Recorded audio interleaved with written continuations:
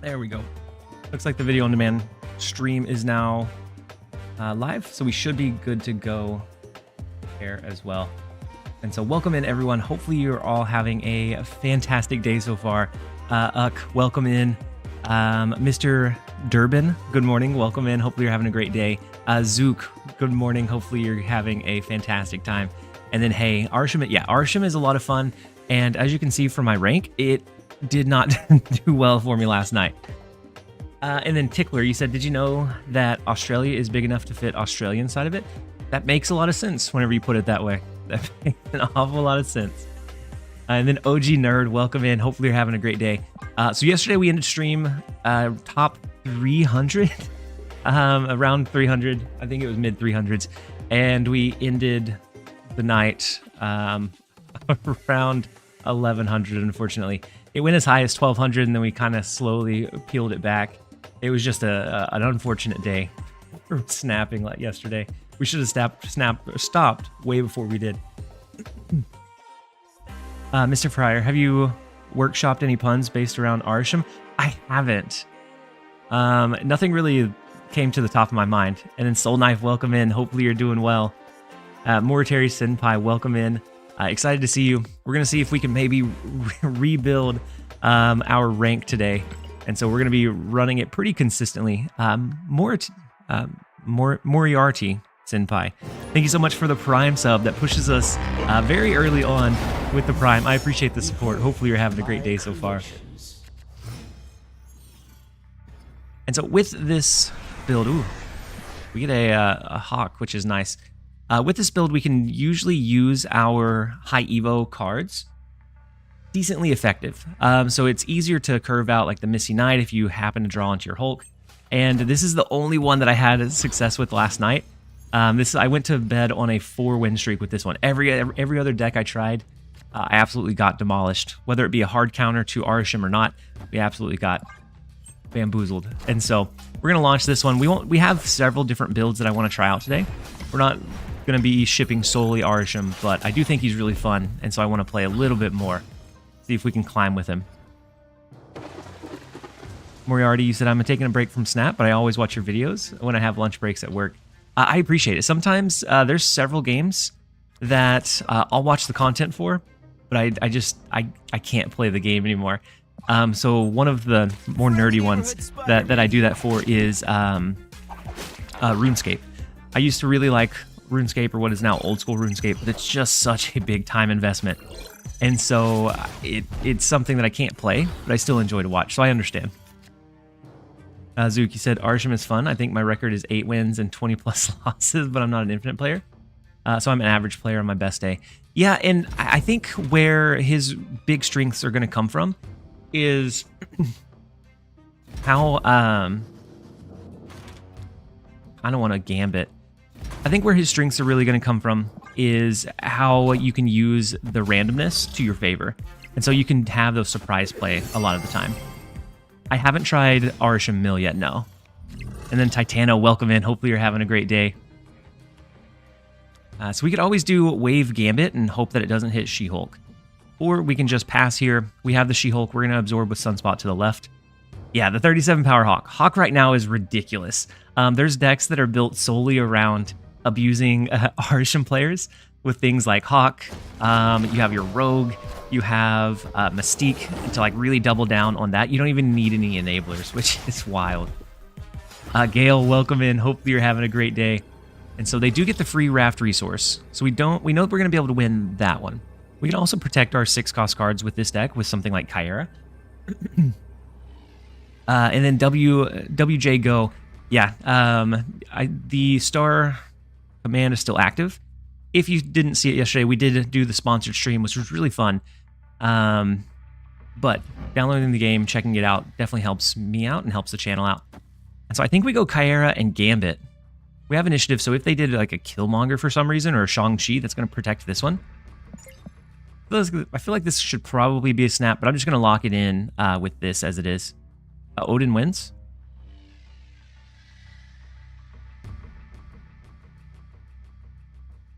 Odin wins where? Did the factor one not work?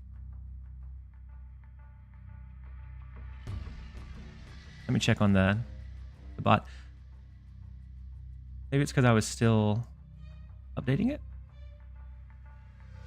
Yeah, Odin wins for who? The right lane, they're blocked in, and so they're not able to do that one. Okay, never mind. Gotcha. We're gonna lock this one in. Let me see if Factor works now. No. Why is it not? I'll take a look. So if they Shang-Chi the left lane, we're gonna have that one protected. We're gonna win. I think so. I wish it would have hit Captain Marvel. That would have been nice, but we do have a big middle lane that we're contesting for. So the Havoc left lane's not gonna do it. Shang-Chi protects our She-Hulk, which is the biggest part of Kyera in this build, is that it can really help protect against those very common counter cards. And then Just Ichi, welcome in. Hopefully you're having a great day so far. We win mid by 2, right by a lot, so Captain Marvel can't even move. She'll stay where she's at. We will absolutely take it.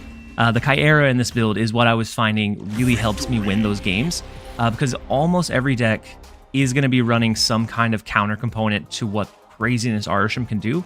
And so that can protect our Sunspot, our She-Hulk, our Blob, Hulk, just a plethora of cards that it helps from that Shang-Chi angle. And actually, had they did Shang-Chi... Oh no, they couldn't have, because this one was capped out. Let me figure out why the Factor command's not working.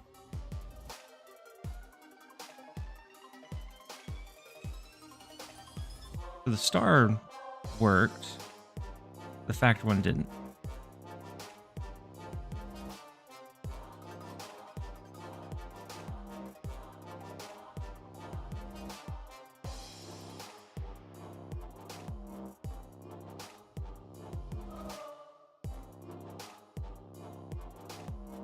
I'm gonna deactivate it and then activate it again. We'll see if that does it. If not, I'll add it to Nightbot directly.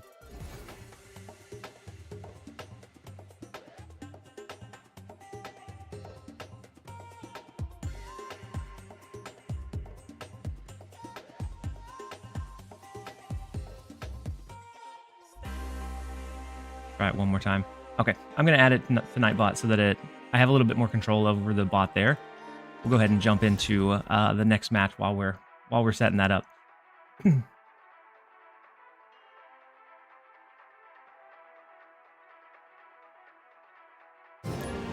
Behold my creation.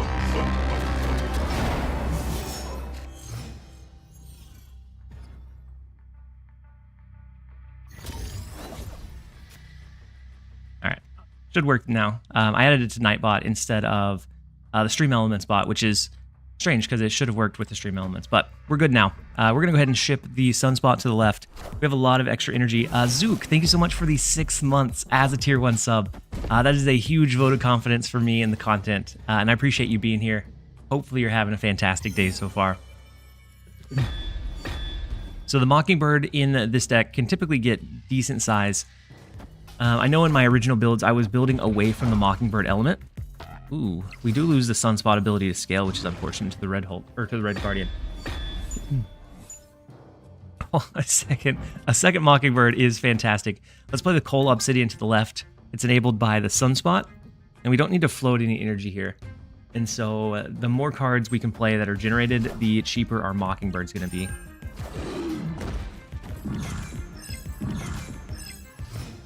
Or Mockingbirds, I guess. We'll throw Silk. We still have one more turn, so we may end up doing something like Heimdall. It doesn't hurt us with something like Silk on the board. Everyone in the office says hi. I just put you on the pod screens, and everyone started screaming, Benjamin, welcome in. Hopefully you're having a fantastic day. Thank you so much for being here. I'm so glad that everyone gets so excited whenever I pop up on the pod screens. So we could do Blob. Or we go for like a double Mockingbird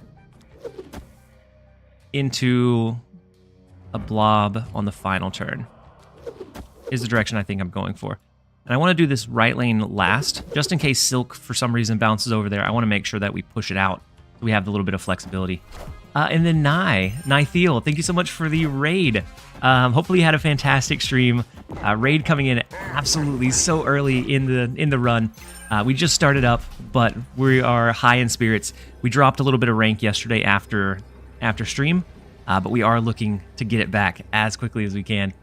And so thank you so much for the raid. Hopefully your stream was fantastic. All of the raiders, if you don't know me, I'm TLSG. Most of my content came from like the early beta when we were pushing different deck builds, and we were brewing different daily videos on different builds. I've recently came back to the game and have been having an absolute blast with it. And so welcome in. Hopefully you guys enjoy your stay.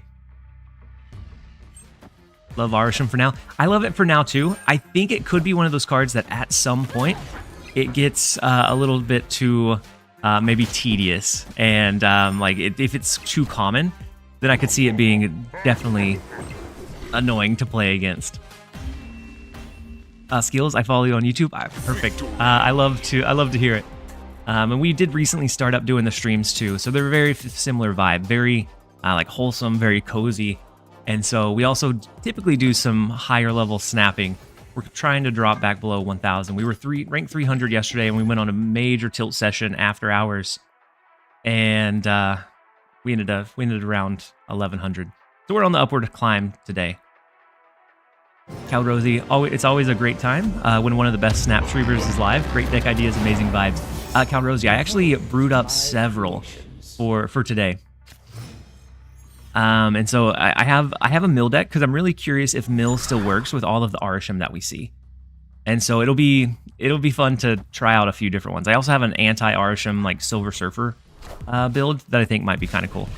Have you considered streaming on YouTube? Yeah, so I'm actually live on the video on demand channel over there as well. Typically I don't stream onto the main channel. Angel, you found the new chat commands, or the new channel redeem points, channel point redemptions. Typically I don't go live on the main channel so I can release video, and the live stream doesn't cannibalize it. But I guess today I'm not releasing a video, so I probably could.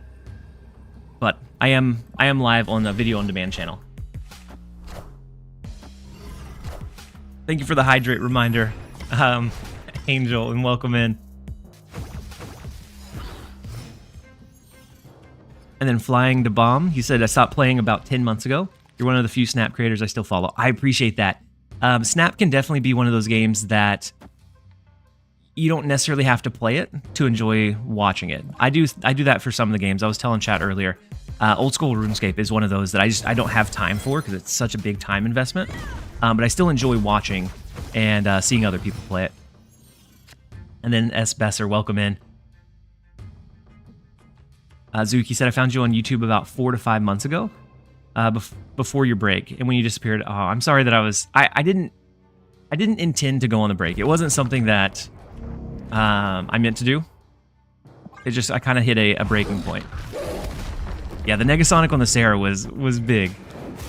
But the break was unintentional. There were some real life things going on, along with like juggling work and family and content creation full time on pretty much all of them, that I just kind of had a breaking point and it just kind of shut down. I was able to work through it, and we're doing better now, and we're enjoying being back in the game. I love your energy. I really enjoy playing the game. I enjoy streaming, and I think the community that we've created around that reflects it. And so it always makes me feel really good to see how positive like our community can be compared to some others. So Kyera protects their 1 cost, that's fine. Blob in the right, it also protects their blob. So we're going to skip here. That way we can do She-Hulk and Hulk. She-Hulk for free and then Hulk. But it comes down to how big this lane is, and if they have a counter card in like a Shang-Chi here. She said been playing OSRS for close to 20 years on the same account. Yeah, it's such a big one. I played it really heavy before it transitioned to RS3. And then I played the new one when it launched, the old school version. I played that when it launched, and I enjoyed that for a little bit. But I ended up overcommitting to it and spending way too much time there. You need to come out with some merch. I'm buying a TLSG shirt. It's something that I think would be really cool to do. Would you ever do viewer games for a point redeem, like challenge? So I did that for a little bit, but typically those games take quite a while. And so it ended up like pulling away from the stream quite a bit. It's something that I enjoyed doing, but I think we have to do it maybe on like maybe certain days of the stream if I can do more streams more often. But if you have any merch ideas, I would love to have some kind of shirt or something, whether it be like a phenomenal value, whether it be something like all right. One of my common phrases. So the Hulk to the left, the Shang-Chi mid. Yeah, we always lose to the Shang-Chi mid. We're not protected in the right lane against the Blob, unfortunately. I don't remember how big our Hulk was. We may have been able to overtake the right lane with the scaling.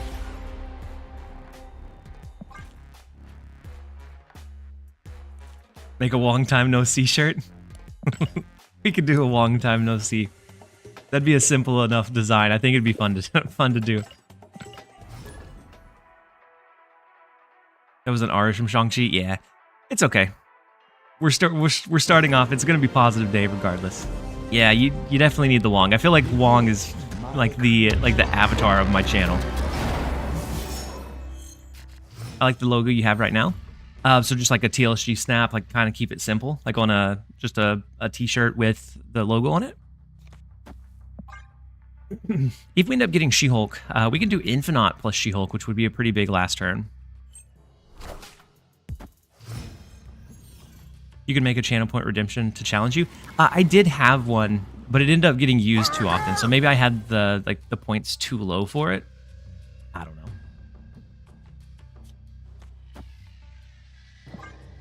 Let's play US Agent. We know that they have a Hawk. We're gonna have the duplicated version of it. They either got our Infinite, Thanos, or Luke Cage. None of those are fantastic for them. If you want to go for viewer matches, you can make the command limited per stream and put the request at the end. We could do that so that after we get like any highlights or test the decks I want to do. If I can stream longer, if it's I only get to stream like 1 day a week, then I wouldn't want to do it.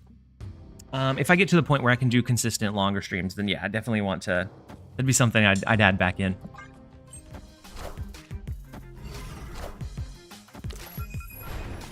A tat that says TLSG with the Wong graphic around it. I don't. No, shiver me timbers. No, I knew what you meant. I don't think they're gonna cap themselves out. But I also kind of want to play Hawk out early because we do have the Blob as a backup line.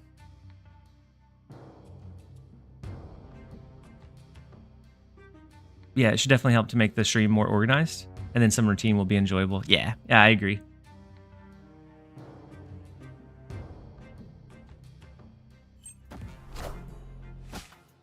You could have a shirt with all the wrong acronyms for TLSG. The immediate Enchantress is unfortunate.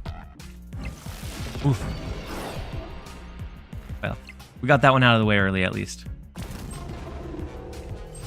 Yeah, you do see a new command. So that one I'm going to do a sponsored portion later on in the stream, or not today. I'll do a small ad segment for Friday, but the code is active for the entire month. Yeah, so we have a factor sponsorship as well, which I've heard really good things about. I'm excited about trying out a couple of the different. Blob will save us. I don't know. Not being able to play it on 6 takes away some of our flexibility for sure. Because he goes to 15, that's not going to make their Hawk small enough. And so then we're still really competing for one of these other ones. So it feels like a loss to me. Congrats, I'm still playing Star Trek, trying to get the second ship done. I appreciate it, Angel. That one is active for 7 more days. And so if you want to help out the channel, but you're not able to... So we have a TLSG name origin, channel point redemption. So we're gonna go through the origin of where the name TLSG came from. Wonderful time and battery killer. Yeah, it definitely was hurting my battery last night. I was trying to get to level 12 on the Star Trek. So TLSG, there was a point in time way back when that I used to be really big into Call of Duty. I played it to the point where me and a couple of my teammates, we were doing the MLG matches back before like the esports scene was really big. And within that, my role of the group was the sniper. And so I always was in the back. I scouted out, made sure that, you know, any of the pathways and crossways were clear, and tried to pick off people where I could. But it was mainly for kind of that scouting and just that coverage. But like my style, I always like to be really up in the action, and like that, like run and gun, be up in the action. And I always kind of expressed that, but I knew that my role was in the back as a sniper. Like it was one of those that it's really hard to do well, and I was the best one for our team that was fit to do that. But they did kind of start poking fun. You know how like, you know, younger guys will be, started poking fun about me being that lonely sniper guy out in the back, never able to be up with the rest of the team. And you know, it's one of those that you either let it get to you, or you kind of wear it with a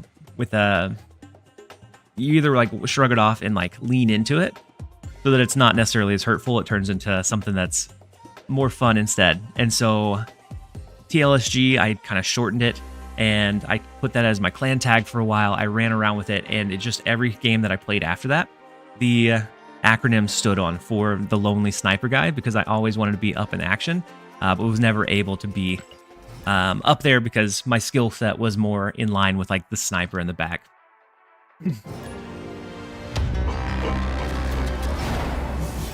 Behold my creation. He's the last samurai gamer. I'm well known in Japan.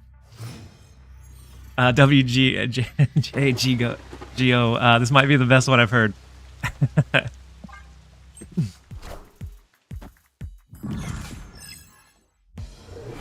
And so we are gonna jump back in. We're gonna see if we can climb a little bit now. But I am glad that you found the channel point redemption. And so we do have Mockingbird. We have an early 2-cost Mockingbird at that, which I think we go ahead and I think we're gonna go ahead and play it. I don't see any reason to hold it. I don't necessarily want to. Plain white sauce. He found the snap button, and so we're gonna snap into it against Don't Ask Me. So he found the chat command for the snap, which I think is a fun one to have. We're gonna make you lose cubes. I mean, apparently I've been doing it on my own, so we're okay with that. So we have Arishem. If we had anything negative, we could do like a cannonball to help protect this middle lane. Then we have like blob in the left, maybe. Sorry to say this, but I think I can watch longer. Have a nice time. Calibrex Gaming, welcome in. Angel, you said, what's your opinion about Arishem after day 1? And I think the majority are slowly seeing the appeal, and they're saying he's broken. So I think he is definitely a card that kind of feels bad to play against. It feels like you're almost like pigeonholed into running certain cards. So like I think Hawk is going to be really strong, and I think it could be one of those that gets really, really frustrating to play against after we've seen it enough times. But I do think he's relatively strong.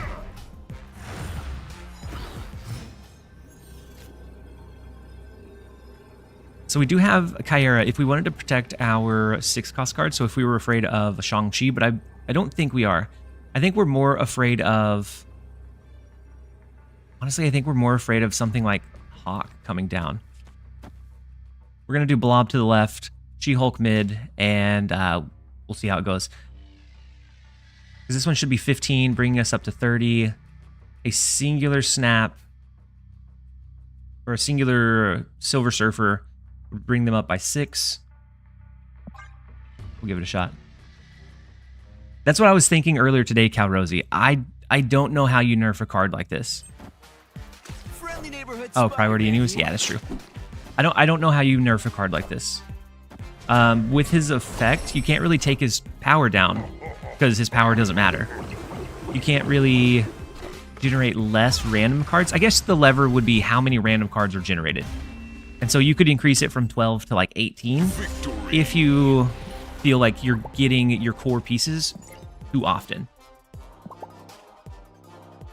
So I think that'd be the lever or the release valve that they would have for the card.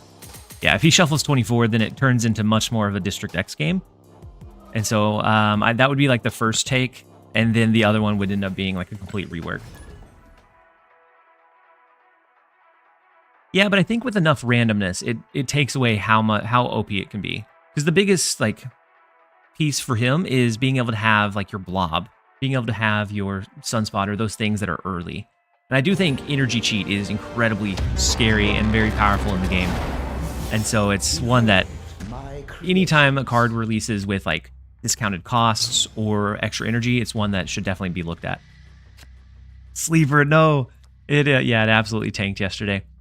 So I was playing after hours, experimenting with a couple of things, both Arishem builds and non-Arishem builds, and it just did not go well.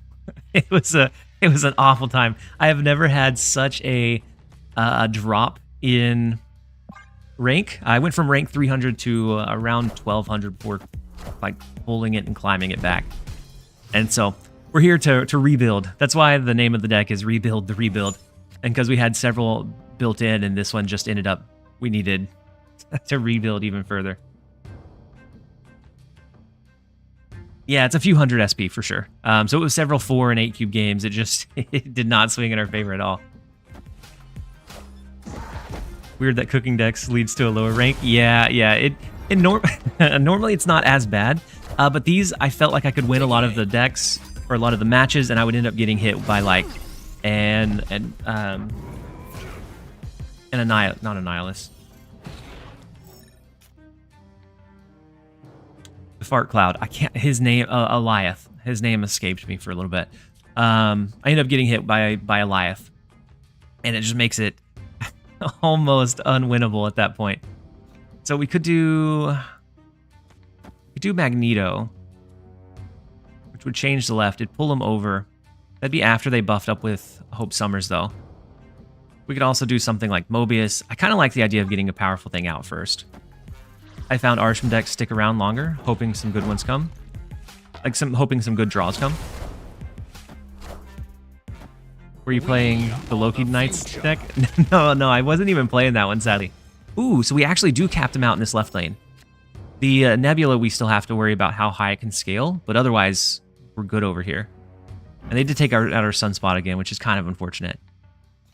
I kind of like...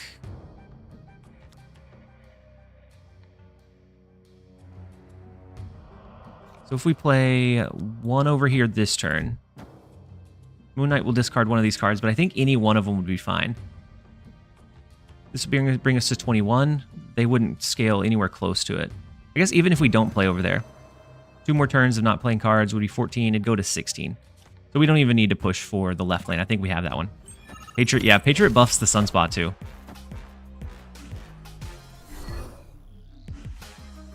And so no Brood from them. Ooh, we have to look out for Silver Surfer, I guess. Maybe we do need to play for the left. Oh no, it's District X. Yeah, if they had Surfer in hand, then it becomes really problematic. Because that would bump it up by 6 to 20. We should have played the Moon Knight over there. Kicking myself now. I think we still... Oh no, this is awful, right? Awful. The Brood, yeah, the Brood may have been the last card from their original deck, but we can't swing this one, so all they would have to do is play something big in the right. And so I think it's safer to jump out of that one. What helps more, a subscription here or on YouTube? I can't remember which one is a bigger split, but a lot of them come through on Twitch. And so that one's typically the easiest to do. Yeah, and sometimes Arishem will buff up the random, like, vanilla cards in your hand. Other times it won't. It depends on which order the effects happen between High Evo and Arishem.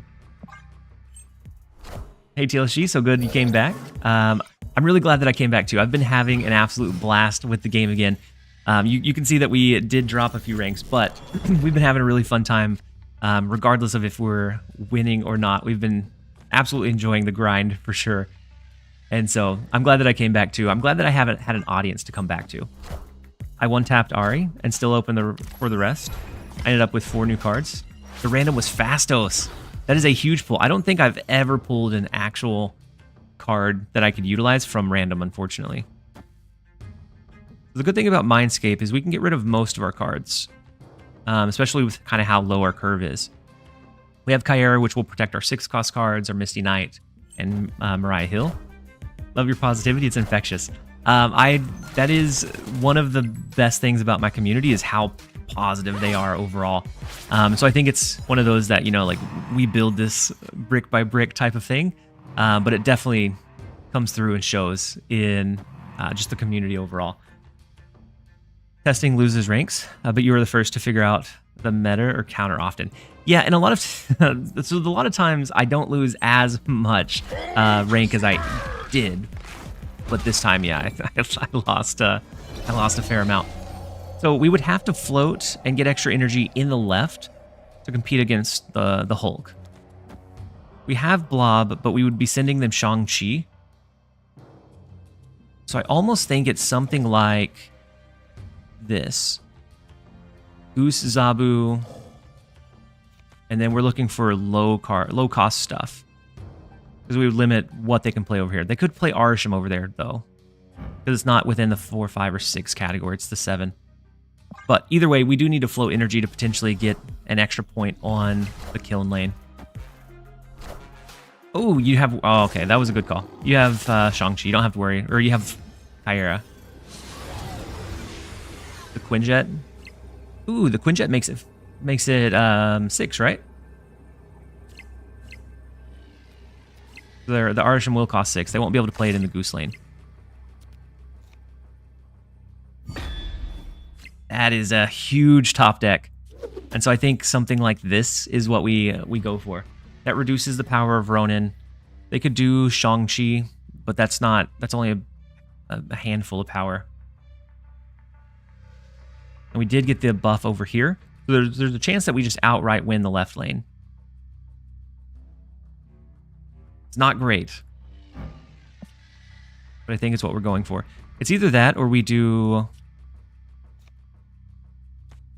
No, just Spectrum wouldn't do it. Wouldn't give us enough in the right. Since it's only for 1 additional cube, I think this is where we try for. So Blob in mid, we have to get the extra Misty Knight bonus to the left. That would be the...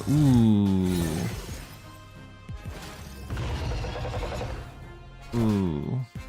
That's unfortunate. We do scale up over, but Misty Knights jumps to the right, and so we lose the point differential with the Blob in mid. It was a close one. It was closer than it probably should have been. But we're going to run a quick ad break. It looks like that is coming up. And then we're going to... I think I still want to try this one a little bit longer. Because I did have a good run with it last night. I'm going to try this one a little bit longer, but maybe I go through a couple of our splits real fast. So I'll be right back. Don't go anywhere, guys. And so...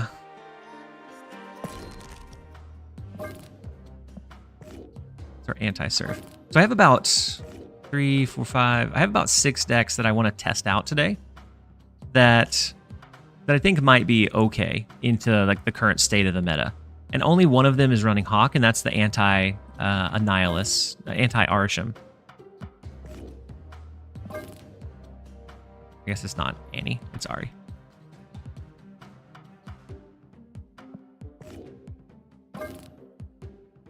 I'm playing the 2 versions at the moment, the Jet early stuff and the Greedy with a lot of good 5-drops. Yeah, I like both of them for different reasons, but I think they both have a lot of viability.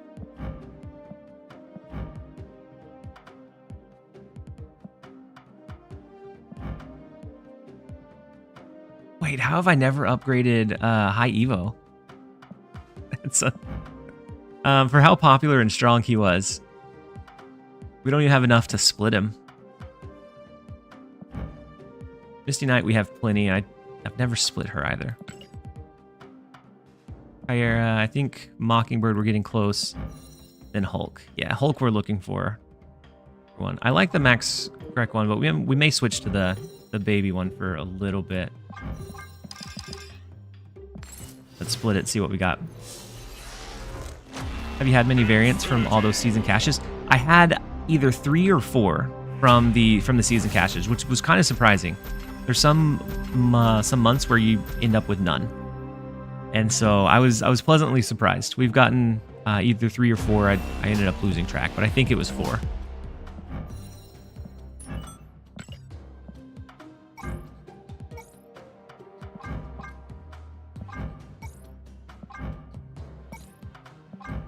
We're gonna switch to the baby one for a little bit. We'll save it, and then the white rabbit. You said, "Good morning. I gotta say, what a fun almost 24 hours of playing Snap. Arishem decks have been the most refreshing random skill set in a long time." Yeah, I think especially when we see a couple of, I think this one is such a unique card that still has a pretty competitive balance or state that it's definitely refreshing to see. I think if it's strong enough for long enough, it might get old, but for right now, I'm really enjoying it. Yeah, and the hawk piece is the unfortunate part, but it feels like you need hawk in your deck to really compare or compete with them. And then G Money, you said, "Hey TLSG, what's up? I'm a returning player like you. I don't have Mockingbird or Blob from my Arishem deck." So you don't necessarily need Mockingbird. It's just a value drop, basically. The Blob is pretty big, but it could just be another big body as well. Blob helps you thin your deck and ended up being a really useful resource, but it could just be another big body. Or you could go with something that is more like tech heavy, like Eliath, that can win you games just off of his ability alone. And welcome back to the game. Hopefully you're enjoying it. Try not to fall into any kind of the like FOMO, because that is where you end up spending more money than you intend to.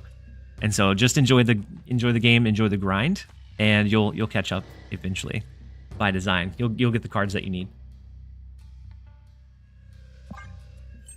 Great thing about Arishem is the deck can be basically whatever you want. Yep, it is very flexible. And so Quinjet Thena, I think we're looking at a Loki build. We do have Rogue for at some point. We could either steal the Quinjet, which would be kind of wild. Ad time? We'll run one after right after this. We'll run one right after this this game. So we can Rogue the Quinjet, especially for the Loki. Maybe that's the play. Yeah. Did you try the Big Bads deck? Oh, I guess okay. I guess I need to set some limitations on the ad redeem. We'll run another set right after this. But the Big Bads deck, I don't think I have. Perma ads? We're just gonna have 30 minutes ads. Ooh, that's a Arishem generated Kyera, which is nice to see. Let's play Stature mid. We're gonna drop Kyera, and then that'll discount our Mockingbird and really anything else that we draw into. Yeah, it's gonna be Edge time. But I don't want you guys to end up missing the game, and so we also have a cooldown on it from since we just ran one, and so it'll take just a second. It's a big and cheap Namora.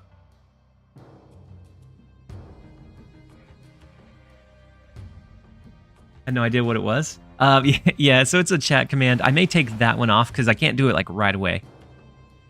But the other ones, I added several channel point redemptions, like Hydrate, Posture Check, a couple of like Choose Your Avatar, things like that I think are kind of cool. Punishing us non-subs. Yeah, I may take the ad one off, but we'll see. I know that Namor could buff the right, but I'm not sure that we need it to. We could also go Namor Mockingbird. Ad time, TLSG, 30-second self-timeout. 30-second sell-out segment. Yeah, yeah, it'll be the sellout.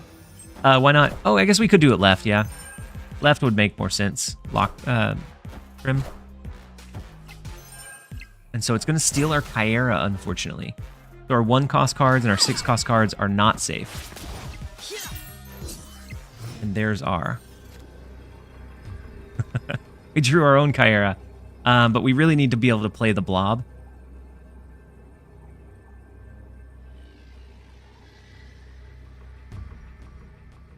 I think we lose this one without priority. Them roguing the Chimera feels intentional. They could have pulled our Shang-Chi, because they did use Loki. They could have pulled our Shang-Chi. Gotta hope no Shang. No Shang or nothing that can go bigger than what our blob does. Or play it around it with something less than 10 like Arishem. I guess you could with something like Arishem and hope. Oh, so they have a Hawk of their own, which they drew from... They top deck, which is the unfortunate thing about Arishem, unfortunately. Shang doesn't necessarily win. That's true. Hawk certainly does, though. Alright, we're still on an ad timeout, actually, so I have to wait until at least one more game. And then I'll do a small 30-second ad for the redeems. Smell of Shang set up, yeah. Captain, you said, how are you liking the new card? Game Rando Arishem. James second discontinued Marvel Snap. Yeah, because now it feels like you just build around being able to at least counter Arishem. I've seen Hawk in decks that don't even run enablers more often now than I ever have. Hawk Goose for minimal play to now perma? Yeah. So they do... this is another Hawk deck, unfortunately. We can sometimes beat those if we can drop priority into a Shang-Chi. Iron Man could be potentially useful for us as well. But we see. We'll see. And if we dive much more, we may... if we dive much more, we may switch to one of the other ones for a bit. Opponent snapped. It's only second day. Anytime an even halfway decent card gets released, it's nothing but counters and mirrors. Yeah, and this one, it's such an easy to counter card. Like, it's just, you throw Hawk into anything. The big Cosmo. I'm assuming they have probably Hawk in hand.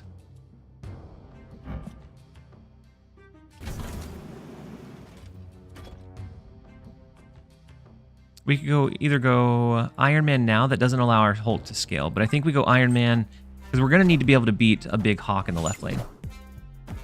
Remember when they cut Hawk, 2 power from Hawk a couple months ago? Yeah, and they said the stats were really good, and so they were just prepping for the Arishem shenanigans that were to follow. We can either do Annihilus. Let's do Hulk just in case we top deck something big that we want to play.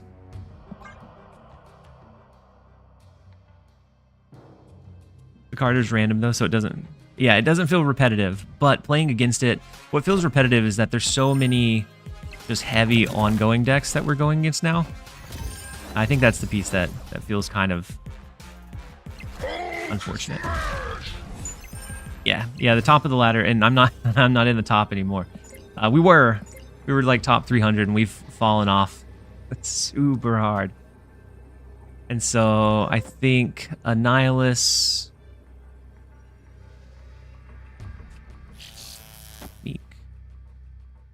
Then we hope for the second one to go here. Hulk will scale. They won't be able to, like, Shang-Chi or anything. Our left lane. Ooh, and it does stack into mid. That's big. I'm assuming that... I'm thinking that this is a Hawk. But I think with... No. Even with Iron Man, we can't beat it. Woof.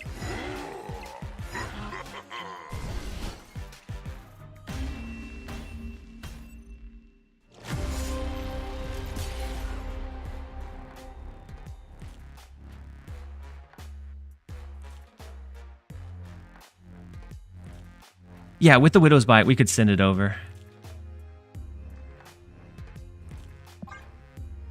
Unfortunate. A big Iron Man, a big Hulk, stacked together in the perfect way. We can't beat a single Hawk. I'm gonna send one more, and if we can't get this one to pop, this one was the only Arishem deck I was able to get to like consistently do decent for me because it can take away some of the potential counter in like your Shang-Chi by protecting those cards with Chimera. And I went on a 4-0 streak whenever I had some massive losses with everything else. And that's what I ended the night on. So I wanted to test it out, see if we could still do it. But we have come back to almost cube neutral with it. So let's start with Misty Knight. We have Grandmaster to be able to potentially... We could re-trigger... I guess we don't have much that we could re-trigger. We do get Kyra. I think I'm just going to go ahead and play Grandmaster out. We'll get a discount on our Mockingbird. Next turn, we can do Kyra. Misty Knight is going to be able to continue to buff these cards. I sent you a version 1 Arishem that I went 18-1.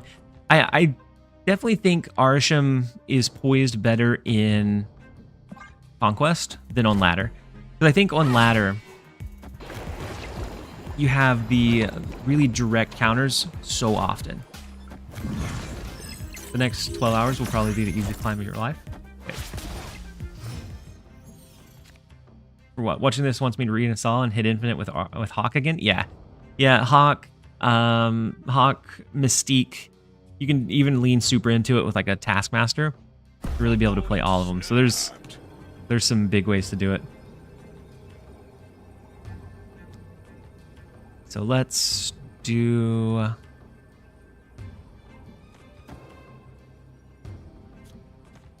I'm going to do Thor. I'm going to go ahead and play Nova.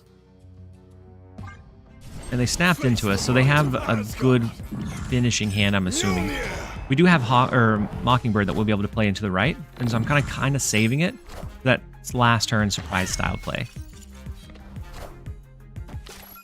The meta Arishem decks are not only playing Hawk, Mystique, and Rogue, but not even running Cable.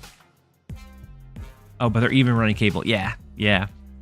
And I know that there's several that were running those counters, but those still can potentially fall to the Shang-Chi. And I was having a rough go of it last night, you guys.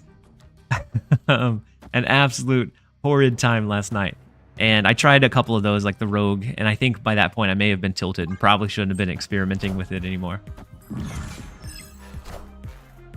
Yeah, no, that's good regardless, Space. But I didn't see any Arishem until I started trying Arishem. Then it was nothing but mirror matches.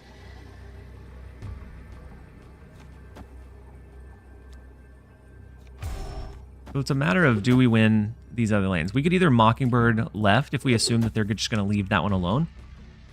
And then we'd be fighting for this one. But I think we lose this one too.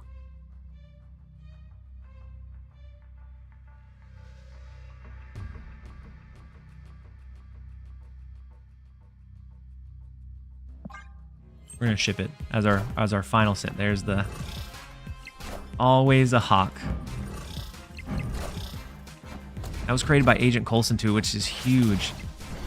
Yeah, we'll switch off of Arishem for a little bit because we're continuing to just hemorrhage cubes. I know that people are having some decent success with it, but my experience is that I've plummeted almost 1,000 rings.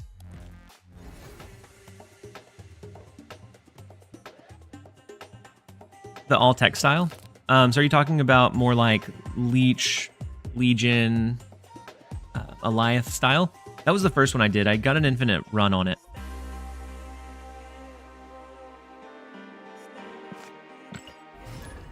We're gonna go diabolical for a bit.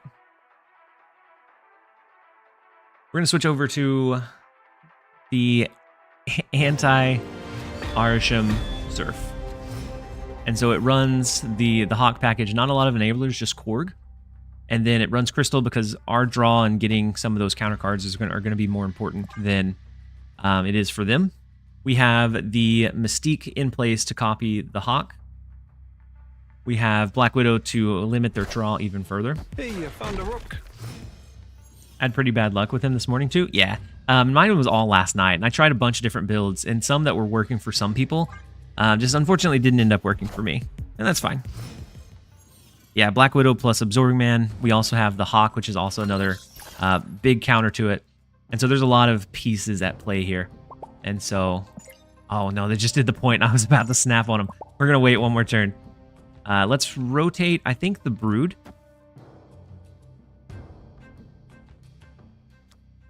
Do that or we play out a Cosmo. Let's wait one more turn. before dropping the Brood. I'd like to pull into either Absorbing Man or Silver Surfer before I go for a rotation. Yeah, the Shadow King is big for all of the blobs that are floating around too. I've been the real bad guy and running Leech. So I originally did Leech in Arishem, and it felt fine. So Forge into Brood, or Forge into Brood both in mid. Because they're going to have to go just like a complete random Hail Mary in mid whenever they throw stuff there. And so I think we're okay. Jubilee is big. We're going to get a good discount on our Mockingbird as well.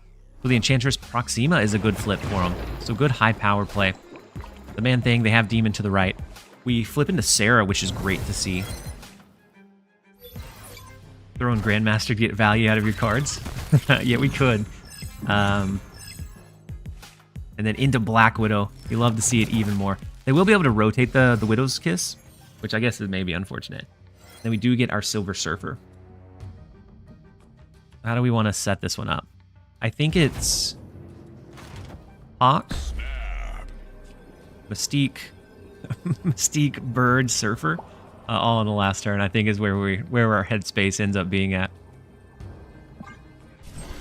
And so we'll have a Hawk in the right, a Hawk in the left, and it's going to be tough, especially with them locking out that left lane. Oh my gosh, that is the worst thing we could have asked for.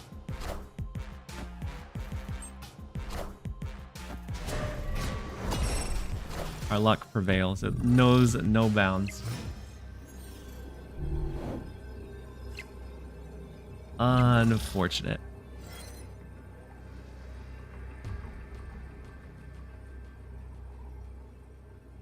Do we think there's a chance they whiff in mid? They only have 2 cards, so they can't rotate that many. They're going to rotate both.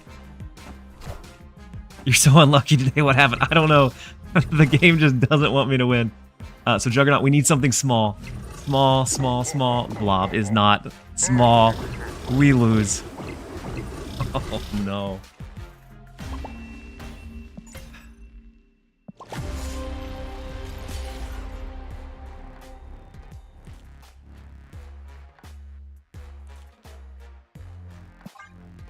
One in 15. That's fine. We're fine. Everything's fine. That was my overall luck yesterday. Was every time I had something where I was like, this is a fantastic, I'm gonna snap into it, and then I would have the immediate wrong RNG. And so it's been brutal for the last couple hours. Last night was rough trying to find a winning build. And even when we have winning lines, there's some way for it to get. That's why you play Arishem Lockjaw? Maybe we throw Lockjaw into it for the randomness. Yeah, B-Doggy Dog. I hope that they fix Arishem's generated cards not having the border, because that feels like a big miss. Yeah, we do get the free Hawk, which they're not running a Hawk deck. We still might be able to utilize. I missed yesterday's stream. Are you done with Arishem? I'm cool. So Melkon. So I ended yesterday's stream around rank 300, and I have absolutely hemorrhaged cubes to 1300. And so I started with it this morning. We were having similar bad luck, and so I switched off of it for now. I'm not saying that I'm benching it forever, but it was just, whew, it's been an unfortunate couple hours for sure. We have a double Hawk, which is good. Maybe Black Widow is where we play next. We can do Hawk to the left on 5. We have Mystique to copy it into Silver Surfer, which I think may be what we're looking at. Did watch your Conquest run though? Yeah, and I think where Arishem will be able to shine is in non-mirror matches. So even if we do the fake Hawk to the left, we won't have a big enough discount for Mockingbird, unfortunately. I do think we still play theirs just for a little flair. Haven't played since January. Any massively OP cards? Mockingbird is really flexible in a lot. We have Red Guardian, which is also really pretty flexible. We get an extra +2 over here. I think we do Mystique into Surfer. That's going to buff this one by a little bit more. Or maybe it's this. We're going to do this order. Just in case they move the Nocturne. There's a chance that we just steal the right away with just the Surfer. Arishem is one that's really random, but I think there's a high skill cap to it. But it also puts you kind of vulnerable to counterplay, so you have to be able to play around the counterplay. Victory. I went to the bathroom and played 3 games all against Arishem. The blob power and the RNG are certainly a thing. Yeah, RNG is definitely pretty heavy with it. we found a win. 1 cuber. And then yeah, Hawk is by base 5 power now.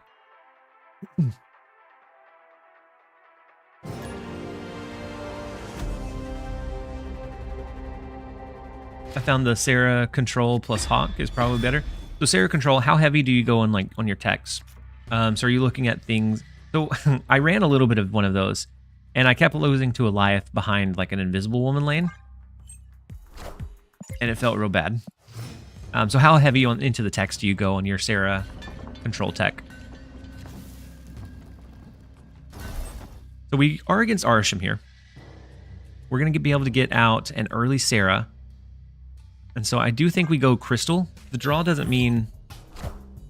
Yeah, Arishem himself gets around US Agent, but I don't think I've seen anyone play Arishem out directly. We get a huge discount. Oh, Hawk over here is big too. Opponent snapped. We'll definitely snap into it. So we're going to go Black Widow mid. We're going to give them the huge Hawk in the right, and I'm going to save it for the last turn. That way we do Hawk plus Mystique and make sure that we lose Prio prior to that point. Super Giant with Daredevil has to be decent because loves to go big on 5. It could be. I could see it being a decent one too. And so with Sarah down, we can pretty much skip next turn almost.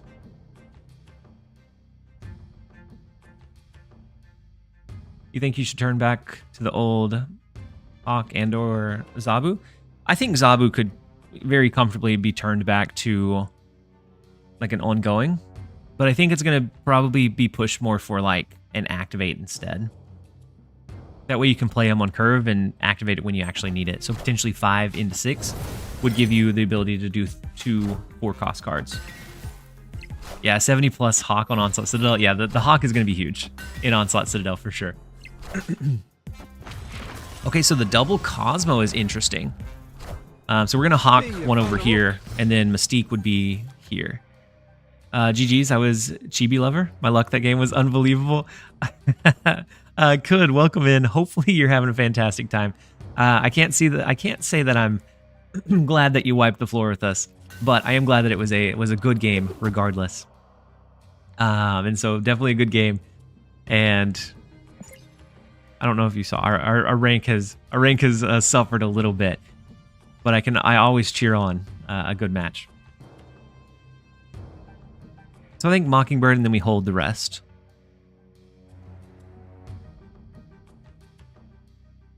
And maybe we even hold Mockingbird. 2, 3, 4, 5, 6. We might even hold Mockingbird. I want to make sure that we don't get initiative going to this last turn. Bring back Arrow. The Arrow leader meta. Arrow leader meta was something else. It was wild. So if we get hit with Eliath to the right, we lose. Is the piece that I was running into yesterday. And so I think we go Hawk, Mystique. For good measure, we go Mockingbird to the right, just in case. That allows us to do Rock and Brood to the left. And we're susceptible to an Eliath here. Okay, Agent Coulson mid is fine. Shang-Chi left is fine. We needed an 8, you guys. And I think we finally found it.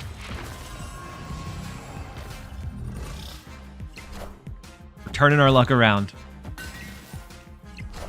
Yeah, leader could be good. Victory.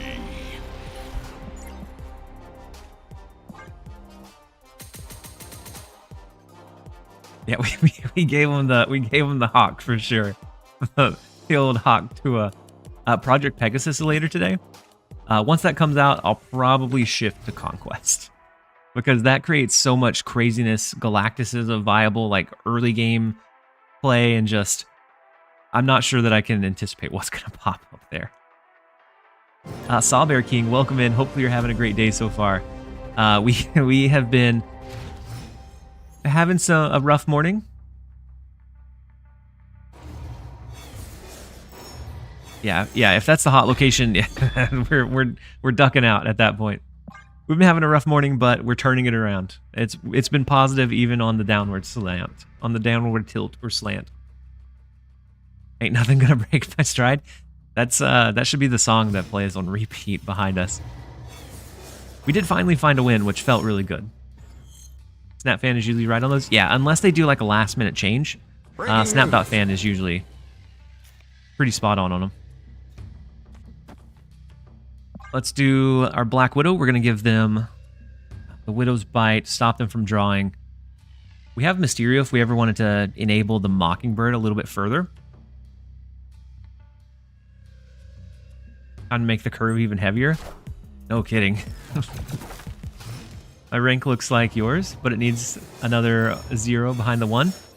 And every rank is good. You're still infinite, which I think is the biggest piece of like that early challenge for sure.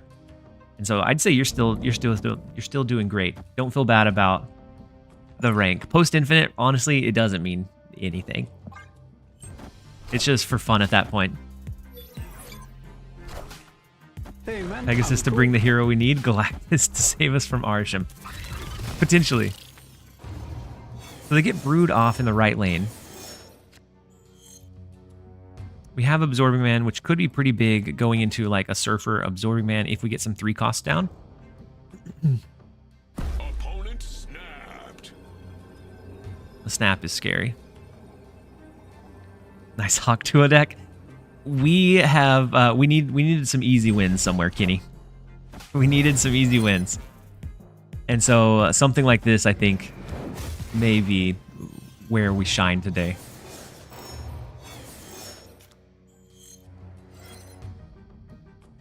All right, so we have Mystique. We could go...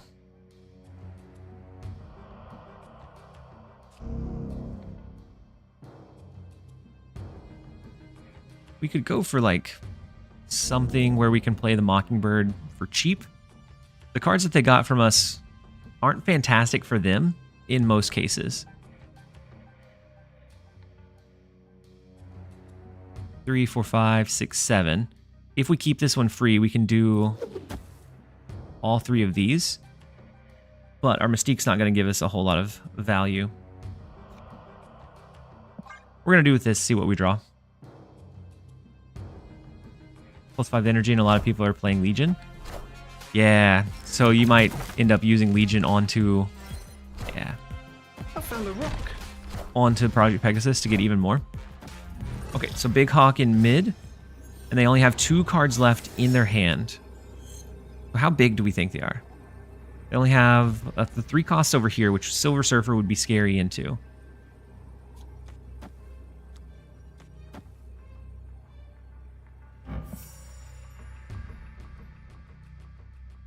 Since we don't have any 3s over there. I also think left might be potentially winnable. The Shang, I don't see Absorbing Man in a lot of them, but I do see Shang-Chi in like every single one that's ever built.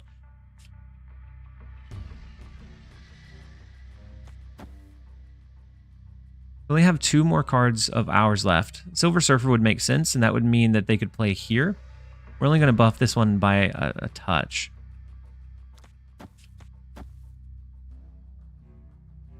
Might be able to do it. We'll send it. Angel, you said I'm not worried about my rank. I want to try to be a better deck builder eventually. The Fastos into the Silver Surfer. Puts them to 22. We'll be up to 22 here as well. It does come down to the point differential, but I think we lose the left lane because their cards are pretty big.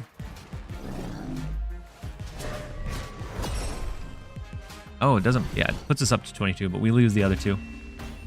Retreat. Yeah, we should have retreated, but it's all right.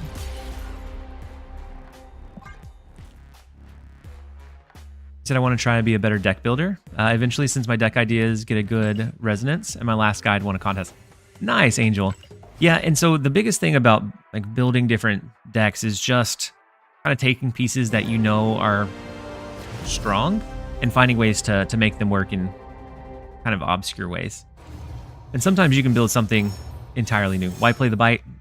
You're right. We shouldn't have played the bite. Why'd you play the bite instead of Mysterio? Jowsy, I'm not sure. I'm not sure, Jowsy. Hey, I found a rook. Pop Hawk decks being played. I look up our Arishem decks. Yeah, and I think for stats, it's really tough. Because for those, you're typically going to have seen... It's typically going to be more than just, like, the last day.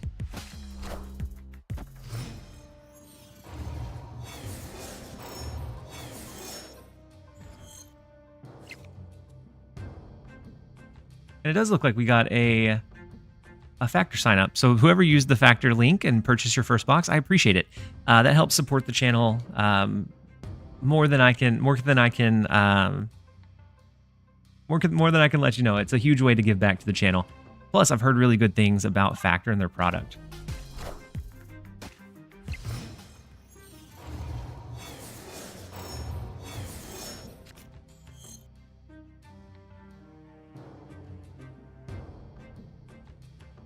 So the goose to the right is kind of scary. We could Sarah, but then we're going to have to either give up our extra energy each turn or get the power reduction in Jotunheim. I think we'll do the Jotunheim one. There's a chance that we can get like maybe Mystique to copy Hawk, or we can get a couple of buffs with Silver Surfer. Eventually, I'll use the channel points to let you play my decks. You're used to donate cubes every now and then. Yeah, well, we're on the cube donation stream right now. And so yeah, we can even if we lose, it's fine. If the deck idea is fun, I don't mind tinkering around with it at all. And if it looks wonky enough, we may throw it into Conquest instead. Have you been liking it? I haven't had incredible luck so far. I want to like it so very much, but so far I haven't had an incredible amount of success. But I've also maybe been playing a little bit reckless as well. So some of that is probably on me. So we have Forge. Next turn we could do...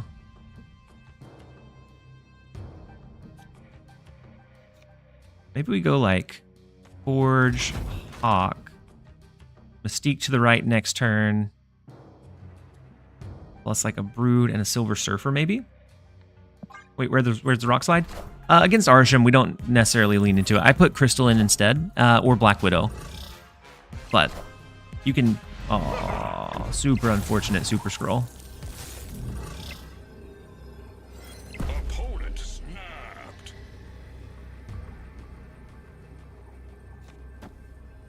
So we could still Mystique, Brood, Surfer, and just give up the left lane. Unless they have Mystique that's going to copy the scroll. Which is probably the case. I'm not sure what this deck is, but I think we may lose to it. He blob mid. So he's not an Arishem deck. We could try Cosmo there, but I don't think that would give us enough power in mid to win. Unless it ended up being Mystique there. Yeah, it looks like it's just an ongoing deck. They can play pretty big for this lane. The Brood's getting reduced is really scary. He chose this random pile. We're going to let him win with the random pile for sure. So they didn't play for mid, though.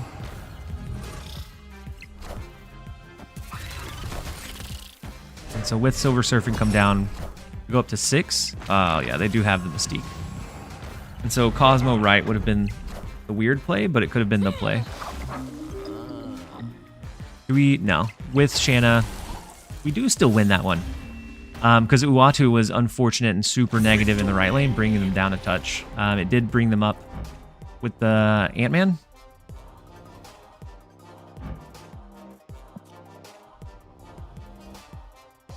That was an ugly win, but we'll take those where we can.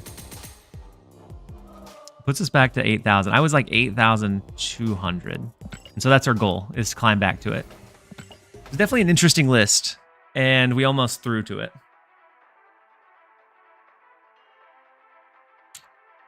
Kenny said, I think Arishem is one of those cards that is better with your skill level. Apparently my skill level is low. I was having a lot of... I may have been playing it way too aggressively, but I do agree. Because you get a lot of random cards and random information that you have to make use out of. And so finding the best way to do that, I think, is that kind of deciding factor between a good Arishem player and then any other Arishem player. No, no, Kenny, I wasn't saying that you were calling us low skill. I was just saying I dropped a lot of ranks with Arishem. Maybe a stupid question. How do you emote while the deck tracker is up? So I drag it to the side. I drag it to the side because mine is movable. And actually, I can switch I'll switch to the view real fast. And so on mine, it's movable. This is what it looks like. And so I move it out of the way each time I do an emote. And so we do have a big hawk. Black Widow on the left will turn into the Hulk. The wave coming down allows us to get Sarah out on 4, which is nice. You better have a good mindset to play Arishem at the moment. Yeah. There's a lot of mirrors, and there's a lot of decks designed to be direct counters to it as well. Yeah, the Star Trek sponsorship, it's still live. I just don't have the widget because Factor is the one that's going to be active for the rest of the month. And you can get a free sub or next month's season pass if you use the Factor and use my link to sign up.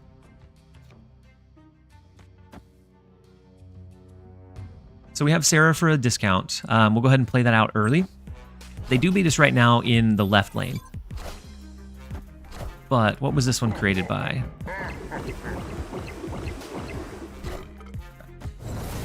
The blob on the right is definitely potentially problematic. We have Mystique, though, which is a good one. And so it could always be a last turn of, like, Hawk into Mystique. So this turn could end up looking like maybe Brood, Cosmo. Snap. He said doing Nightbot's job and activating the links. Angel, I appreciate it.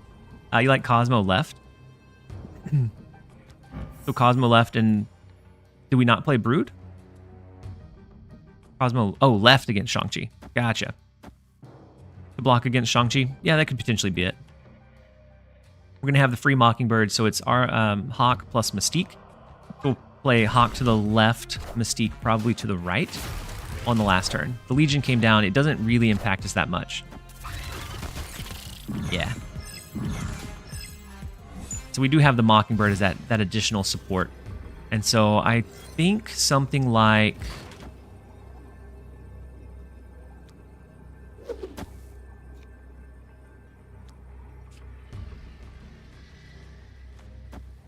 we'd have to worry about a Nihilus. And so I almost want to go to the right with Mystique. But I think we're going to do this.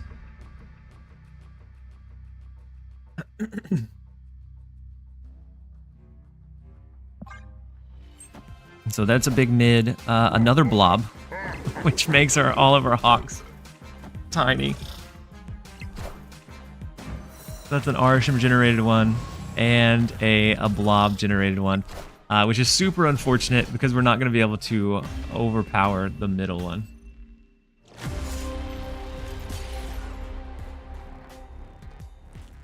We're questioning all of our all of our snap decisions leading up to this point.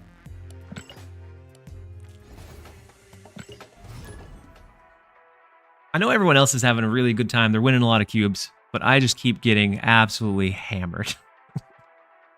So we may run this a little bit more, but we're actually not doing as good with it as I thought we would.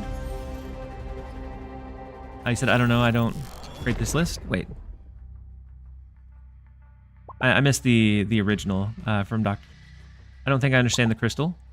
Yeah, so the crystal is anti-hawk, but against Arishem, one extra card could be the difference between us drawing into Hawk, Mystique, one of those cards, and it's most likely going to draw into...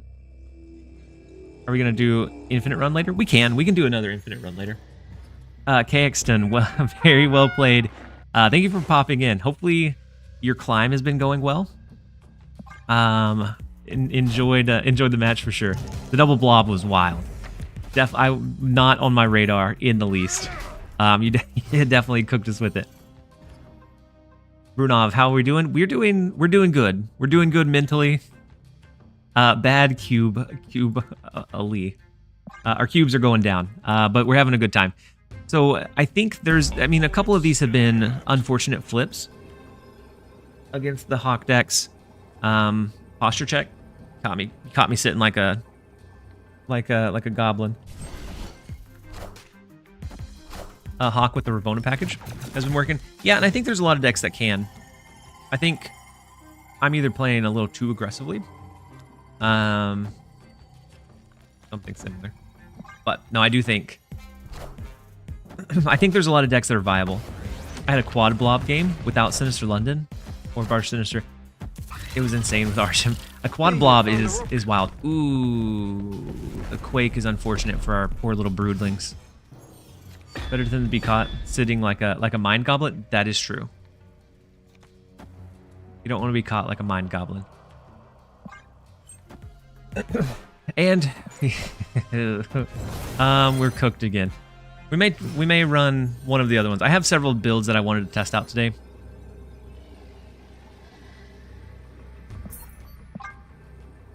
Unfortunately. I never liked Blob as a personal card. Escape. Ad time. All right, we'll run a quick minute of ads while we look for our next deck from Ranshum from the Point Redemption. We'll be right back, guys. Don't go anywhere. And then we have the Hydrate RuneScape stream incoming. We're gonna switch over. This meta sucks. You may be right. We're having a tough time breaking this meta. Knight, very good game. You had some really solid power playing out early. We just weren't able to match up to it, unfortunately.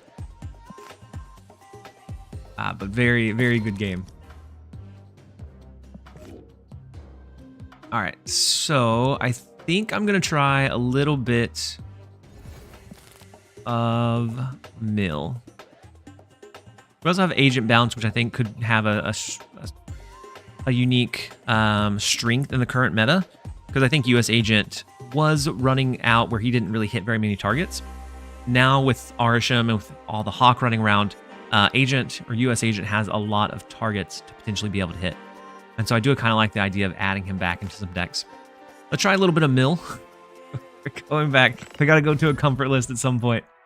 And then Ranshum. So with Factor, if you do sign up with my link, it helps support the channel. And if you shoot me a Whisper, then we can get you either a free sub or next month's season pass. Can we see the list in larger? Yeah. Yeah, I can pull it up in larger if we need to. Did they fist bump us? I know Gnome is always running some really cool things. We're not going... Ooh, so looks like we're running against a Hawk deck with Korg. So we're probably either going to be running against Arishem or Hawk the majority of our games. We have our White Widow. We have Baron Zemo that we can use to mill through some of their deck. With it running this, I think we have a decent shot at getting something. Is it US only for Factor? Let me double check. I'm not sure if it's US only or if it's anywhere. I know it's if it's your first box.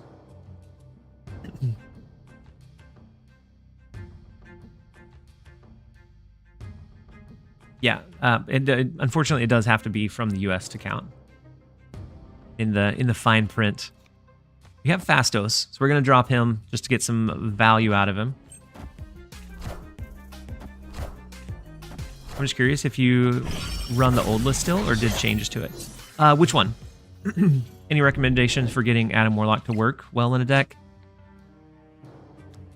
That's not the discount we wanted. So Adam Warlock is, I think, his probably in,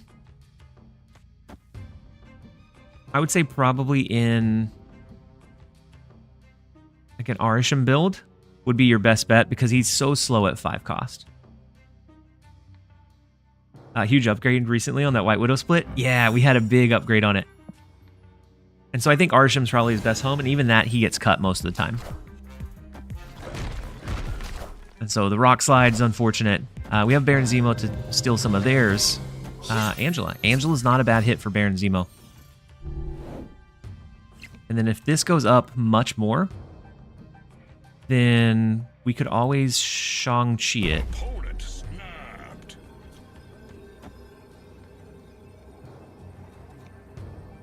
Maybe this is our play. Doc Ock right. We have Shang-Chi to take out Thena. And then we're looking to flood the others, like a Jeff, into mid, maybe. The Ravonna comes down, the Nocturne. Ooh, they may have snapped knowing that they have like a Juggernaut, maybe? I'm curious about the mill list you're playing right now. I remember yeah. I had US Agent in before, and there were a couple of other like, small tweaks. So I didn't have White Widow or Jeff originally. I had Valentina and Luke. That's a lot of rocks. Sage is a good hit, though. But I think it's likely that we run into a Juggernaut here that pushes our cards away.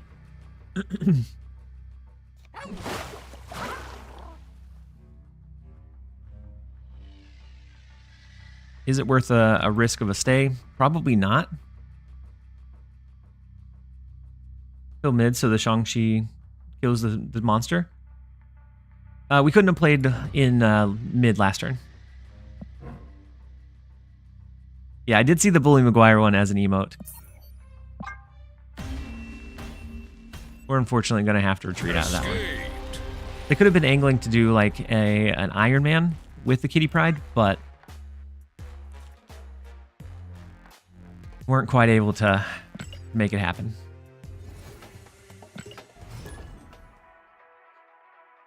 Yeah, no, the Bully Maguire one I saw, and I'm curious how much it's going to cost, because I think that's a pretty funny one to add in.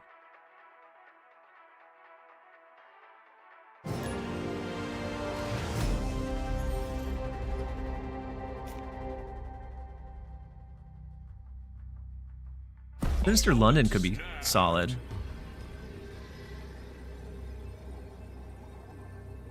We're going to snap back.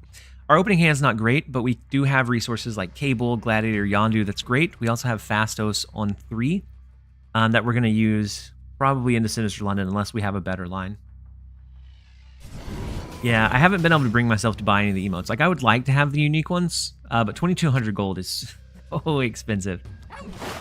But let's go with Jeff, and then I think a double Fastos to get either a double discount, a discount in power, or double power onto our like mill cards.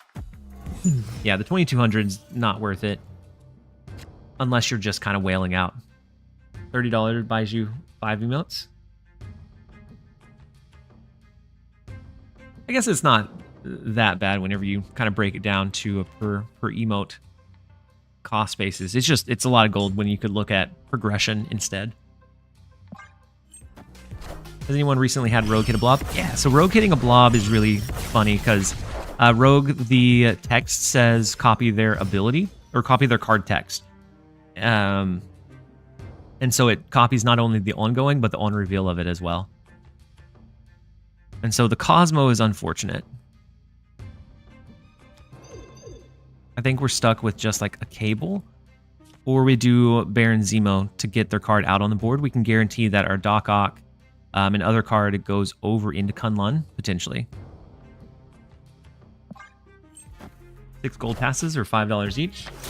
Yeah, but it takes a long time. Yeah, That one's like the best value for your dollar, but it takes a long time to do. So Mr. Negative into Jubilee was big, and it ended up hitting, or into Psylocke, or when it pulled Psylocke, and then we pulled Mystique, which is such a potentially good hit depending on what they have left in their hand. So I like the idea of maybe not extending the game.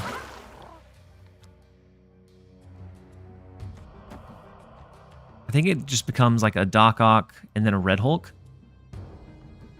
An inverted Iron Man becomes scary. They can't do Arnim Zola stuff. They can't do Black Panther stuff. They don't have... So it's not an inverted Iron Man. Which is good to know. They magic for us. Okay.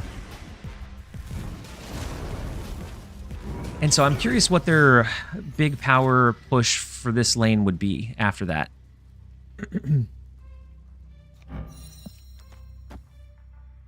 Let's go Red Hulk.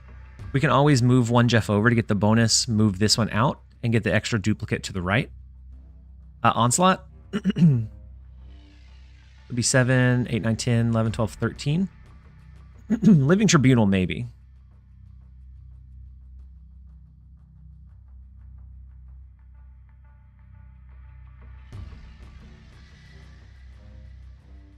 Would be 13, 26. Oh, yeah. Because that doubled the 26 again, so it'd be like 50-something power. They're going to Onslaught for sure. They wouldn't be able to do both. They could do a Living Tribunal, but that would be the biggest extent of it. And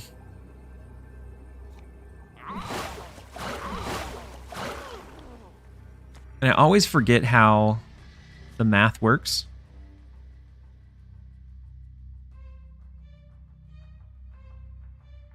Because I know it goes to 26, but then it doubles that as well, right?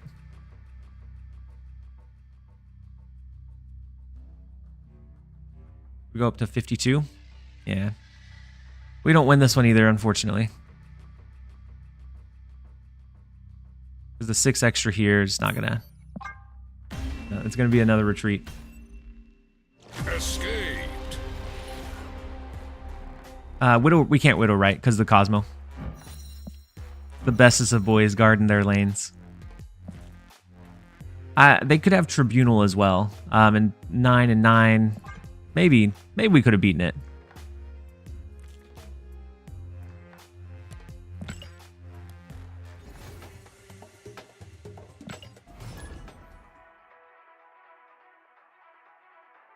I'm glad you're not playing Arishem. Low-key think he's not that. So I think he's fine.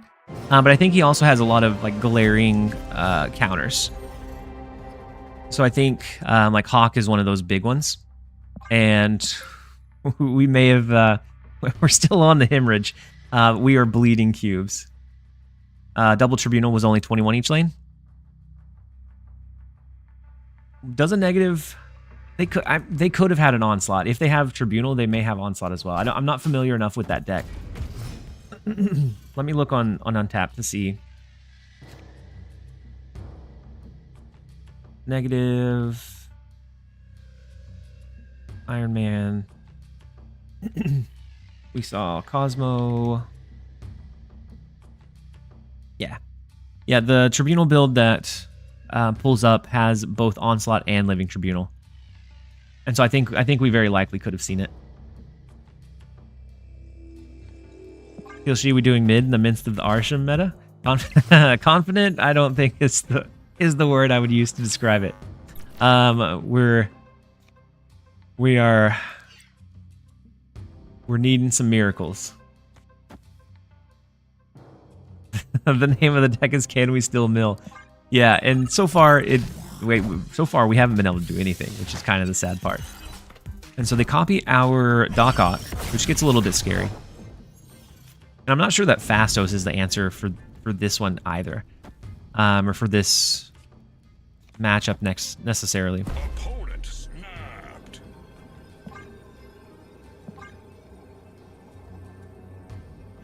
They can Doc Ock this turn. There's a chance that maybe we just magic to the right. My guess is Clog left. Yeah, that's a good call. They're below Shang-Chi range. Yeah. Definitely a good call. A magic over there could have helped saved us a little bit of grief. They do lose their cannonball. They're down to 2 cards, which is, I guess, the only piece of benefit. Otherwise, we're in a rough spot.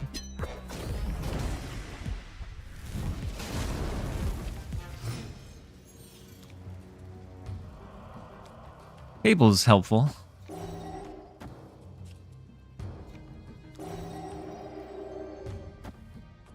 Gladiator's really scary because you have no idea what you're going to pull anymore. Yeah, the Doc Ock dodging the Shang-Chi. I've cooked a different way of mill, and I want to see you run it. Maybe I'll use my channel points.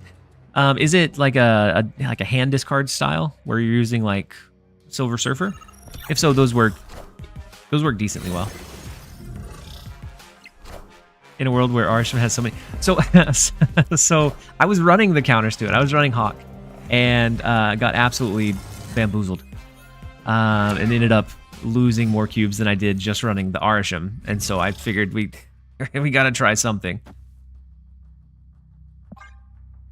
So they have the upgrade from Cersei into the Hawk.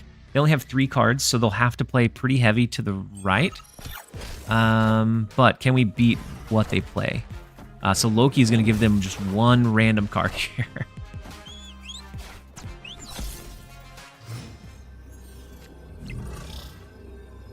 And then Red Hulk. So it comes down to if they have more than 10, which I think they probably would.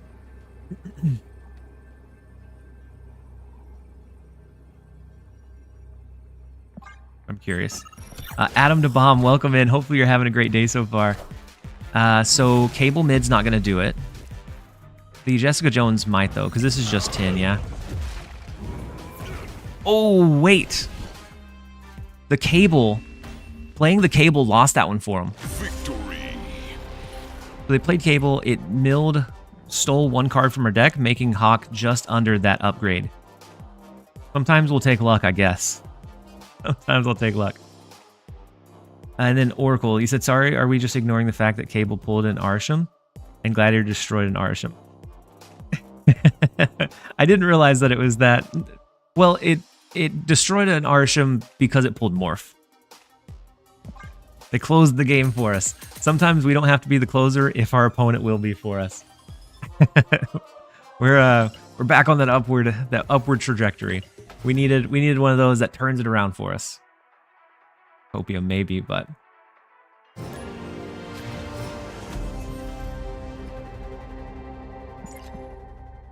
next up we have Amon. They are running an Arishem deck, which I think gets some good benefit in TVA games, unfortunately. They'll typically have a lot earlier game play possibilities than we do. Maybe we can snipe one lane with White Widow and then focus on playing into mid instead.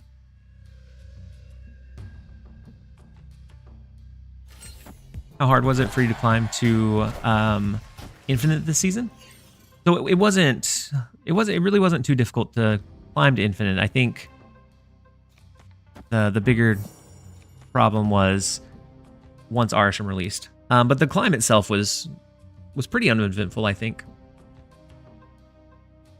I'm going to go ahead and stack into Mojo World. I want to try and get more cards than they do there. White Widow can be a huge tempo swing for us in the right lane. Gamora lane is scary. Gladiator's also really scary too. Arishem worth it? Arishem is a really fun one. Yeah, Doc Ock is definitely the losing play. Arishem's a fun one. If you enjoy kind of some randomness in the mix, then I think you'll definitely enjoy Arishem. Could have Shang-Chi'd Arishem. Or Gamora? Yeah, we could have Shang-Chi'd Gamora had it hit.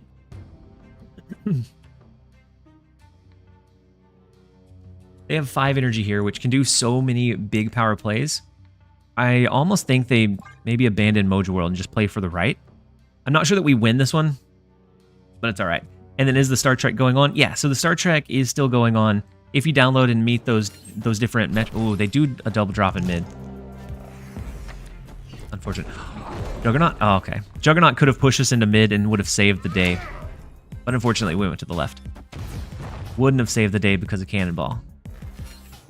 And then... oh, I forgot Elysium's in effect too. We almost won the left lane. Out of all the craziness, we almost won the left. Had they not played the Nightcrawler there and pushed heavy for mid, could have came that one. Arishem on ladder or Conquest is yeah. I like Arishem in Conquest much better than than on ladder. We're struggling on ladder. Let's see. Let's do one more. That one was a TVA, so it doesn't count. And actually, the ads are rolling real fast. It's going to be a quick 30-second one, so we'll still go ahead and queue up.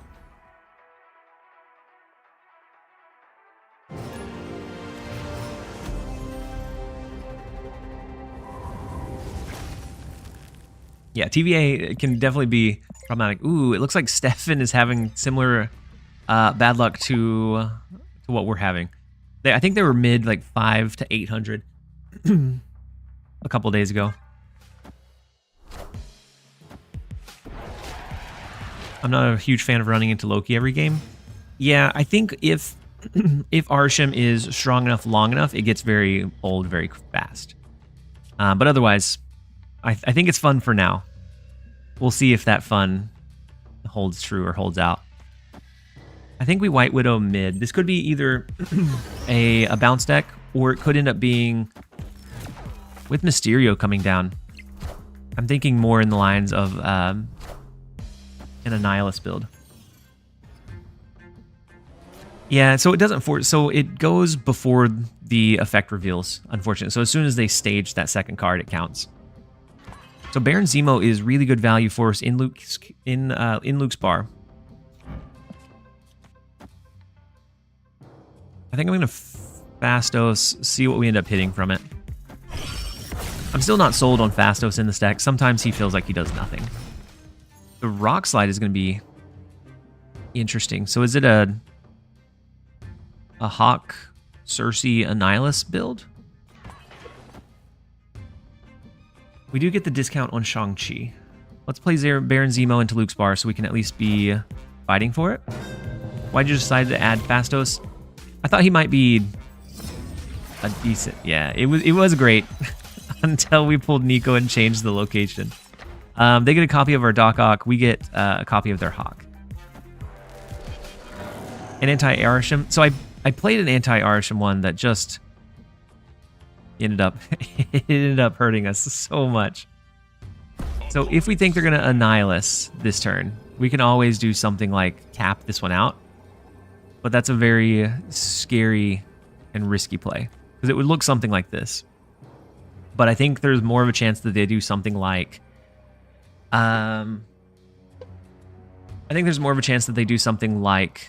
Cersei over here.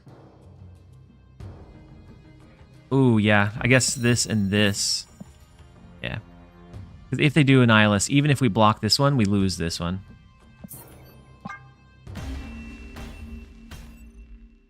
Escaped. By the way, there's a bug in the game. If you equipped any custom borders, it'll expose your real Mysterio. Does it really? Yeah, no, I think Arishem in Infinite or in Conquest in general, I think can be a little bit better. You're not going to run into those decks that are building on specifically countering Arishem so much. And so then you can just kind of play the game again. And so I think he's going to be really good in Conquest. I think there's some good uses for him in the ladder, but we also have people that are... yeah, I have a custom border on it too. So I may need to take it off. It's the lime green one. It's the only one that I've added on. But I may need to take it off. Where's the real Mysterio was the only one using infinite borders. I think I remember that. So we go ahead and Bast. We're going to run a little bit of Bounce. I think Bounce is still... hold Bast for rocks. We'll potentially be able to pull him back up with Beast. maybe it would have been better to hold him, but copy of Sage is nice. And it's the 3-power Sage from the Bast play. So I don't know if it was the Bast decision or not, but it's the one that we're going to stick with. I think Bounce has a unique standing right now. A lot of times we have the flexibility to play around some of their big stuff, and US Agent can absolutely... Anyone else get to level 12 overnight? Let me check the... Let me look. I switched our scene, so it's the Star Trek widget instead. I'm gonna see on here. So let's go ahead and drop our Bishop. We do have Beast to pull them back in. Yeah, it looks like one other hit level 12 last night. And so that goes on for the full week, so if you just passively play, then every little bit helps. The Mindscape location is kind of unfortunate.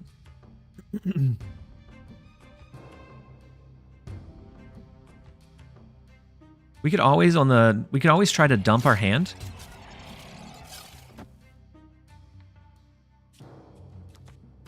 We could always try to dump our hand, and I think we maybe, let's see, be like Nico, Sage, Widow's Bite, and we can beast the Widow's Bite lap back in on turn 5 into turn 6 to make them stuck with it. No, I want to beast it back in. So I want to be able to draw, and then we'll play out what we draw. And so we'll do like Sage somewhere, Beast somewhere to pull the Widow's Bite back in. Who's your favorite variant artist? I really like the Art Germ stuff. It's just really expensive, so I don't have very many. Yeah, Nico already rotated the location. She started on the location change one.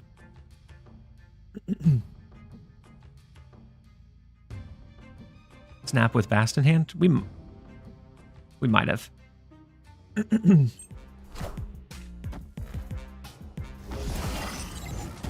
I would have just kept it in my hand. That way you can make sure you play everything out. Yeah, but we buff up our Bishop a little bit by being able to play some additional cards. And so we'll give them a Mysterio, and that's going to be it.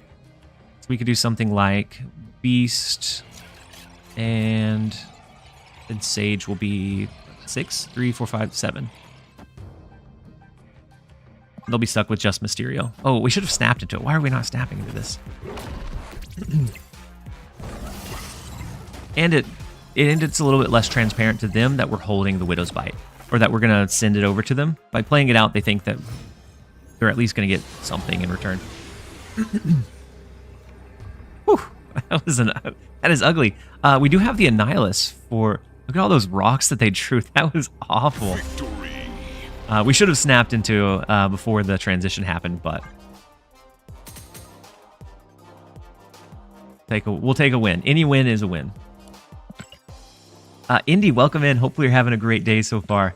We're climbing. Sometimes up, sometimes down, but we're having a good time doing it. You totally despise the Ryan Gonzalez. What a beautiful beast. This one? It's the foot one. So we definitely hold the Bast this time. I think that's the Bast decision for us. We have Angela on curve. Yeah, that was definitely some unlucky RNG for him. Snap with a handful of rocks. I wish they would have. We don't have US Agent anymore. And as soon as we switched off of our Arishem, all the A names are throwing me off today.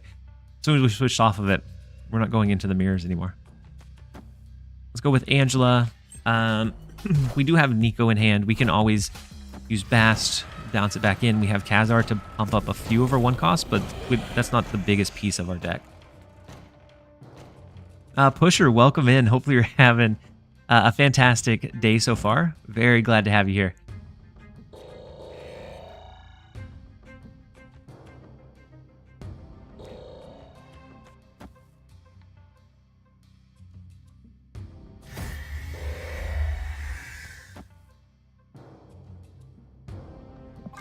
I might do this one. We have Beast to pull it back in if we want to, or we can end up just playing Sage there instead. So that'll allow us to our scale our Angela. The Patriot in Danger Room was a choice. It was a call for sure. I think maybe it's Khazar. Next turn would be potentially a Sage and Beast to pull these back in so that we can ramp up our Hit Monkey on the last turn. The guy has absolutely no fear. And then, ooh, the alert didn't turn off the... I guess I had the alert turned off. I also have the rotating wards. And so, Joe10994, thank you so much for the tier 1 sub. Huge support coming in. Hopefully you're having a fantastic day. I'm very glad to have you here. So I like Bishop into Beast here. That gives us at least 2 free cards to use with this. This goes down to 1 cost. And so a Mysterio top deck would be phenomenal.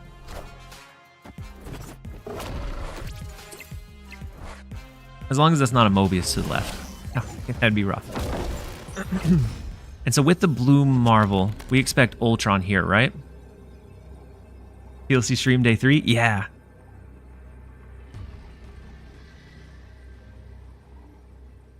So an Ultron here is 9 power, so it brings them up to 20. If we did 5, 6, 7, 8, 9, 10, 11, 12, 13, 14, 15, 5, and I don't think we can't cap it out because of the mojo. 5, 6, 7, 8, 9, 10, 11, 12, 13, 14, 15. No. So we don't win off of that. Their Ultron bots are going to be 2, 3, 4, 5. Oof. They're going to be like 7 power each.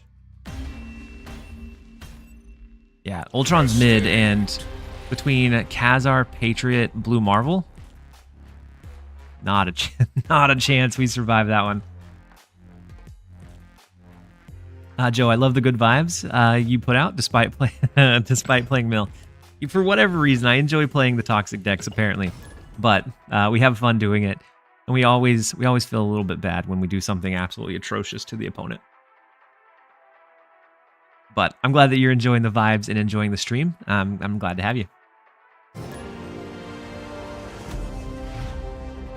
Bounce decks are like a blast from the past.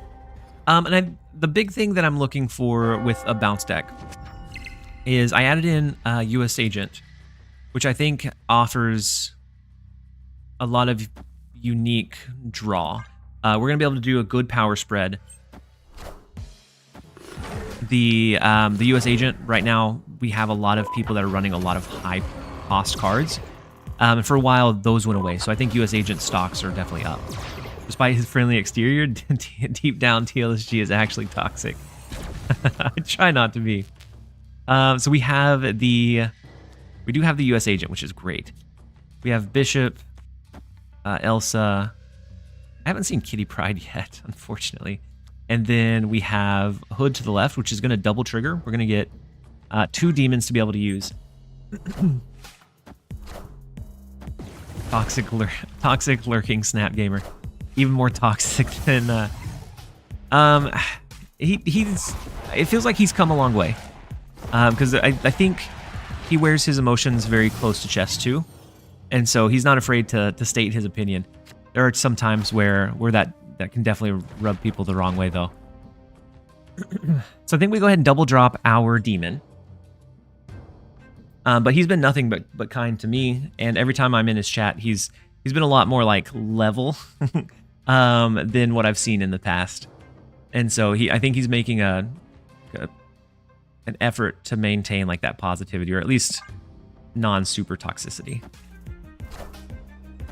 The Magneto could have been bad pulling the Bishop over, but we do have the Kitty Pryde that we top decked, luckily. Jeff. So someone said that I was more toxic than Jeff. And I think he's come a very long way. Like, I think there's always going to be some moments for everybody, but it feels like he definitely makes an effort.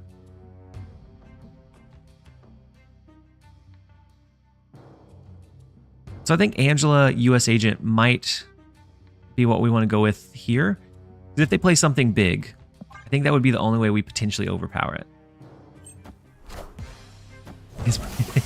His presence makes any streamer wholesome. we try our best. The Artem Zola, and it ends up hitting the Magneto and not the Valentina, which is wild. He still hates Sarah. So I guess I haven't maybe hung around enough. Oh, it's a double trigger, so it hits Valentina as well. We do win right off of the US agent play though. So that ended up being 9 plus 8. So it ended up being 17 power swing in this right lane, which is massive. Unfortunately, we can't get any Elsa Bloodstone bonus this turn. But with Hitmonkey, maybe we can end up getting a double trigger. 217? Yeah, 217 is big. May mispronounce it. I always read it, but I've never like said it out loud. Browday, thank you so much for the raid. Hopefully you had a fantastic stream. Huge support coming in. Hopefully we've actually been on a little bit of a downward tilt. We dropped from 300 to 1,000 in a day. And so we're trying to reclaim some of that glory here. But hopefully you had a great stream.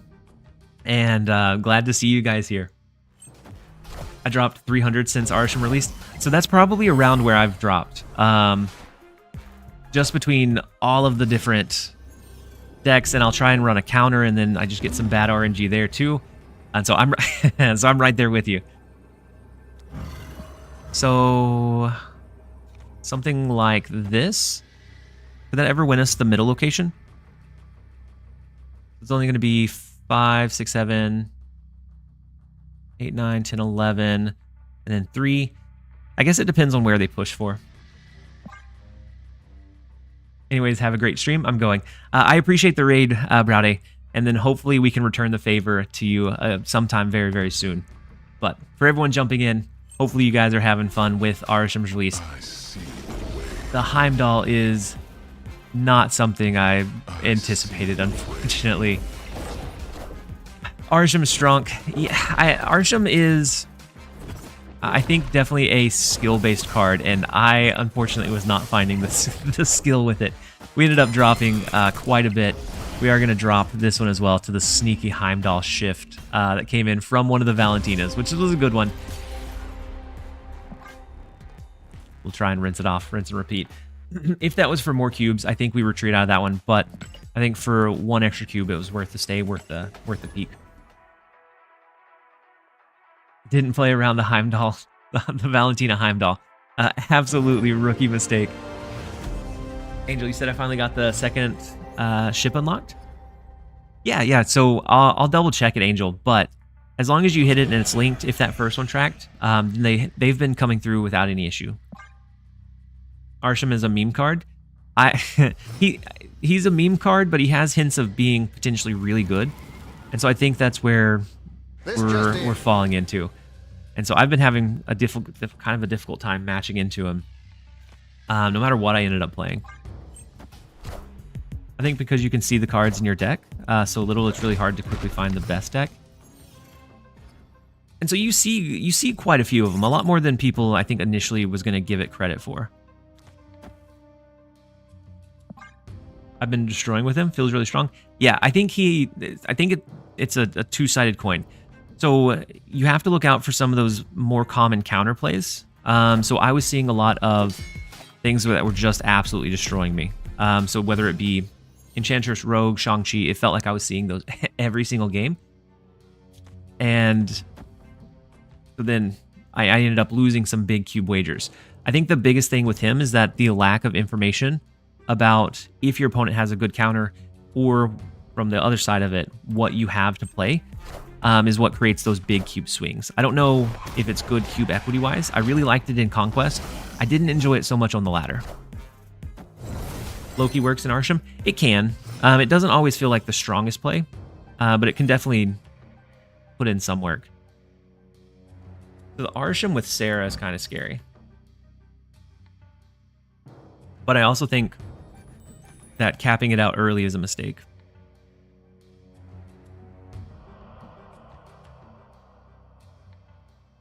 I think with the limited board space, I don't know that we match against them. With the left lane being that lost lane, typically with bounce, we're going to want multiple lanes to play within. What Star Trek game are we talking about? So I had a sponsored segment yesterday. It was Star Trek Fleet Command. And so if whoever downloaded it used my link for hitting different metrics or points within the Star Trek Fleet Command game, it helps support the channel. So it gives back with everyone that ends up getting hit. And so I went ahead and did the command as well. So middle being there. With Wave, they were going for a really explosive play with the Sarah. But we were able to dodge it at the very least. So we can always... I'm not sure if US Agent is the right call. Because it is the same power as what we already have. I think it ends up being... 1, 2... No, Monkey's going to be a little bit higher. And then we're just going to sacrifice our other 2 cards to the left. Bishop goes to 4, though? Yeah. So with 1 card played, a Bishop should go to 4, so we can get this. And actually, we'll do Sage last. Hit Monkey, Sage. Let's do Mysterio, Demon. Yeah. Good call on the order. And then we'll launch this one. They could have some really big plays, especially with the wave coming down. Arishem to the right's not huge, though. They win mid. And we might win with the Sage. Ooh, we find it's an ugly win, but we find a win. Unless they have M'Baku that jumps out of their deck.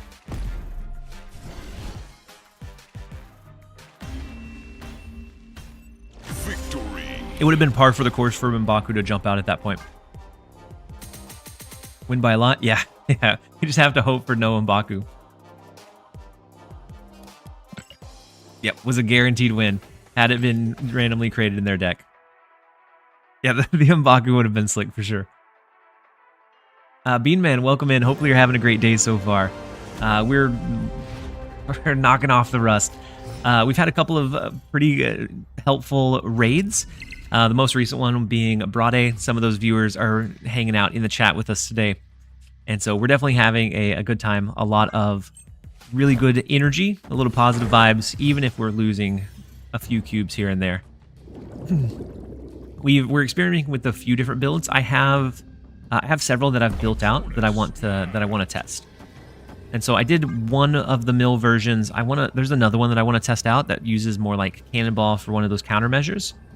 And then Agent Bounce, I think US Agent has the stocks that he had like last season. I think they fell off for a little while because people started playing so much small stuff. So like your Athena, your Kitty Pryde, that US Agent ended up getting cut in most decks. But now that we're kind of back into a Arishem where you're just throwing big things onto the board meta, I think it's definitely a lot more viable to add back in. The Crimson Cosmos is really bad because we can't play anything over there. And they have Mr. Negative on curve too. In the Odd Slot, Citadel can be really scary. We will be able to do a pretty big Kitty Pryde. Our Bishop will be able to scale for several turns, but with them having negative into Onslaught Citadel, I'm not sure that we can win it. We'll do US Agent over there as that double up, but it still becomes very problematic very quickly. You need Beast. Yeah, Beast to pull and get anything to 0 cost to play into the Crimson Cosmos. There's our Beast. Asking we shall receive. And so we could Beast the Kitty Pryde on 6 so that we have that to play to the left on the last turn. That may be the direction we go. Then we could also throw a Demon down. That lets us do Kitty Pryde Beast next turn to pull them back in. Is there any card that replaces Mockingbird? Mockingbird is one of those, she's such a unique card. Like you can run another 5-cost card, Ooh, the Wong is very scary. You can run another 5-cost card in like that disruption, but her strength comes from being so dang flexible. And so I'd say that there's not really a one-to-one replacement, unfortunately. Yeah, with the Wong, I think we lose this one each time. I will do the Kitty Pryde, the Beast to pull him back in. But it looks like negative Surfer. And so Crimson Cosmos is actually kind of tough for negative Surfer as well. Is I think our only piece of like maybe comfort. No Arishem? We lost 1,000 ranks with Arishem, so I had to bench it for now. You don't like to Beast Sage?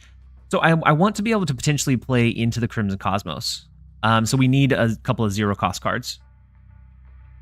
Kitty mid, Sage Beast. That way we have Demon. Yeah, okay. We can do that one.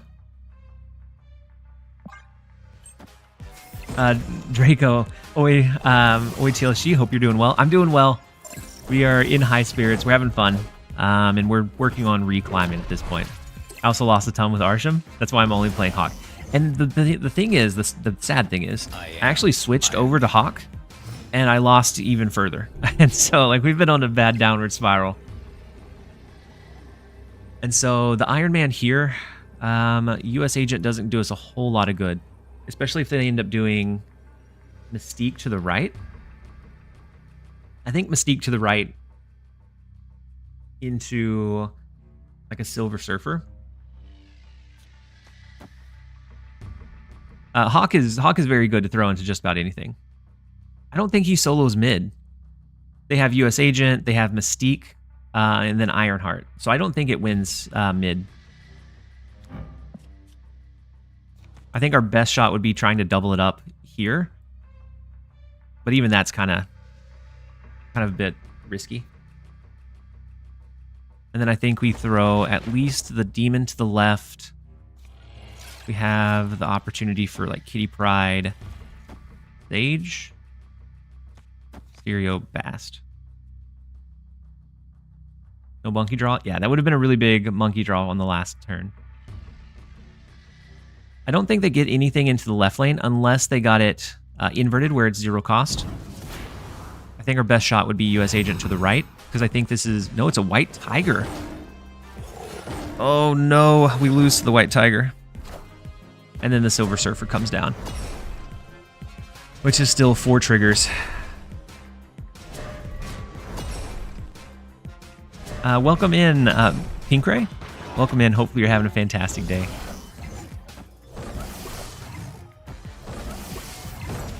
So he was good, now he's also a counter. Yeah, now he's also a counter. Well, we definitely won the middle lane. If nothing else, we won the middle lane. The White Tiger, I was not expecting in a negative Surfer. I would expect more like Rogue or a few more 3-cost cards, but they absolutely took us with it. Was not doing it for us either.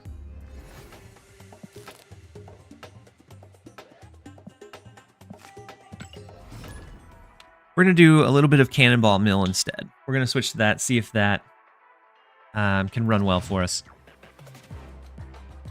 And then we are going to jump to a quick ad break. It looks like those are about to queue. I'm going to do it now before we queue in, and then we'll see you guys back. We'll start the game here in just a second.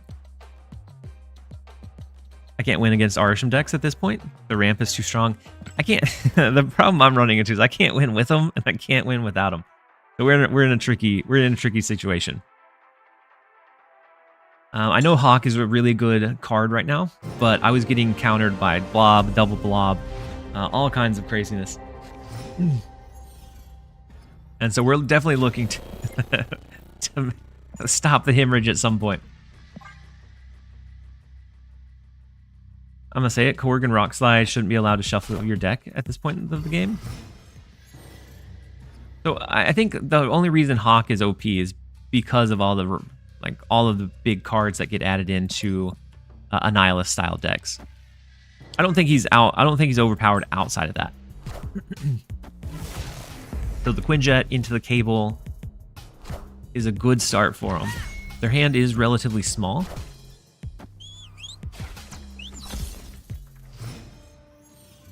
Yeah, no, I think Hawk is fine now. But I don't think I think overpowered is definitely overstating it. So now it comes down to fighting for the danger room, since they have Sanctum Sanctorum locked away. The Loki is very scary because they could get a cannonball, they could get a Doc Ock, pull into crossbones, which is kind of unfortunate. I like saving the Maximus towards the end, but I do want to do Cable. We're just going to do Baron Zemo instead. That way we get a guaranteed drop into the left lane. Power Joe, watching TLSG struggle makes my last few playing sessions more tolerable. And it's not everybody that's struggling. I've been having a hard time finding. He said Mill during Arishem meta is wild. I find it fun. Weirdly, Arishem is treating me well. I think he definitely has that capability. A Hawk Junk is good Arishem counter. We may have to take you up on it and try it. So our Maximus does come down. By them playing Doc Ock, that does at least let us have guaranteed power in mid. We no longer have our Shang-Chi though, which becomes potentially problematic. Playing Mill during Arishem week. Nothing else has been working for us. So we had to try something.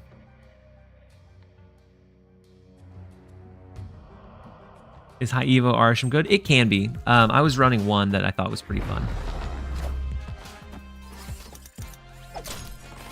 If you pull a cannonball, it'll push Doc Ock into Sanctum. Or it pushes our Doc Ock into Sanctum instead.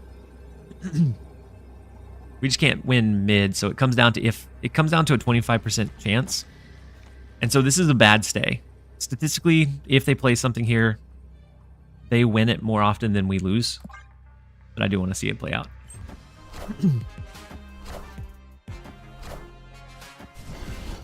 It does stick. Never tell us the odds. I mean, but the odds are important, especially if you're actively climbing. Being able to potentially mitigate those, like instead of just shipping it randomly for danger room, knowing the statistics can be the difference between deciding to stay or go. So just kind of thinking about that likelihood. So it was doubling up the cubes, but it was only I'd say 25% chance that we would win. So we really should have, if we were playing as optimal snap as possible, we should have retreated out of that one.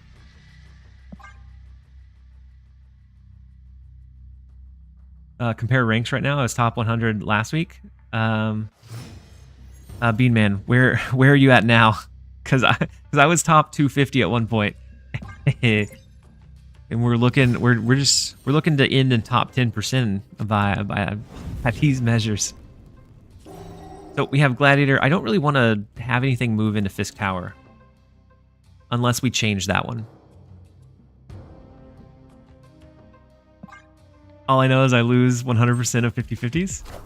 Oh, I was talking to the guy that called me bad. Oh, I think I got you. I thought you were talking to me, Bean Man. I'll give it another shot with Sandman Ramp. Sandman Ramp, I think, is still kind of scary because they have so much access to energy. Hopefully it goes well, though.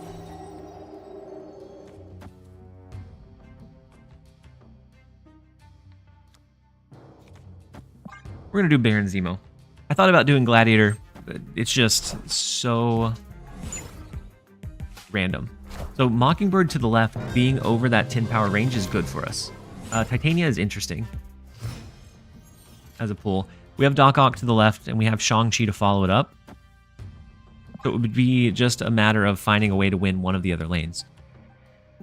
And so Shadow King fares really well against Blob, but that's, of course, if you end up being able to pull it. Okay, so the Muramasa Shard, the Orca, perfect, and then the inevitable Shang-Chi.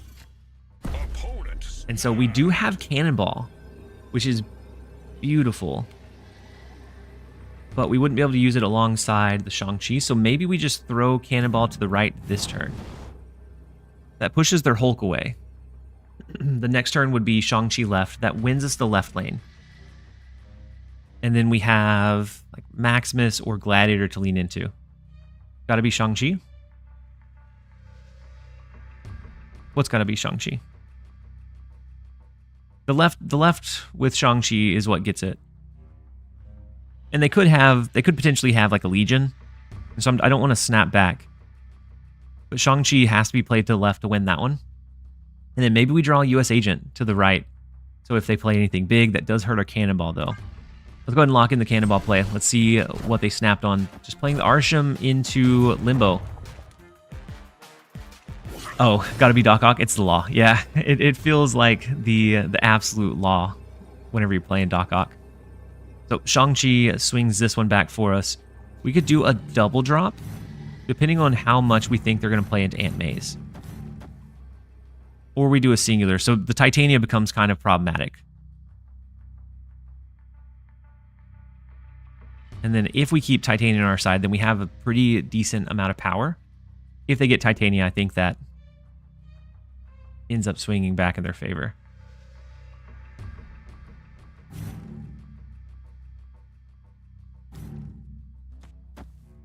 We're going to go for the... You know, we're going to go for the 2-tap. 2-tap may have been the right answer. So Hell Cow.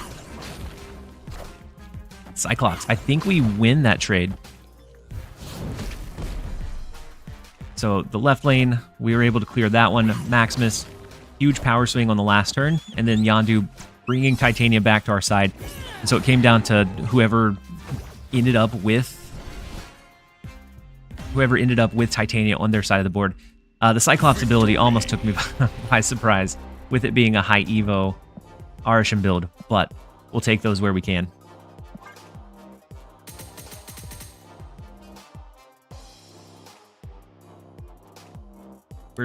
We have to get a few more of those lined up to be back where we need to be.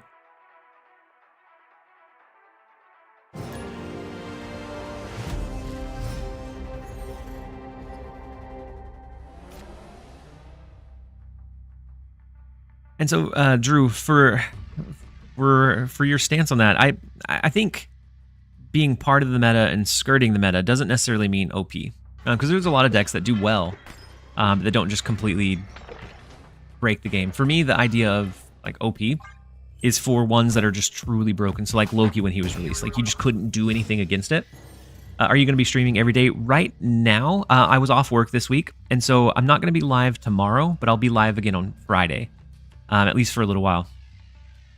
And so because I was off work, I was able to stream a little bit more than I normally am able to. Zabu back in the day was wild too. And so we're only giving them one extra card here because they didn't play on the first few turns of the game. Shang-Chi should be able to do decently into Nidavellir. And then Baron Zemo to the left, I think, is where our headspace is at. First month of Surfer was crazy too. I got a lot of hate for my video that came out like right after it was released that said it was broken, but it was absolutely, it was so dominant. I think the main reason Blob's strong is because of how well he is in Arishem. That's actually not a bad Ghost Spider. That makes sure we're safe from Shang-Chi on the Maximus. Kind of like it. So the Hellcow discards their Blob. Super unfortunate. +3 Surfer. Yeah, +3 Surfer was crazy times. So we could do another Baron Zemo. But I kind of like the idea of saving maybe Doc Ock for right into either a Shang-Chi or a Cannonball. I'd rather the Shang-Chi, and I think we have a better chance of being able to use that into Nidavellir than anything else. And so maybe it's Gladiator into Doc Ock into Cannonball. OG Leader was pretty strong. The Leech meta was trying to say the least. And so even though we weren't able to destroy the Atuma, we were able to destroy the Atuma with the negative ability it has. The scary thing here is they Loki'd our cards. They have 4 of ours. They could have our Doc Ock. They could have our Cannonball, which becomes a little bit scary, especially in maybe Luke's bar. But I still think we don't falter from our original line.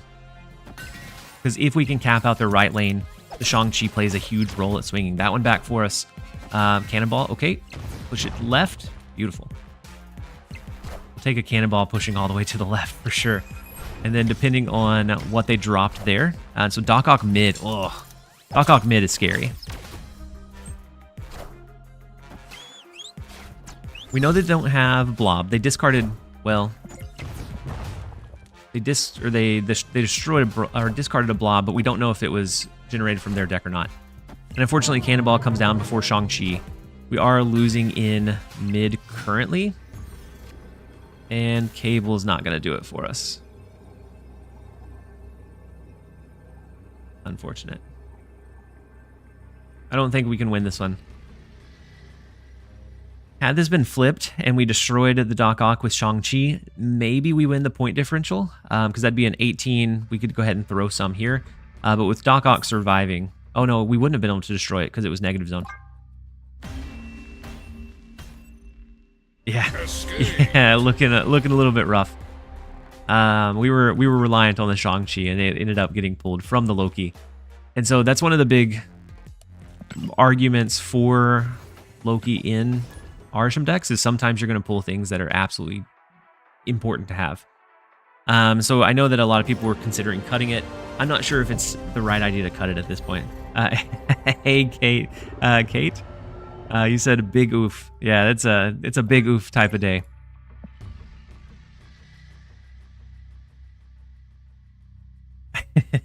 Uh, 8K snap points, like to lose 8K snap points because we're on the road. To get back to it, we started above it, and then now we're just on the hoping maybe to climb back to it. We'll see. We may end up running. I don't know. I don't know what we end up running at this point. So they have the Sasquatch, which I'm not sure what it transformed from, and then the Martyr. So I kind of like U.S. Agent. We have Baron Zemo. I'm not sure if we compete for the White Hot Room or not. I want you to reach back to that. Yeah, I know. I knew what you meant, Angel. So the U.S. Agent. I think I'm gonna go ahead and Baron Zemo, and then we could always potentially do like a Maximus there, depending on what they have in place. Old Zabu, Spider-Man, Absman. It was fun, but it was also very frustrating to play against. And so they did hit the Drax. Unfortunate.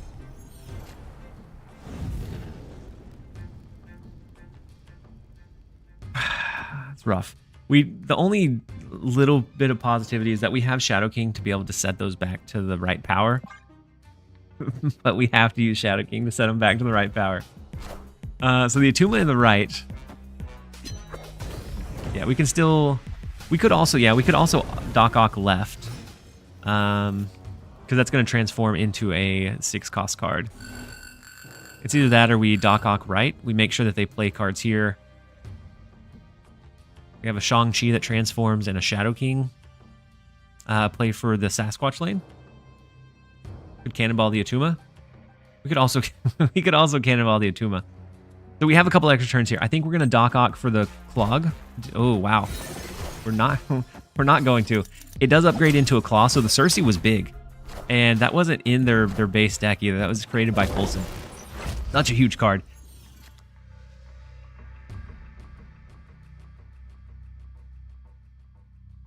I like playing Big Wong Black Panther. Yeah, I like the big numbers that puts out for sure. We could potentially Cannonball the Sasquatch, but how are we going to win this right lane? Nothing's within Shang-Chi range. If we did this, and this, does that win us the right lane? Let's see. So it goes up to 16, 17, 18, 19, 20. It ties the right lane. I'm not sure that tie is going to be enough, in all honesty. But I think it's our Gong left. Yeah, so we have one more turn left.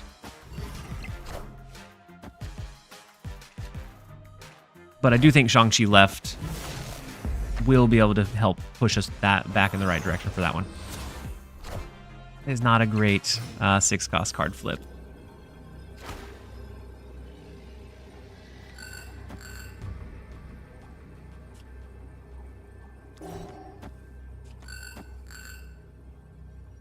So Gladiator, Shang-Chi, we'd have to win by 11. I don't see us ever doing that.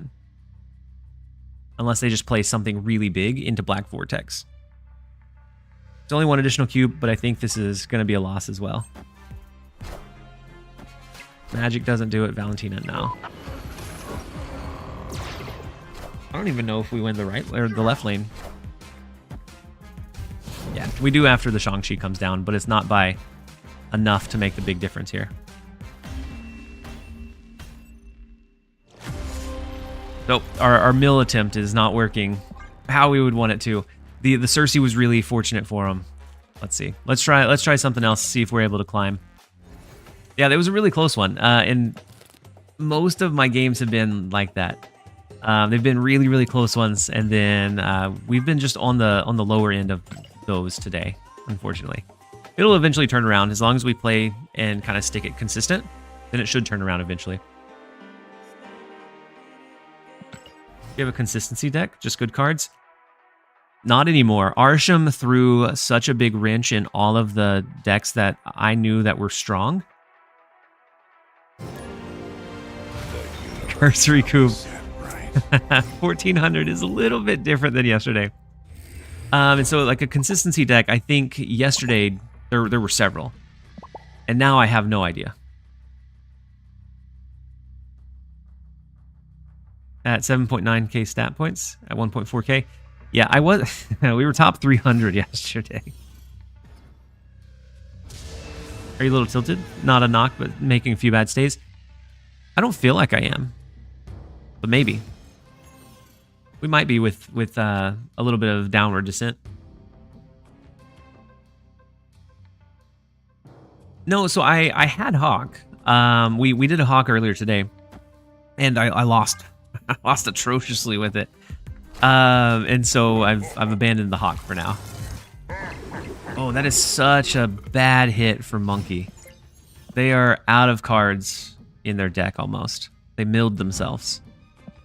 So Sasquatch, Juggernaut, Mysterio, Thena. They have an Iron Man and a few other things. What was your Hawk list? So I had a couple. There was one that just looked to like shut it down and looked too specifically into that Arishem matchup. But that one ended up, I lost several times to like an Eliath on the last turn stage. So then I started like second guessing and questioning all of my stays. Still playing Mill, I see. So we actually just switched off of it. We were playing Mill, but we just switched off of it. Let's play Power Stone mid. We're gonna do Reality Stone to the left. We have Shang-Chi somewhere in our deck that we're gonna hope to hit eventually. The Sasquatch Bird deck. I'm having a hard time matching with the Sasquatch Bird deck into the Arishem stuff though, because their blobs and the things that they can do get so big so quickly that I've been having a tough time running that one. I don't want to, but I almost think we shuffle rocks into our deck. I'm gonna play Red Guardian to the right, assuming that they'll play over into Monster Metropolis this turn. They didn't. The Iron Man is gonna be really big for them. They have to have... They don't have Thena, but they have to have Angela, right? Because we pulled Thena, or the Blob pulled Thena.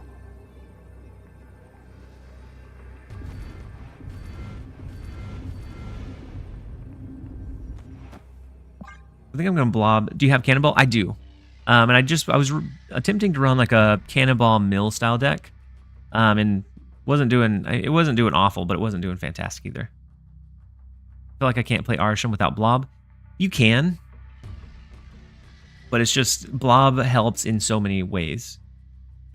Oh, it's the last turn. I thought it was turn 5. No, you're right. We do lose. This is my villain arc. This is my villain origin story. Goodness. We started that one off strong. I'm glad I didn't snap into it.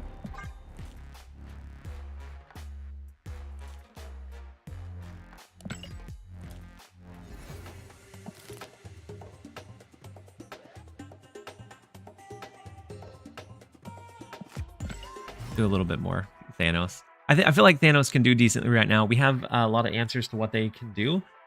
Blob can help thin our deck against the inevitable Hawks that we'll be seeing. We just have to play it appropriately, I think. Destiny will arrive. Let's give it a good attempt. That was I almost switched off after that one bad last turn stay. We'll give it at least a 10-game sample size, I think. Thanos is one of those that is very swingy. It goes back and forth. Ishtaruku, do you like Conquest? I do, to an extent. So whenever there's hot locations that are just awful to play into, I definitely favor Conquest. I did play Conquest an awful lot and ended up burning myself out on it when it first released. I was playing Conquest like every second that I could, and I would end up playing way more Snap than I was before that point. And so I do like it, just in maybe limited quantities. I got up to 93 on day 6 of the season, and now I'm at 89. Off-brand. It's one of those, the meta has shifted pretty dramatically. And so try to take it in stride. Try to not get overly frustrated. You'll eventually find something that's working for you again. But I think it may take a little bit of time to get there. So we do have the Blink play. You can always Red Guardian the Hercules, but that was created by Arishem.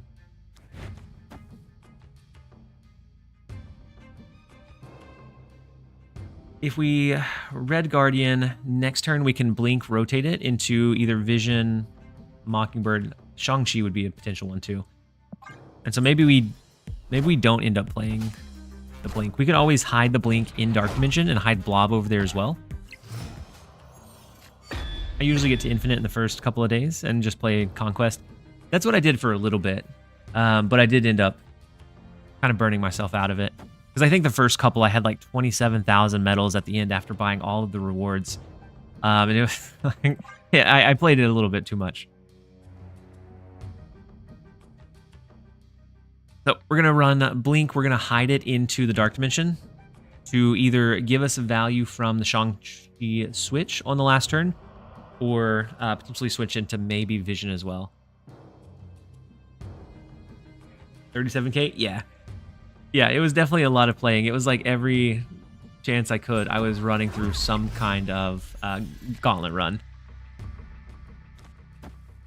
So I do like Blob to the right. We're not going to have initiative going in, so Eliath doesn't do us what we need. Oh, it's not the last turn either. So we can always maybe angle this a little bit different, since it's not the last turn.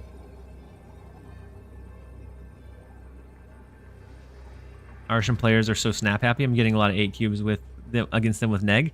I was probably one of those 8 cube. I was probably one of those 8 cubers that you got. And so since Blink is going to rotate, I think we play Mockingbird out. Either that or like an Eliath into like a Soulstone would be our potential line. You think Deadpool dinner will be fun? I think it'll be fun in small doses too. Like it's going to be kind of exciting being able to snap so much. It'll feel really bad to be up to the like 2 million, 200 million table and then lose a maxed out double-sided snap. And so if losing 8 cubes feels bad, imagine losing like 200 million bubs. I think it'll be really fun and also really kind of scary or potentially tilting at the same time. I hope the dinner is a community event. So it's a personal grind, but so let's say you get up almost to that reward and you lose all of your bubs, then your rewards don't start back at base. It's cumulative. So depending on how many you've gained over the course of the event. And so we have Shang-Chi. I think we're just going to skip through most of this. They're running an Arishem deck, which is kind of... You have no gauge of what they can do, whether it be the upper or lower end. I think maybe we play Power Stone, we play Mockingbird, and then Blob.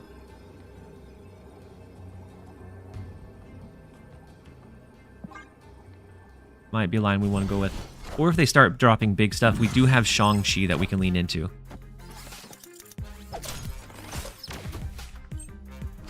We don't have Shang-Chi we can lean into. They're an Arishem deck, though.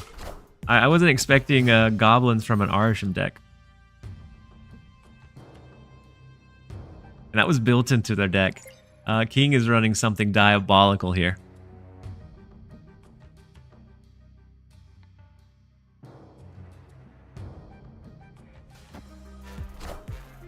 Knowledge is power. And so it would come down to if they can beat the upper end of it. So if they have 1 in 24, they have Shang-Chi. Chi coming. Do we risk it or do we retreat? Since I may or may not be a little tilted, I'll let you guys decide. Do we retreat out or do we stay? Send it? Risk it? Send it? Okay, that seems like the general consensus is gonna send it, and there is the that's based into their deck too. That was a beautiful 2 cards that they drew too. The Doc Ock into Shang-Chi was so solid. Never let chat decide. 60% of the time, they have it every time. This is a downward climb stream. 20, yeah. 24 cards, they draw what they need. That's all right.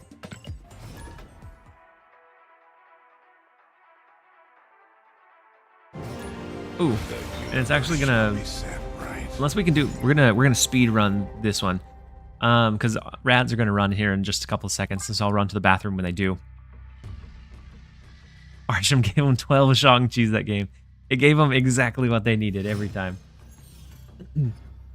That would be mean. Done with Snap for the day. We started yesterday, or ended yesterday's stream at 300. We started today's at 1100, and we're down to 15. Yeah, I've changed decks a few times though, which is the sad part. Let's go Mind Stone. We're gonna draw into some of our resources. Give us a better chance to draw into things like our Mockingbird. And we'll be able to get it buffed up in Weir Island. Fastos is great. Let's play Fastos on curve. We have at least 1 draw with Space Stone. So I think we lean into that. Opponent snapped. I'm afraid of every snap that comes in.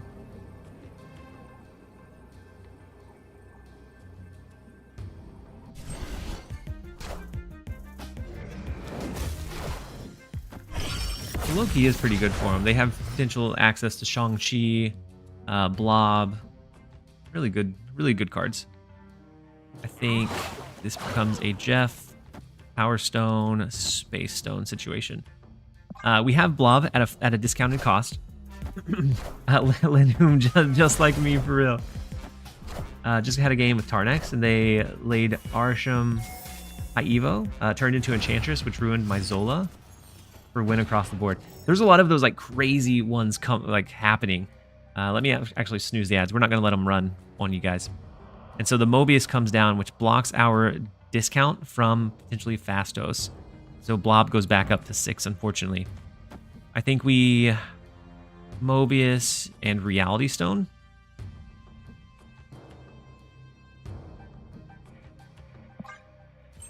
And then C. Okay, so a late... Oh, the Fastos came from us. And then the big Eliath as well, because the Loki discount. So... All systems We don't counter their right lane, unfortunately. Let's see. Is Kang any good? I can't say for sure, but signs point towards no. Like, he's playable in, like, an Arishem deck. But I wouldn't say he's necessarily good. So the green's coming from their Loki border. From the cards that were generated by Loki. This one's going to be a retreat, unfortunately. I'm going to run to the restroom. We're going to let the ads roll really quickly. And I appreciate you guys sticking with me through the drought. We'll find one that works for us. We'll find one that works, that we don't just end up losing, or at least a few. Like at this point, a 50% deck is a winning deck for me. We're gonna switch to a high evo Arishem build. If we can't beat them, we're gonna see if we can join them. We'll be right back, you guys.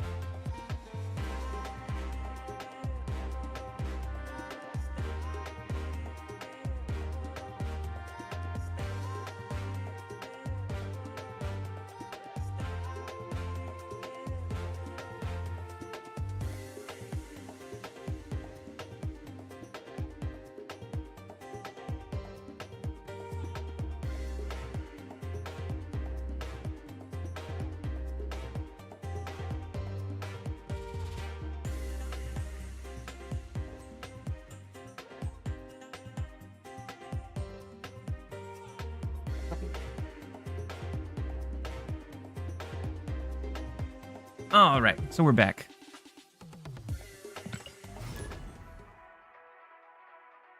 You said Kang has a niche role with Arishem? Yeah. Yeah, he has an issue. Like he can be okay in Arishem builds, but it also feels like it's just kind of a pity include as well. Behold my creation. My last game in Infinite Conquest this season was against a guy who Kang snapped every game. I won though. Yeah, Kang is one of those that, like, if the opponent's deck is solid enough, it's not really going to disrupt you really all that much.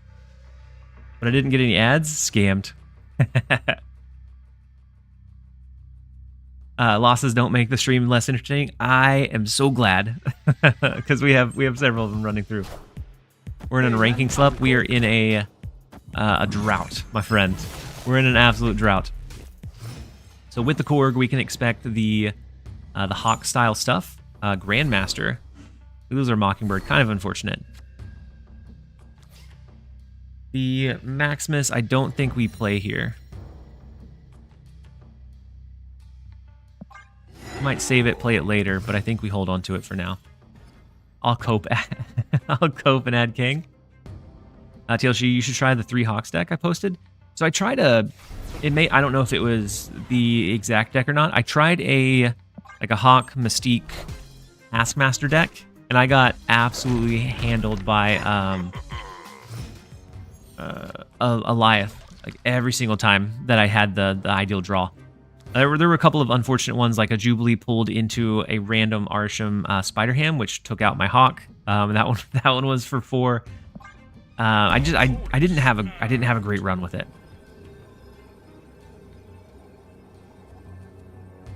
I don't know if it was the one that you posted, but it was similar. Did you leave in Cosmo? I did.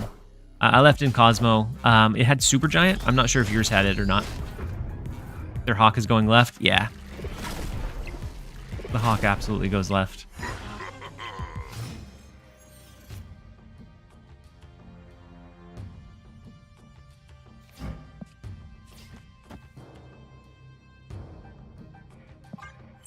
It's Blob right. They could also have Hawk Mystique.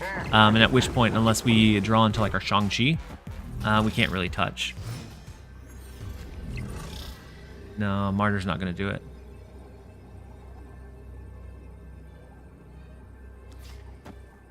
I mean, this beats what's currently there, but that's if they don't duplicate with Mystique to the right, if they don't have Shang-Chi. I think there's a lot of losses here and very few wins.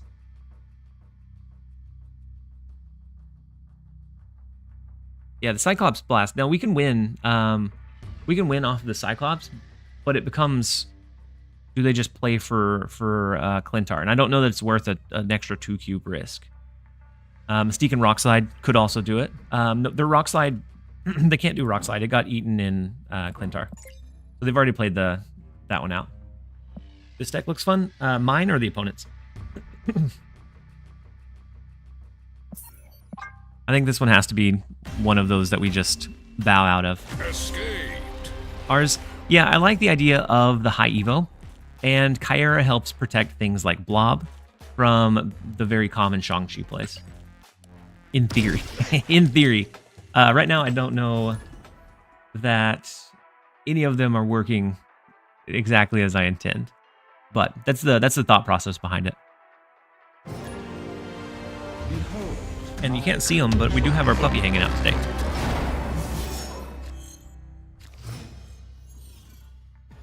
Not gonna stand up. Okay. She's being lazy. So we start with an Infinite, which is not bad. Not bad for our deck, especially if we end up getting a She-Hulk. Then it could end up being really good.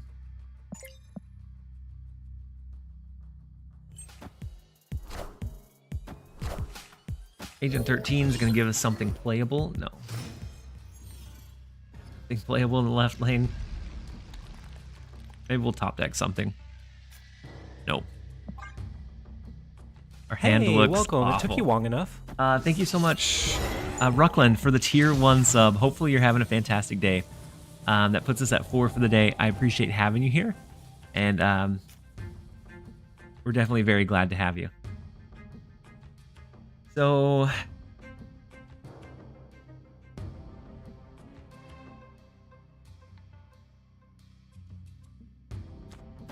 I think we have to abandon the Gamma Lab lane. But how do we compete against the Shang-Chi to the right is the big question. And so the Hawk comes down, so left lane's actually not going to change cards, which we're fine with. They would have got the better end of that bargain for sure. So we discount our Scar by playing the She-Hulk out. I've always been a fan of your YouTube content, and so I'm just happy I can be here today to sub. I appreciate you being here. We love to see it.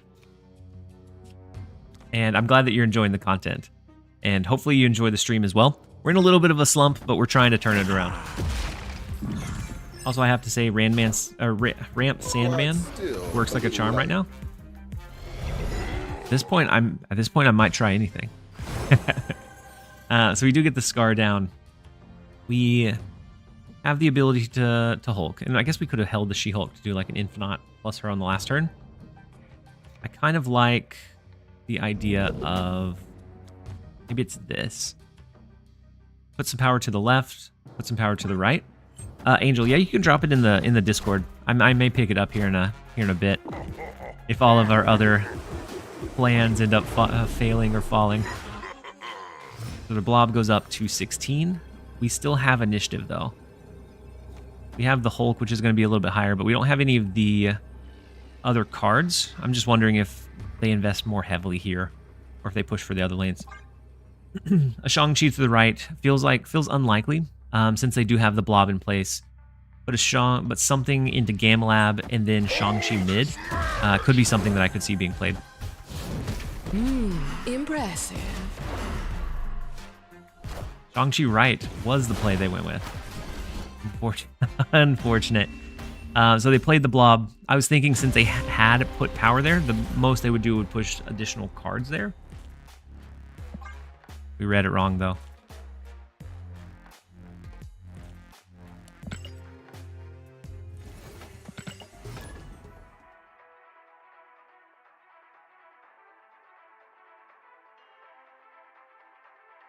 Sandman leader stuff. I can take a look.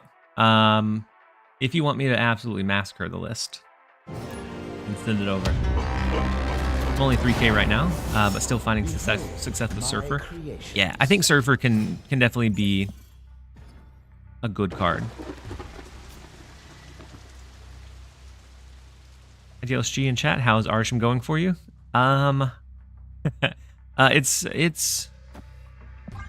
the trial of patience. It's a tilt challenge.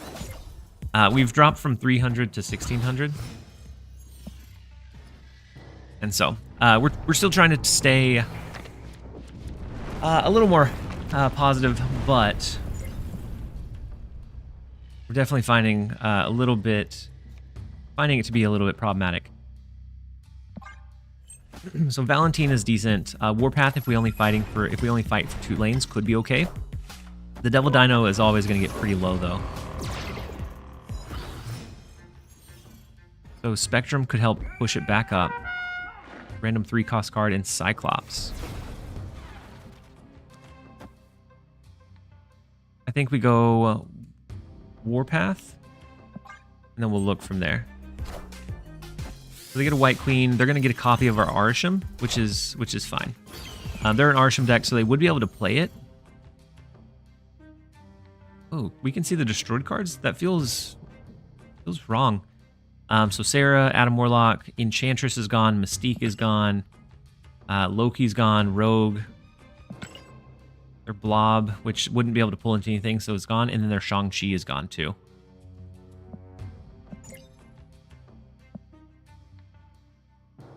I didn't know we could pull that information, honestly. I think we Devil Dino to the left. I don't know if you were able to look over my Super Giant Sneak deck, but I'm honestly afraid to play it against Arishem. So the Sneak deck, did it have Taskmaster in it?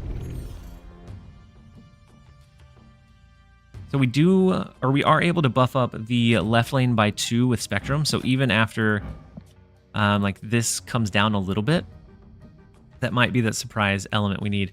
I'm going to skip here. That way we can do something like maybe Heimdall, She-Hulk, Spectrum. And I'll see how much that discounts our Devil Dino. Free sub or season pass? Yeah.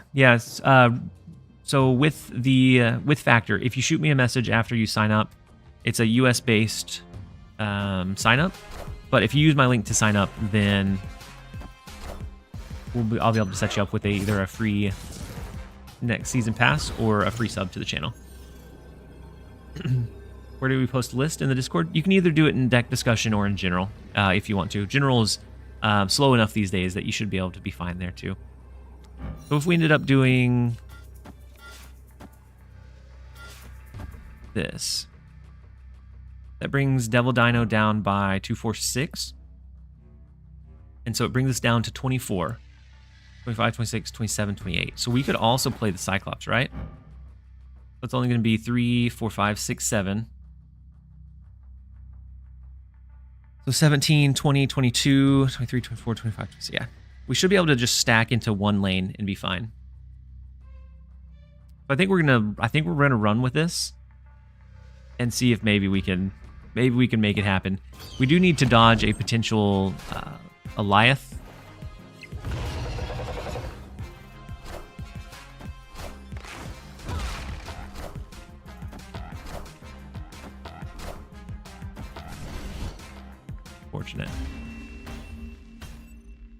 Unfortunate. The one big swing. When it rains, it pours. So would we have won without the Cyclops? Yeah. We would have been able to win without the Cyclops too.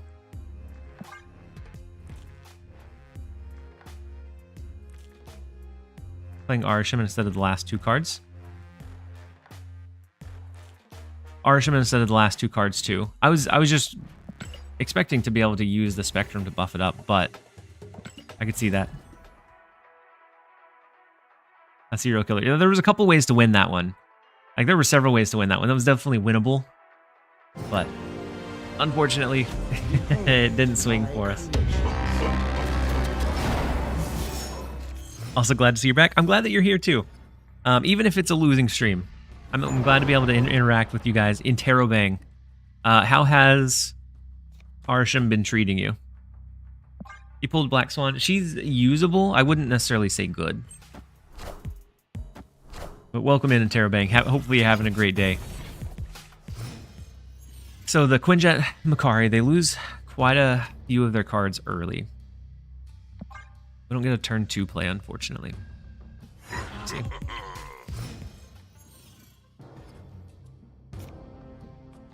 Cloning Vats is decent. We could clone a Blob and then play it again. And it's protected by Kyera as well. Kind of like it. Kind of like our odds into the Cloning Vats. The only thing we would have to worry about, of course, is them having like a counter Hawk, which is pretty common, but we're hoping that we don't see it.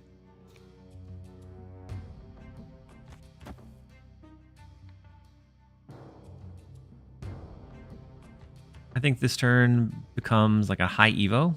Or maybe it's just better to do Mockingbird. We don't necessarily need to bump up the Hulk because we're going to play Blob on 6 and 7. So I'm going to do Mockingbird. I wouldn't say she's good is the nicest thing anyone's ever said about Black Swan. They do have Hawk, unfortunately. And they have the duplicated version.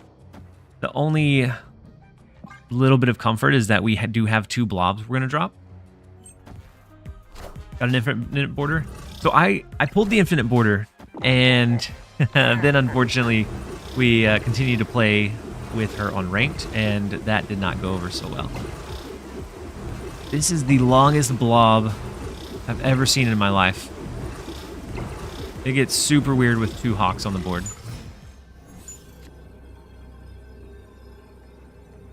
So he's protected. I think this is what we go with. We should play another blob in mid. That's going to eat another handful of cards. It feels like that ate so many cards, but I think it just took a while. It ate a decent amount. Right now we're only at 8 cards. This one will get down to pretty low size. Yeah, all those 0 power was huge. Yeah, he do be inhaling though.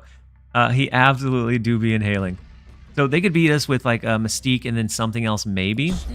But there's a great bounce with Black Swan. Yeah, that's the one deck that I'd be comfortable playing or testing. It runs Black Swan. I think Martyr even makes the cut most of the time. Quick finger. They. My bad. It's by default. Just kind of the he. Sometimes I call my puppies that, and they're all girls. Yeah, that blob was a vacuum cleaner for sure. Snap going woke. I think it'd be more like Marvel, but really want to play a bounce more, but it's so hard to justify without Hitmonkey here. Yeah, I think Hitmonkey's the big one. You could play it without Sasquatch, but without Hitmonkey feels pretty bad.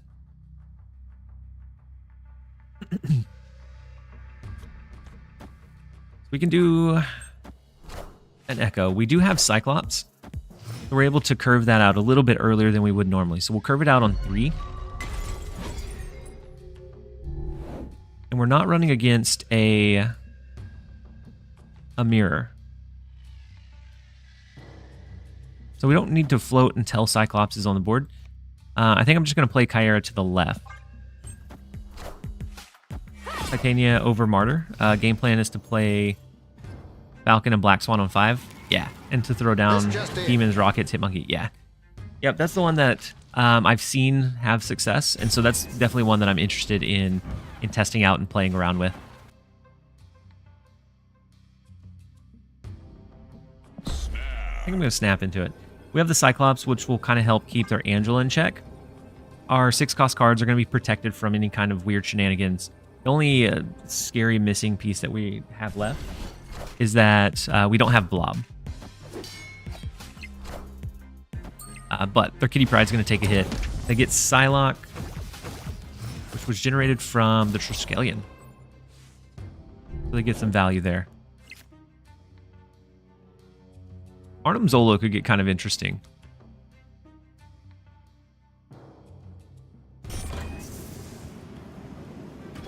I like the idea of Rescue, follow that up with like a Rocket Raccoon. The only issue would be in Panopticon, Rescue is going to get above Shang-Chi range.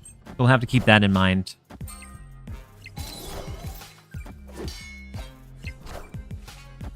They got the Rescue as well. So theirs will be within Shang-Chi range. It also makes a very easy target for Rocket Raccoon. We do get Blob. The beautiful Blob himself. And so we're keeping the right lane in check as we play some of our other ones. I think I want to do something like Blue Marvel here.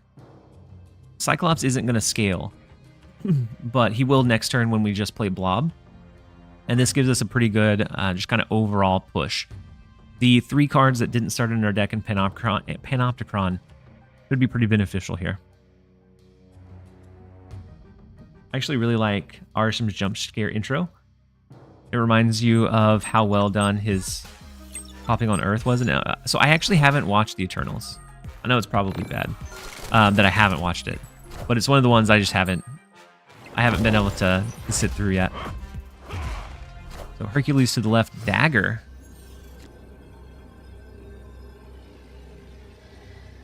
Are we gonna see some move shenanigans?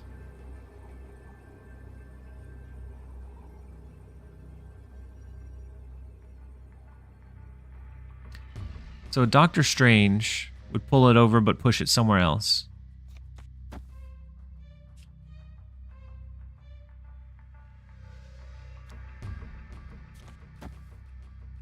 I think I'm going to do this because I think it's a bounce mill deck or a bounce move deck. We'll see. Ghost Spider pulling dagger over and then hopefully over to the right. I think we would be able to outscale it over there.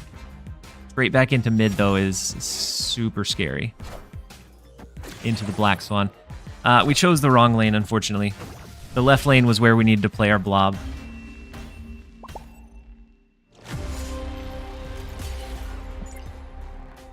Had this popped over 15 less, yeah, we would have taken the win. Unfortunate. But it is how it is. So it's not really a good movie, but even the worst Marvel movies are kind of okay. Yeah, that's kind of what's been holding me on to like phase 3 was that none of them, I don't think any of them as standalone films have been just one that would recruit me into like Marvel itself. But if I'm already enjoying Marvel and IP, then they're okay enough. I swear, if I lost that match, I would turn Snap off for the week. It's the last like 2 days. That's all we've been hitting is stuff like that, and so it'll turn around eventually. As long as we play it as we normally would, I have to believe that it'll turn around eventually. Did you watch the Marvel shows? I've watched actually not a whole bunch of them. I've watched some of them. But some of them like Punisher, or I watched a little bit of Jessica Jones. I didn't watch Daredevil. I did watch She-Hulk. Hawkeye I've watched several. And then Sokovia. What did we lose with Sokovia? The Vision. And they lost the Shang-Chi though. Yeah, Loki is my favorite Marvel show. I watched WandaVision. I actually didn't... it was hard for me to get into it. For the longest time, I didn't know what was going on. And then I think the last couple of episodes of the season was when it tied it together, and I was like, okay, yeah, that's pretty cool. But it took a long time to get that build up. But no, Loki definitely set...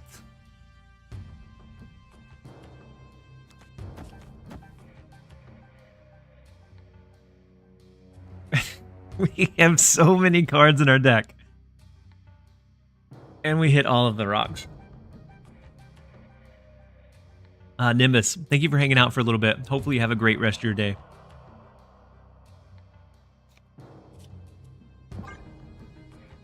Gonna keep them guessing. We're gonna pass here. Broad has it out for you? I guess Broad has it out for me. So they played Negasonic.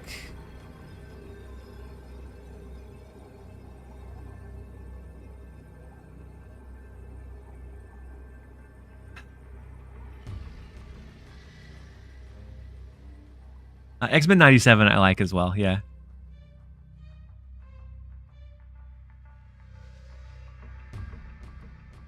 The hits just keep going. Like we try. It's a little bit of a rocky stream, you guys. We're having a rocky time with it. Woof.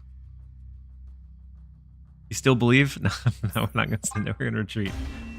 Whew. We snap this. If I was doing well otherwise, yeah, I definitely snap that one just to see what happens.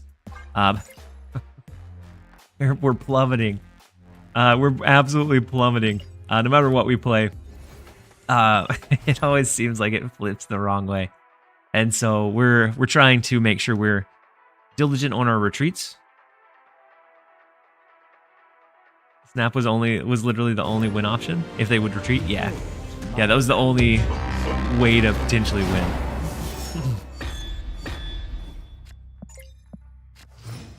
So next up we have Danish. Hopefully we can swindle a few cubes off of them. TLSG bad day. Yeah. It's a bad snap day. Good day for the stream overall. We're enjoying it. We're having fun. I'm enjoying being able to interact with you guys. But the climb is rough. So I don't think we risk it for Gambit. Havoc is never going to be an early play for us. We do have Blob and Shang-Chi, which might be value added in Nidavellir.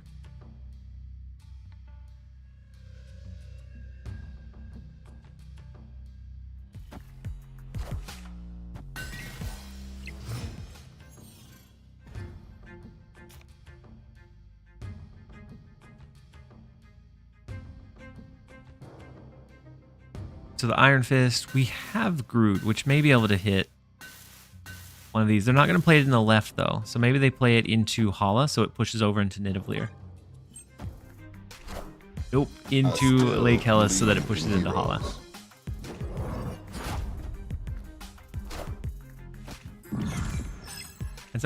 And so we may, you guys, we may end up switching over to maybe a Athena deck for a little bit. I know that I've heard that typically goes decently into it.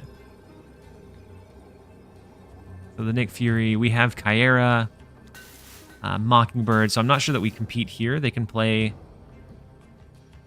their big resources as well. We're going to retreat out of this one. Escaped.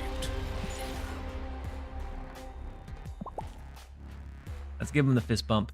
I think we're going to run the... I called it KM Best, but it's the original. It runs Juggernaut, Iron Man, Mockingbird, Sasquatch. We have to stop hemorrhaging to be able to reclimb here in just a minute. Dtrix1, thank you so much for the Prime sub. At the moment, any deck can win if it runs Hawk. Apparently not. Apparently not for me. Start Fleet Command. Here we go. We're switching over. We're full-time Star Trek Fleet Command streamer. Is there any math persons to confirm this? But wasn't the chances of that were... I know that they were abysmal. Out of, I think, a 20-something deck, drawing all 4 rocks was super unfortunate. You're almost at Murica rank, 1776, coming in hot. I've been using your Hawk discard deck, and it's been ripping cubes away. I mean, we can potentially rebuild that one, because it's been a little bit since I posted it. While I rebuild that one so that we can take a look at it and get situated for jumping back into the next ones, we're gonna run a quick ad break. Dtrix, thank you again for the Prime. I'm not sure if I finished that thought. I may have squirreled out before I got the whole thing out. And so thank you for the Prime sub and for the support and just being here to enjoy the content. We will be right back, you guys. Don't go anywhere. It's a quick 1.5, and then we'll be back into some more riveting against the odds gameplay. Danish, yeah, we've lost so many ranks. Yeah, I think, in my experience, I really like Arishem on Conquest because it gives you a lot of like surprise factor. On ladder, I've been definitely struggling a bit. But let's rebuild. I'm gonna pull up.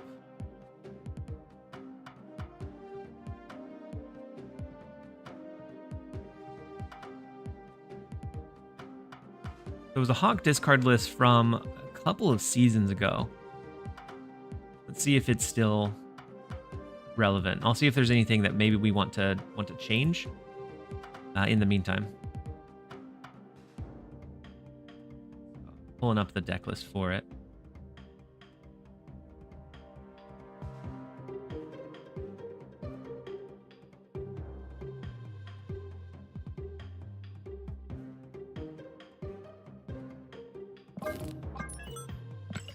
All right, so it has Korg, it has Black Widow, the Rock Slide. The only issue I could see would be that it doesn't have a direct way to deal with big targets that they got off. You won a game from Martyr moving. Chances were 1 in 18, 1 in 17, 1 in 16, so 0.00136. I'm not going to get on any planes today. I'm not going to do anything of the sort. And so, Angel, I still have Nightbot. There we go. I reposted the clip for you. You can swap out Widow for a good counter card.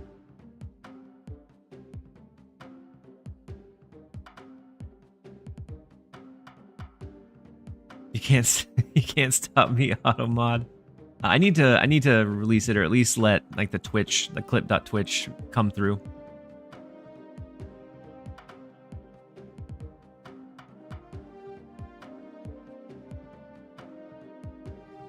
All right. So we can replace Black Widow for a counter card if we wanted, but I'm a little bit afraid of the higher curve. So we could look at like a Red Guardian, but that doesn't have huge value. I am gonna run.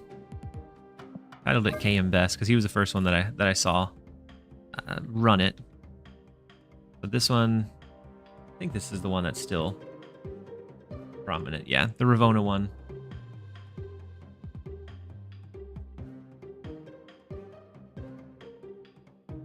And we actually, it looks like there's some floating around that drop Ravona altogether.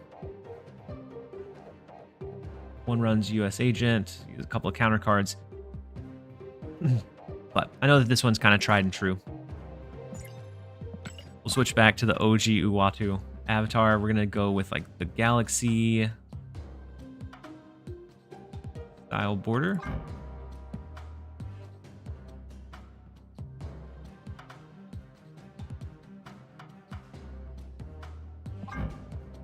The Galaxy border, and then it is the Athena stuff. I'm gonna run this one, see if we can maybe stop the downfall. Let's queue it up, and we'll jump straight in.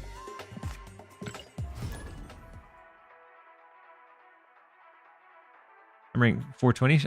Should I stop playing now? I mean, when you come back, it'll be different.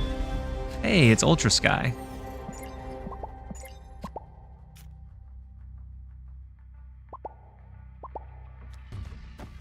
So we start with the Ravona. We do have Kitty Pryde. Let's see how Ultra Sky is faring. That top 1800. We're close in rank.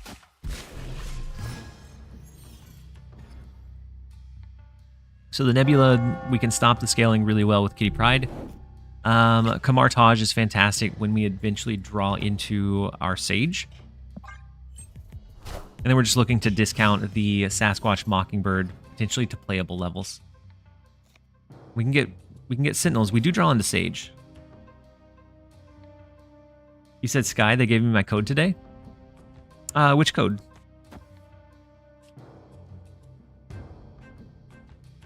I want to play here, but I also don't want to cap out our hand, so I'm just going to do Ravona to stop the scaling to the right. But Ultra Sky, I don't think I've ever played against them before, and so it's nice to run into them. With the Arishem build, nothing that they've played so far has been built directly into their deck. You have a favorite card in the game? My favorite, I guess, card concept, more so than the card itself. My favorite card concept is Captain Marvel. Her being able to like flexibly move that power across the board, I think is such a big utility tool that is really hard to match with. Oh, for the contest in Snap? Yeah, they hosted it, yeah. And so Captain Marvel is definitely one of my favorite ones. She's never been super strong. She's always okay. But I've always had a lot of fun running her.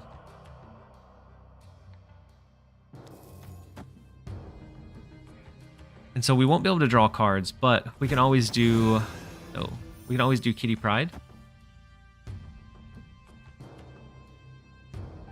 Bounce back in. We scale the Angela.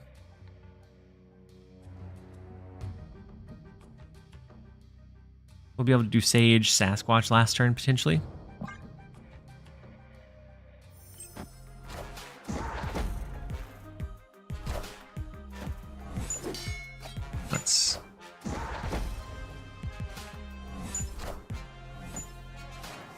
so the rogue steals Ravona. We can still do the sage stuff. Yeah, she was really good in that shell, yeah. So we can no longer do sage plus Sasquatch, unfortunately. It would end up being sage kitty pride. But even that, I think, would be better at, like, sage kitty pride. Even though the double trigger is here, I would almost rather stack it into this lane. Although a blob in Camartage does trigger twice, and so we could lose if they just have blob.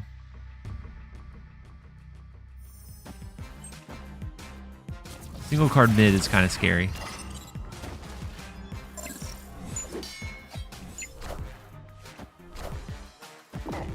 Lose to the blob. That's gonna pull twice. Ooh, and they had the backup of the claw to the left too.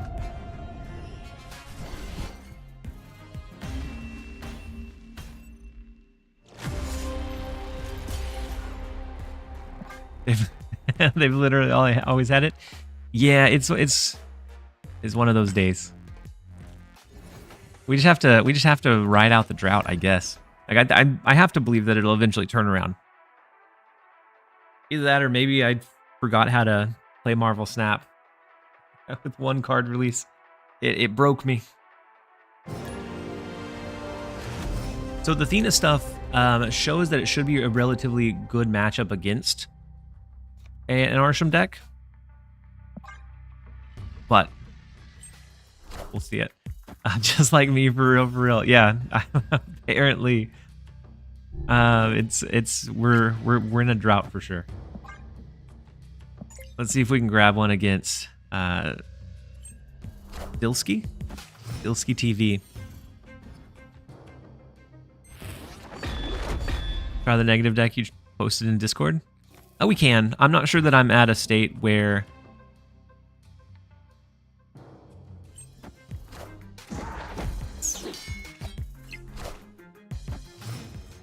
all right, we have the 2-minute timer going. We had Sidrath claim the emote-only chat for 2 minutes, and so for the remainder of this game, it'll be only emotes in the chat, you guys. We have Ravona, Kitty Pride, because Mysterio is not going to scale anywhere, unfortunately. I think we do this. We focus here, and then we do have the Iron Man that we could potentially throw down. Vision is a very, very scary as well. And so maybe it's Iron Man, Kitty Pride. We can always move the Nocturne. Maybe we move the Nocturne too. That way we can play freely into the Crimson Cosmos. If we top deck a Juggernaut, that should help us find a way to win. I like those emotes, the Aeon. We have some pretty cool ones going on in the chat. So Calrosi. I haven't seen the breakdance one. That one looks pretty sleek. We have the Binks supporter with the Nux. I like to see the support. And then whose is the Cosmo one? Alex. That's a good one from Alex. I like the Cosmo dance. The Binks Kang Jam is also a good one. We go to turn 7 with the Nocturne, which is kind of unfortunate. It gives us more time to scale our Angela and play into the Iron Man lane, but it also gives them more turn to develop and draw their potential outs. So I think this has to be something like Real Mysterio. I'm going to do Real Mysterio mid. And then we can also do Sasquatch, Kitty Pride.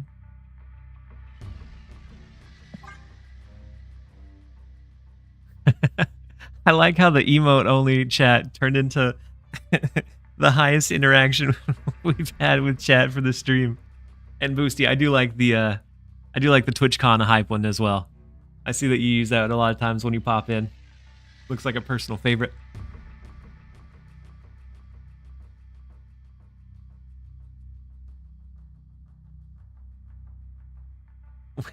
Welcome in, you guys. That one from Matchy looks pretty cool as well, Calibrix.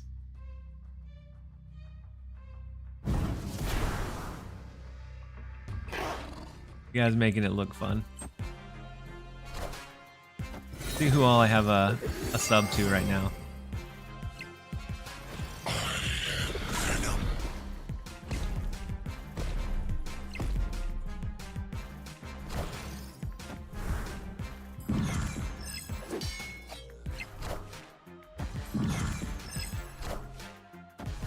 We have a couple of active subs running. We have one for Alex, Binks, and old Lambie as well.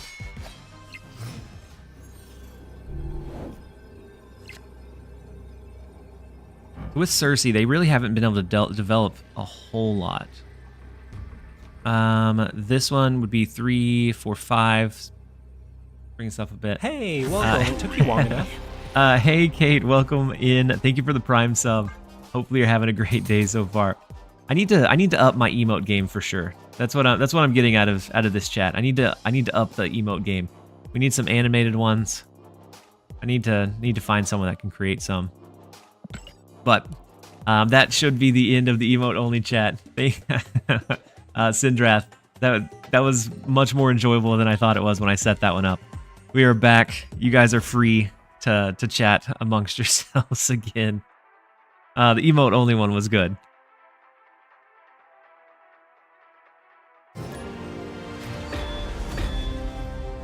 Iron Man Valkyrie is a good card combo. It popped up when I came in. I said, sure, why not? I added a whole bunch of the channel point redemptions over overnight because I wanted to enable quite a few more. I was just trying to find some fun ways to add interaction, and so I think that definitely did it. Yeah, something to do with channel points. Yeah, I wanted something in place so that we had some way that you guys could use those. Why no Arishem?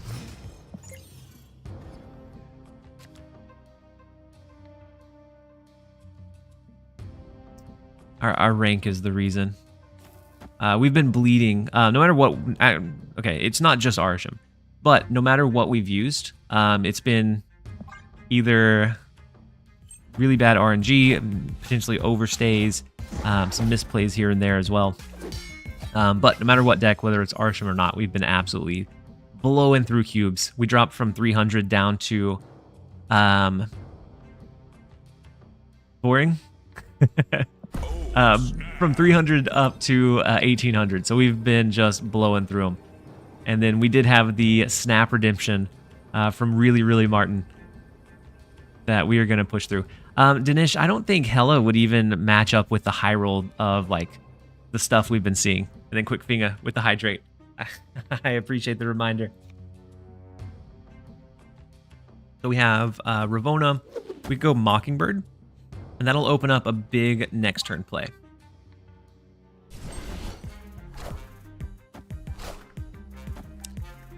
Would Hawk be good against Arishem? It is. In most cases, it should be. But I was still finding a way to lose with it. And so we ended up kicking that one for now. I do have another Hawk list that I'm looking at trying. It's the discard one I posted a little while back. That I think may do decently into the matchup. And so no one reveals happen in the left 2 lanes, which make that one pretty tough to win. The Mysterio we can't play till next turn, but we'll have Morph, Sage, Mysterio. I feel like Sage and Mysterio, or Sage and Morph have to go in these 2 lanes. Probably leaning towards Sage to the right to get the guaranteed power, and then Morph in mid. Which Arishem deck have you had the most success with? Yeah, Hawk, Rogue stuff has been some of the most successful for me. Oh, and we can actually change the left lane with Nocturne. But I still think it's something like Nocturne. Sage is 2, 4, 6, 8, so 16 extra power here. And then we have Initiative, so Juggernaut kind of pads this one. And I think that's where we end up. We could also surprise him with on reveals to the left as well. You're right.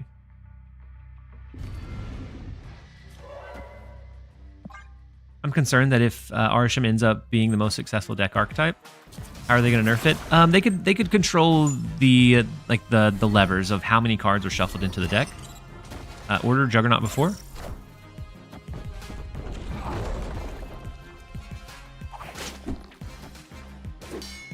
And with the Silk, it comes down to Ravona. That is the fortunate flip that we did finally need. Had it stolen our Iron Man, we wouldn't have been able to win that one. But with it, we'll take the 50-50 win. We need those.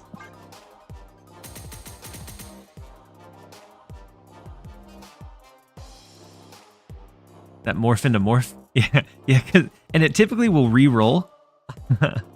So their morph turned into morph, and it'll typically re-roll the morph. But since all we had was morph, it couldn't do it again. And so then it ended up just sticking there.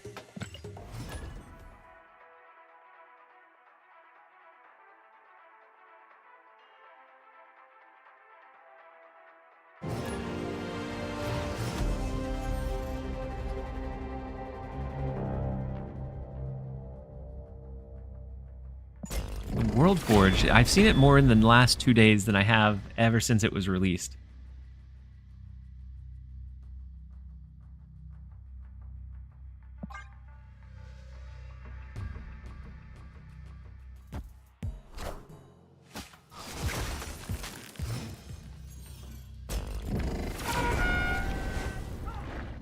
And so we have Mysterio we can play out, give us a cheap Mockingbird. Cheaper Mockingbird. It won't go into the Crimson Cosmos, unfortunately. I think we do go ahead and curve it out since our curve is looking really tough anyways. This one may end up being a retreat. If we can't find something that really solidifies and pulls it together, I think I'd be comfortable with a 1 cube loss for not having like any of our early game engines in like Lathina, Angela, Kitty Pryde style stuff. Let's go Nocturne. I'm going to leave the World Forge as is. I kind of like the chaos that it provides.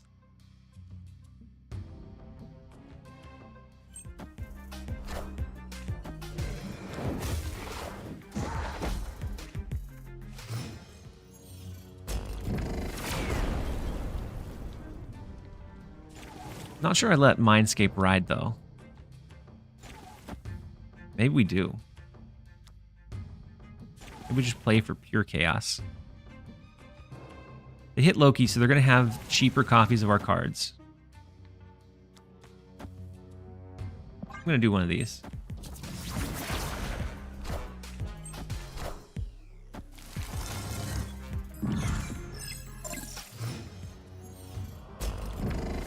Clear for takeoff. Angela isn't what made Ravona good? Do you think Ravona is less good because Angela nerf? I think she's still fine. Like the Sage, Iron Man, Athena stuff, it still gives her quite a bit of value. But I have seen some people cut her. Easy retreat? Yeah, this one should be a very easy retreat. Especially with them having so many resources. I think I should retreat now. We don't even try and force it anymore. Escaped. Yeah, Rogue re-triggers the on reveals as well. Because the way that their text reads is it copies the card's text. It doesn't just say copy the ongoing text, it's the card's text.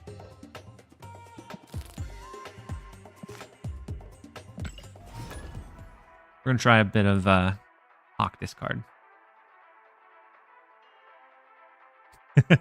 Arishem meta is so if I'm not able to adapt to it, then am I really a good player? I think it's just we've had a little bit of bad luck, but also some bad stays and maybe some bad decks at the same time. So we'll figure it out. We'll work it out. We have a whole week left to climb. And thank you for the hydrate reminder. Let's go ahead and go. I said I know how I'm countering Arishem. I'm gonna play Havoc, then Viper it through them. If you could do it early enough, it could work. So let's go ahead and play Dakin. That will give our Silver Samurai a guaranteed target.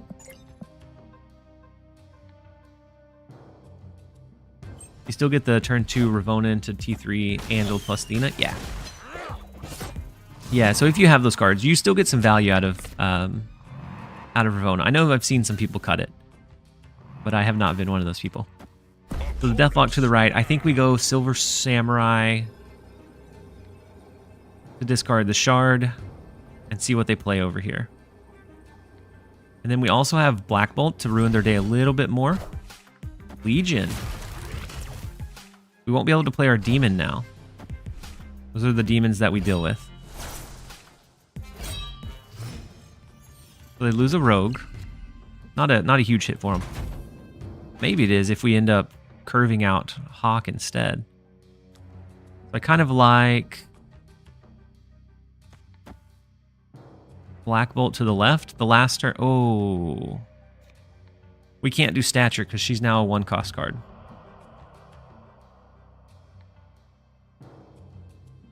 That's tough.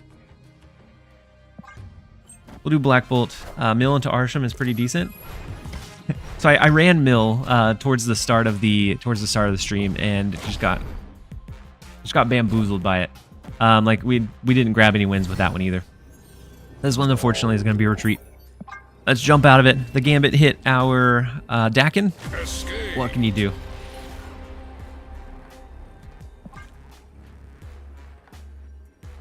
Filling up their hand might work. I don't know. We're looking for anything we can find. Filling up their hand, yeah. Master Mold into Doc Ock. Yeah, but you still have to draw those, and they could still have some potential outs. So like I ended up, when I was running them, is the times that I ended up getting hit by Loki. And so we would have the counter Doc Ock, which would ruin our chance to Shang-Chi, do those things. And so I think in theory it could work, but in practice it wasn't for me, unfortunately.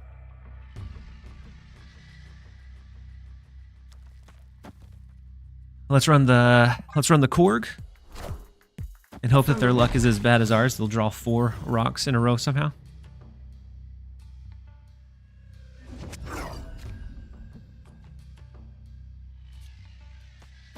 Ooh, and for those of that were here calculating the 4 rocks in a row math, I think the 1 out of 17, 1 out of 16, 1 out of 15, I don't think that's true. So I think it'd be 4 out of 17, unless you already subtracted the additional rocks. But I think it'd be 4 out of 17. Somewhat. Clog could work too. Yeah, I tried it last night. Not to say that I was in like the best performance-wise last night, but I tried it last night and wasn't able to get a consistent enough clog to be able to find a way to bring home the rest with something like Shang-Chi or Cannonball. But I like the idea of it. It's definitely something that I had in mind, especially to counter some of the Hawk stuff we're seeing. I just wasn't able to make it happen the rest of the way. So I'm kind of hoping this Mirror Dimension turns into the Sanctum Sanctorum. And probability the percent is cumulative.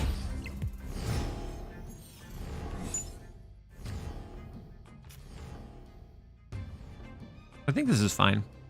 We have the surprise Jeff to play over there, which I think we hold off for now. We'll play something like Hawk into... We won't play Hawk into mid on 5 because we have the Dream Dimension. I was thinking if Control could be a good one. I don't know. I don't know what the answer is. Because all of those I think have... Oof. Legion's good. And that was a Coulson generation too. Or that was an Arishem generation.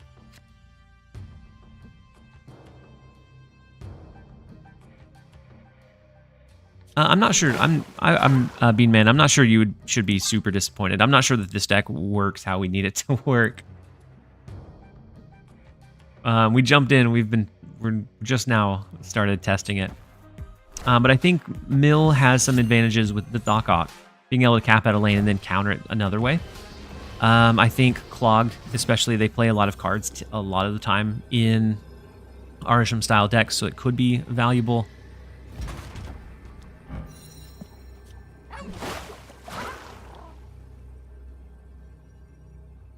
They can always beat more than 15, more than 12, right?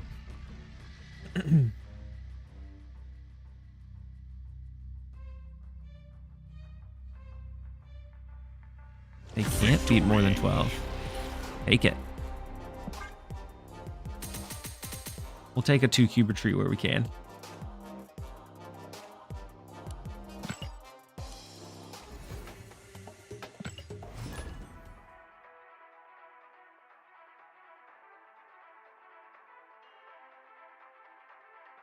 Probably a few soft counters for Ari, but I can't think of any hard counters yet. Yeah, people will figure it out. There's some that are like really good with like the Hawk, but then you're susceptible to like overcommitting and getting hit with an Alliance and a few things like that. So we could do Nico into Korg, but I think I'm going to hold off on the Nico. I'm going to shuffle a Rock first, especially since SSO is not running a Hawk deck. Wait, what was the point of what?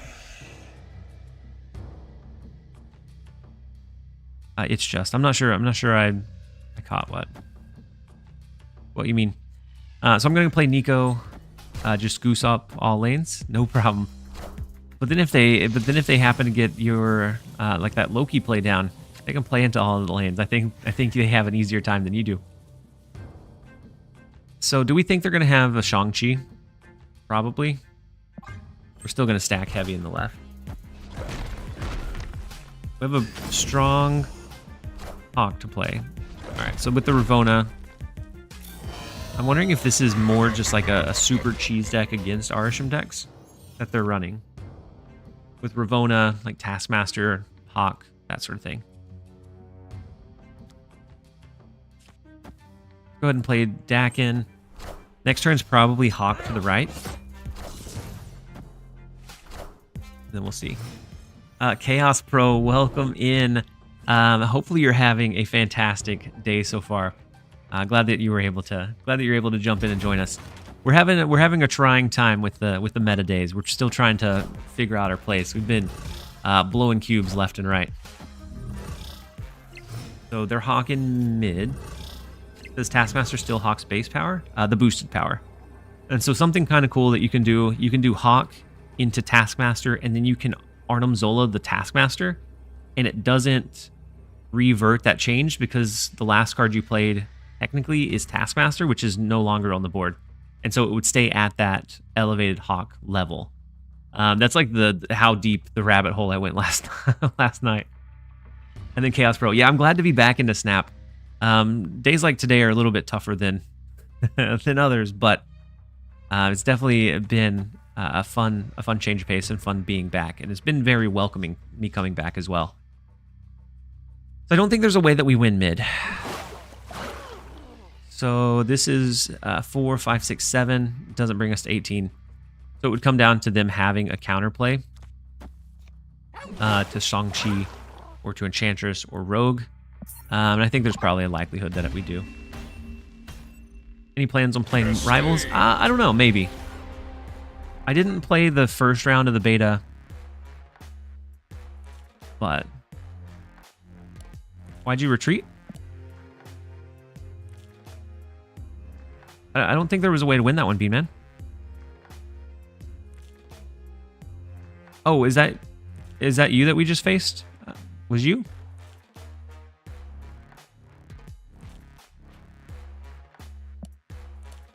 Oh, well, in case you had like a Shang-Chi or something. The way my luck's been rolling today, I thought you probably had one of those outs in either the left or right. Sniped? No. No, I think Marvel Rivals is an interesting potential play. So we'll see. We'll see if it's something that drives enough want or viewership. I don't think people have to snipe me today. Samurai would let you win mid with Hawk, right? So Samurai, discarding the shard would win it by 4, and then even playing the Jeff there, I don't think was enough to beat their Hawk play.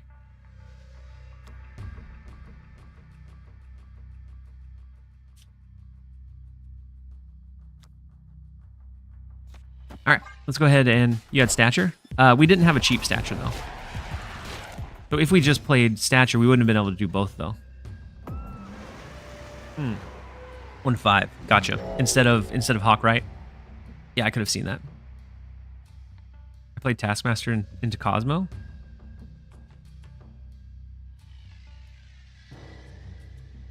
But you had Hawk was the last card you played, right?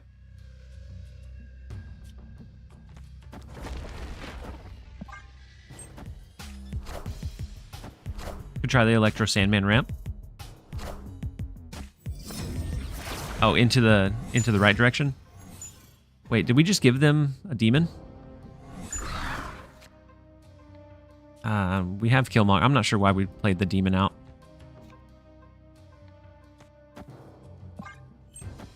You think you play better on stream or off? Typically off. Typically I play a little bit better off stream. Last night that was not the case. That's when I did most of the plummeting. Was last night during off hours. I almost think it's worth it to go ahead and do the Killmonger. We'll do it after the Korg. But we'll see. I'm thinking Magic with Shang and Zola for all the big card Arishems. Hey, man, You could, but you still run the risk of the of Eliath. Eliath was absolutely destroying me, and on those are typically your bigger bet games, and so that's when you're really investing like the 4 or 8 cubes, and so losing those hurt.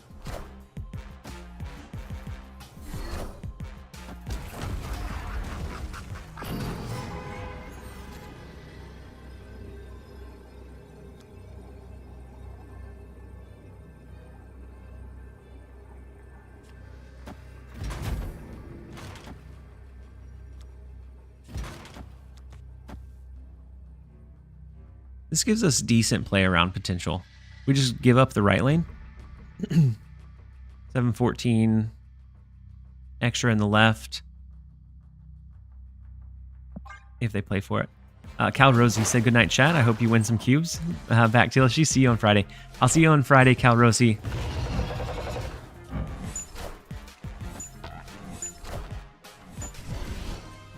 We wouldn't have won even with the Hawk, but that just stings a little bit more.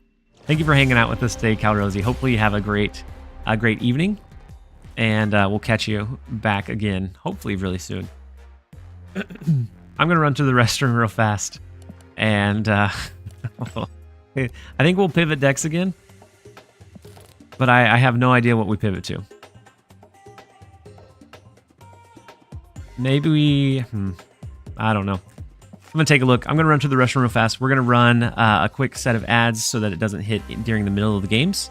And then we'll be right back at it with you guys.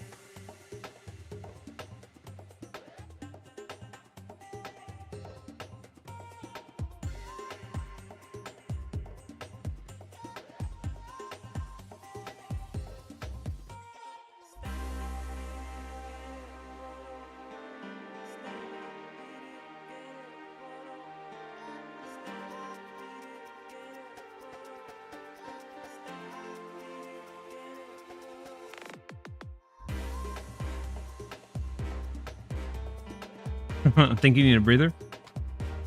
You might be right.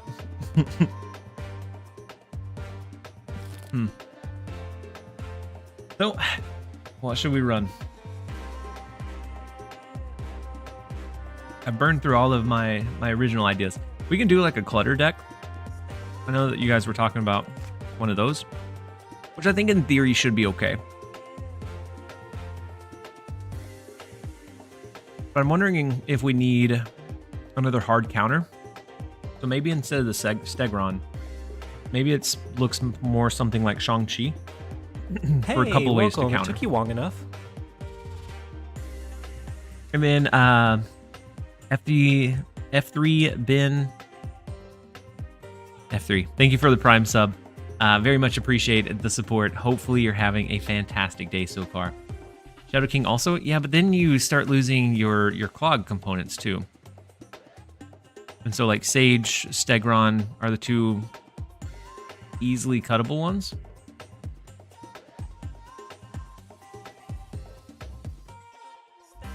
Double Dakin deck might have some space. It might. I feel like I'm going to struggle with whatever we load up. So, let's see what kind of mill decks are going around. Not mill decks, clutter decks.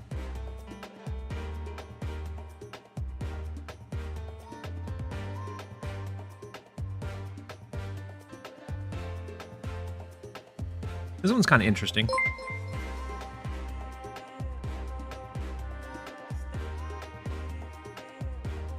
Sorry, Tommy, my mouth was full. Thank you, Tommy, for the 5 community gifted. Love the support. You're gonna be what ends up turning around the stream. Our rank may be down, but our spirits are up.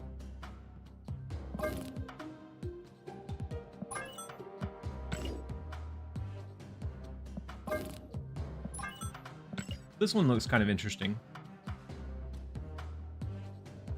Take away the untapped. But Tommy Nyquist coming in with the huge turnaround support, and then Quick Finger triggering the emote only chat as we're building a deck, which is absolutely villainous behavior. But for the next 2 minutes, we have an emote only chat in the stream. Let me turn off, or let me move this over. And so this one looks kind of interesting. It has a light components of both clutter in like the White Widow, the Green Goblin, the Hobgoblin, but it also leans into the Thena early game core. I think it might be worth a shot. It also has the Eliath, which has been brutal against us, so maybe it'll be brutal against the opponents.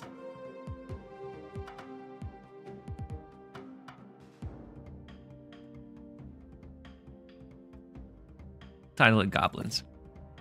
And for that one, we're most definitely going to go something like Doc Ock. And I do like the flair of like the Loki one. It matches the green. So let's go ahead and we'll load up the Goblins deck. Maybe we just need a little fresh take, fresh look at something. And I pulled this one from Untapped. This one wasn't one that I brewed. Everything that I brewed ended up not working today or last night. And so we're just kind of trying out some new things that we see.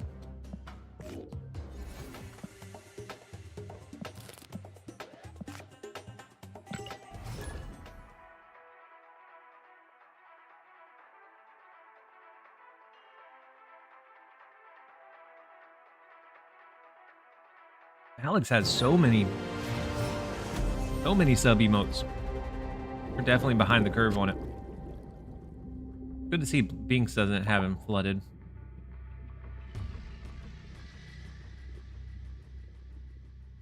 But a couple more seconds of the emote only chat, and we'll go back. We'll be free, you guys.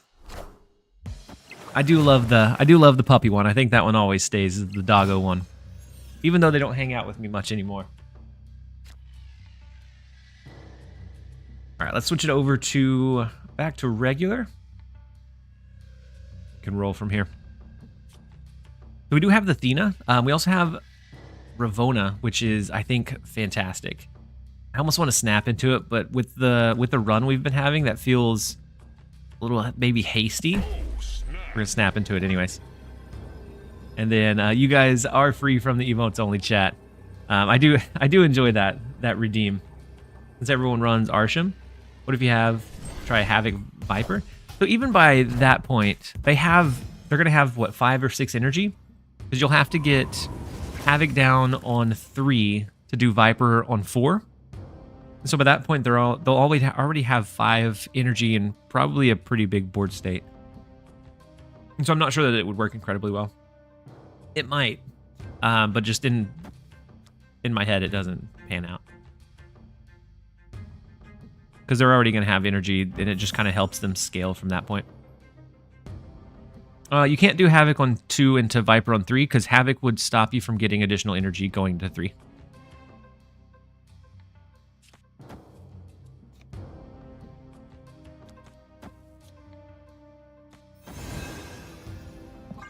I think we Athena mid, and then Goblin to the left.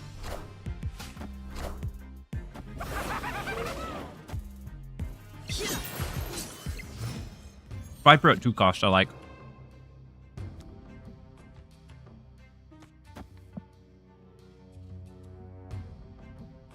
So I like White Widow before Debris here to make sure that we can completely cap this one out.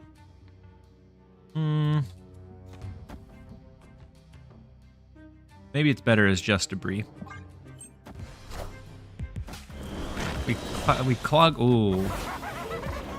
What are the chances? We decide to run goblins and we get hit with the clutter Arishem as that immediate or direct counter, unfortunately. So we could cap them out here, but I don't think that's gonna win it for us. We could do this, but then Cannonball is just kind of hopeful in the right.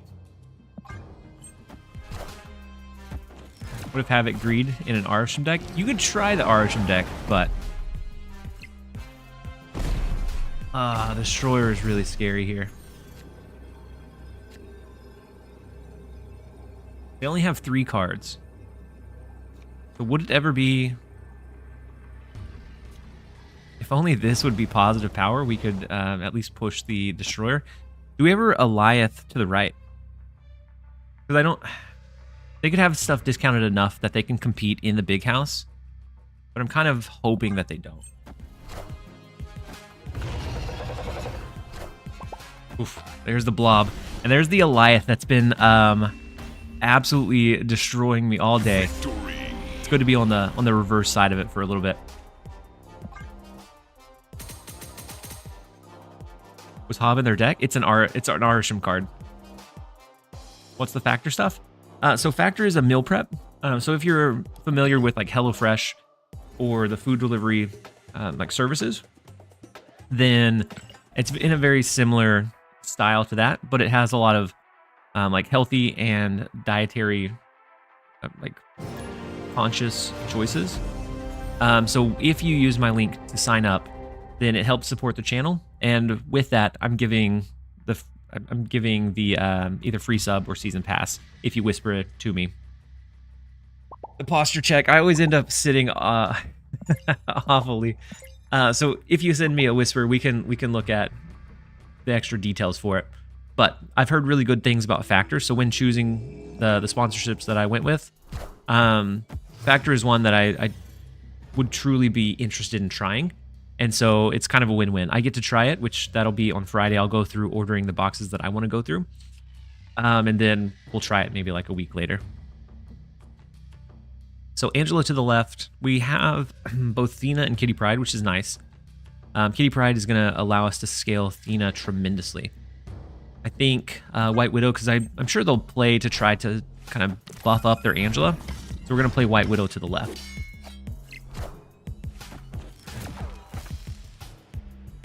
Wild match, yeah, it's been all of them lately. All of the matches have been absolutely crazy. The Green Goblin's not great. I think we Athena to the right. We're gonna throw Kitty Pryde to the left, and then we do have Green Goblin to look to clutter a little bit more, and we haven't shown really any indication that we're a junk or clutter style deck. TLSG cooking video? No, because the Factor meals they're quick, so it's like a couple minutes for prep. Whereas like HelloFresh, you have to kind of prep them ahead of time. For this one, it's just I think it's like a 2 or 3 minute like warm up time. So no cooking stream. You try Goblin left now? Yeah, That's what I was thinking.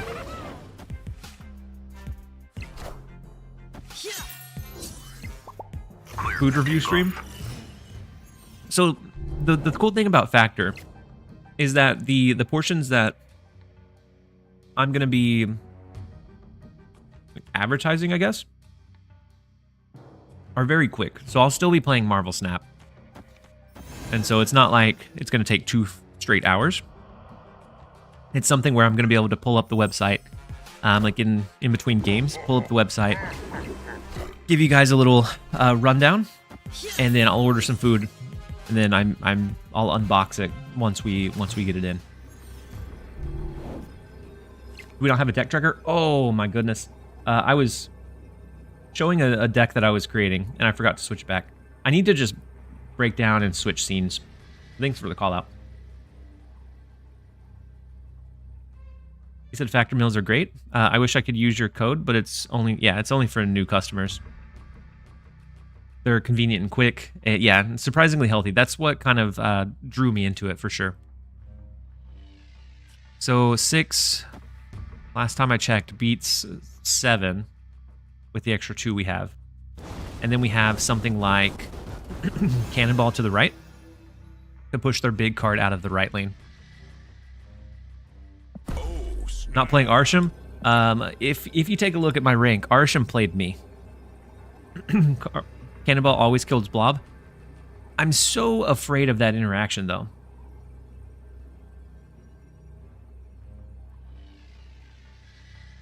As a broke college student.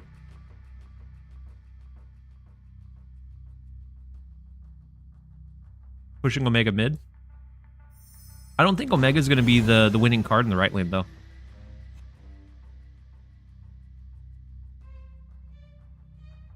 Athena scales higher. White Widow, I think, is a little bit more flexible. I use White Widow more often. I'll play it mid, but I was thinking right for sure. You guys may have it. And so the hit would have hit Hawk, and so it would have brought them down significantly.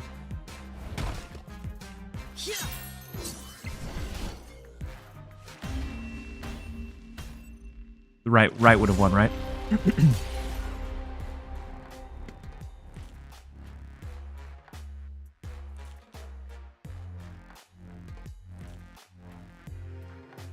Right would push the Hawk. They'd be at 12. We would have been higher.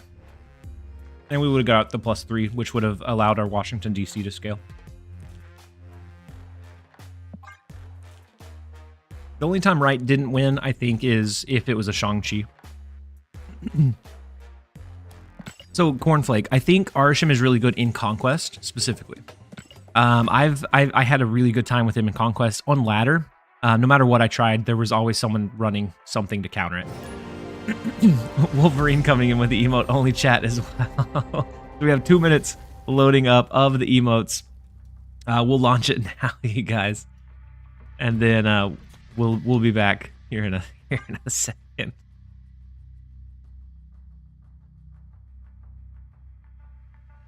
Good to remember that Cannonball is a hard counter to Blob, though. Yeah, I could see that.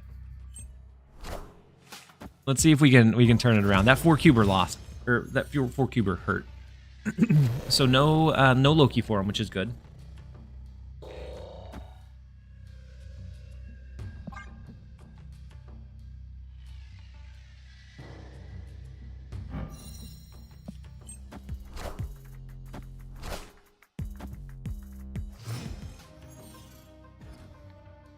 Quick finger with the bag of memes.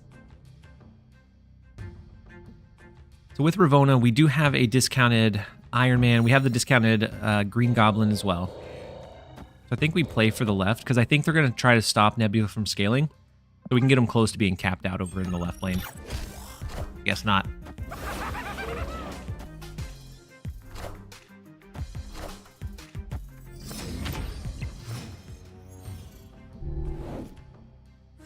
Danger Room always becomes pretty scary.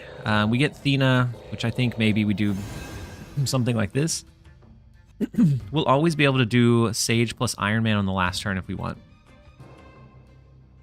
Or we turn it into, like, maybe not a Kitty Pryde and we do Sage instead. because that's going to be an 8 power Sage already. I think we go ahead and push it to the left. And then that looks like it has just about been 2 minutes, so we'll free you guys.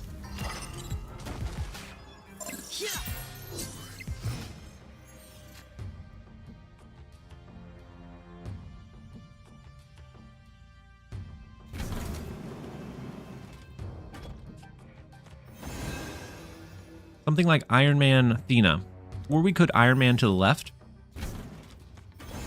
And that opens up the possibility for like an Alioth on the last turn.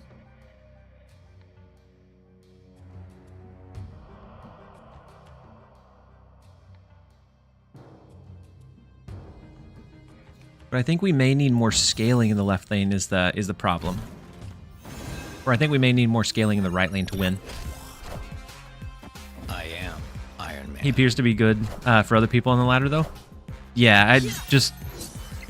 And so, I don't know that he's not good on ladder. I've just been having really poor luck with him. So their Alioth went mid.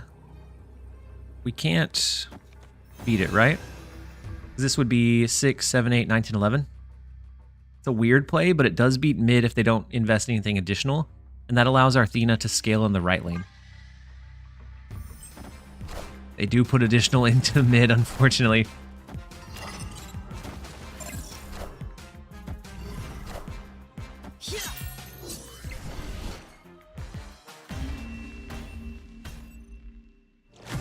It should be more than 9, right?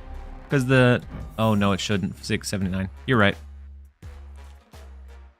I don't know why I was thinking the Widow's Kiss was going to be -6. Zombie Lemon, welcome in. Hopefully you're having a fantastic day so far. Get ready for some losses. We're trying to turn it around. We're still remaining positive. But if you can see the rank, we have bled some cubes over the last couple of days.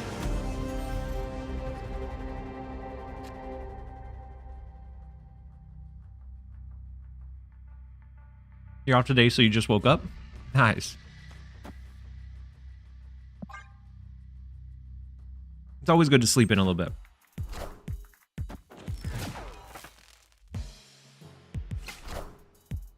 So in X-Mansion, that location's a lot easier to clutter because they're going to get that random card. We'll get it as well, but we could do something like Green Goblin to try to force that into being full a lot faster. Today has been rough, so glad I uninstalled Snap. It's been rough for me on the ladder. There's a lot of people that have been having success with the game, and it all came paid for by my SP.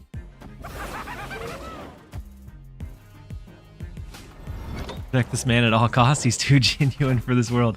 All right, they get Galactus. We get High Evo. For once, it's not an awful split. We'll take those. That gives us the guaranteed win in the left lane. We just have to figure out how to win from there. I think a starting point could be Debris.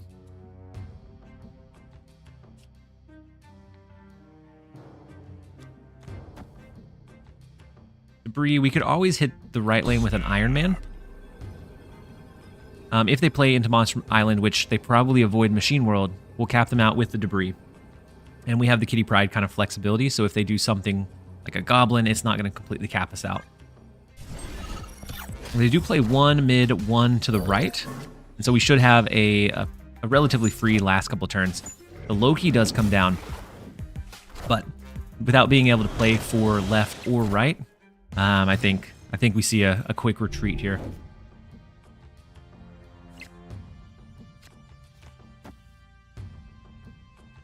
For giggles, I was going to Hobgoblin mid.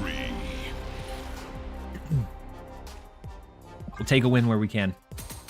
We take those. The last 4-cuber was winnable, and that's what we need to look for, is those winnable games and turning those that we would have lost into wins instead by playing good, making good reads.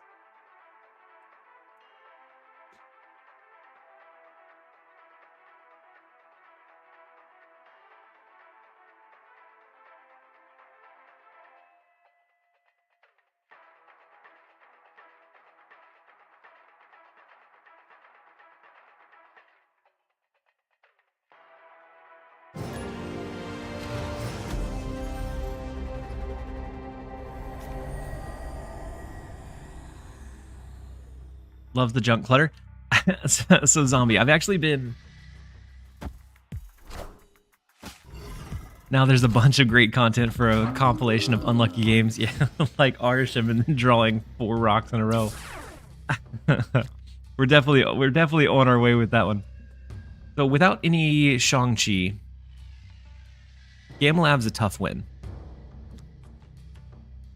I almost think we go ahead and lean in with the Ravona. But I do love the junk and clutter decks. They could Hobgoblin and lock us out. So maybe it would have been better to not do the giggle play. Let's do debris mid. I've tried a plethora of decks today. We tried Mill, we tried Arishem, we tried what else did we try? We tried like a Hawk deck, an anti Arishem Hawk deck, and we found ways to lose with all of them. And so we're we're cycling through. This one, I think with Arishem decks, a lot of times they play a lot of cards out. So a lot of times you can kind of clutter them up a little bit more than you would otherwise.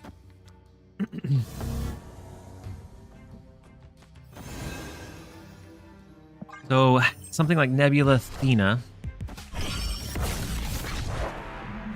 They did go ahead and destroy their Fastos, so they can play from Boromir from now on.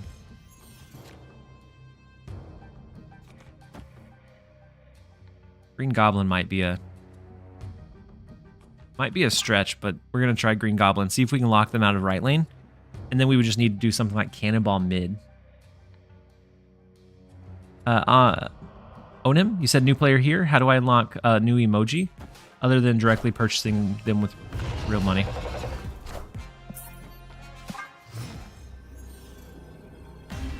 So there's a couple of ways. So I mean, the season pass is for real money, but you'll typically unlock 1 each season. That's where I've gained mine. That's the only place where I've gotten them. Otherwise, by getting different variants, which is also going to cost real money to hold them quickly, you can unlock some from certain albums. But let's look at the season pass track. There's one typically offered each season, so you can get one for relatively cheap because you're already getting a lot of value. So if you're going to spend it all, typically the season pass or the gold pass are the best bang for your buck. And they do appear in the shop for gold, so you could stockpile your gold. Hey, welcome. It took you long and enough. purchase them from it's this section right here in the cosmetics. It's 2,200 gold for any of the emotes that pop up here. And then Daniel, thank you so much for the Prime sub. I really appreciate the support. Even through our droughts, the positivity remains. So I appreciate having you here. Hopefully you're having a great day so far.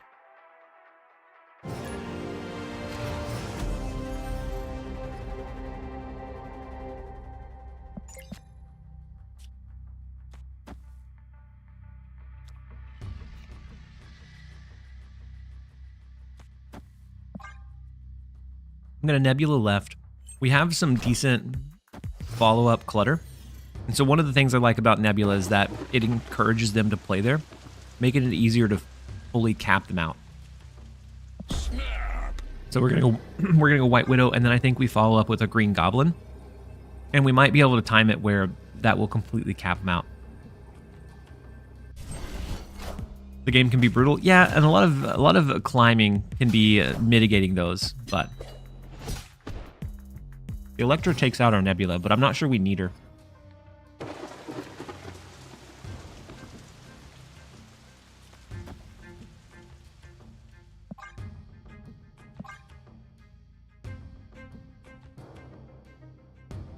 I think we go Green Goblin this turn.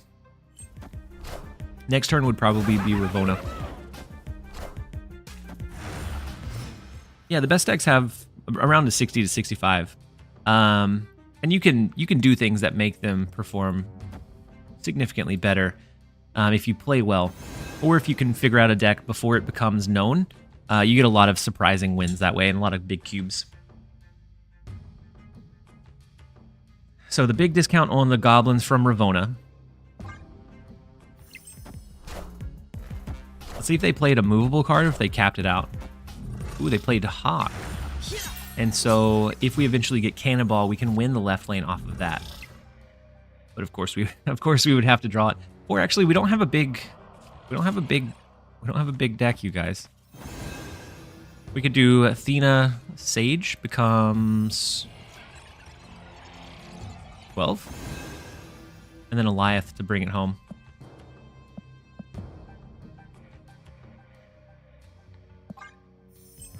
I mean, there's been some that I've ran that had... There's been some that I've ran that have really significant stats. I've held 70 on some decks for a while. Ooh. Okay, there we go. With the card draw, it took it down by 4, giving us the way to win. And I think from here, it's Eliath, right? For the all-in.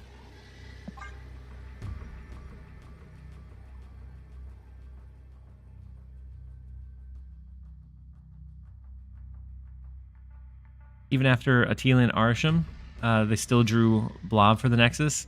Meltdown Kid. It's a tough one. It's a tough one for sure. Let's see what they threw in the right lane. If they had any kind of rock cards, then we may be in trouble. So if it's a Korg or a Rock Slide, okay, no. Interesting stay. Because even with Sage at best, that was going to be just a handful of power. So I think that was a little bit of a hopeful one. Yeah, Korg wins, but most Arishem decks don't build it, so it would be like a random generation one, and I'm okay taking that chance or that risk.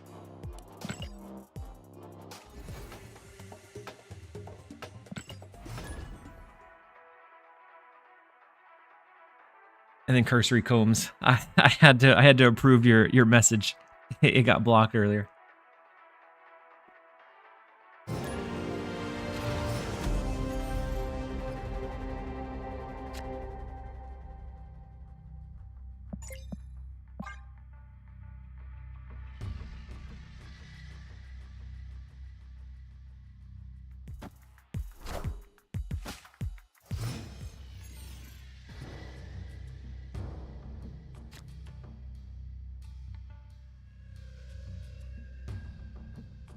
So their Echo comes down. We're safe with Athena. We just don't want to play Ravona there. So I think Ravona to the right should be safe. but you have that energy. Sometimes that's all you need. Fake it till you make it. The right lane, they have Ravona as well.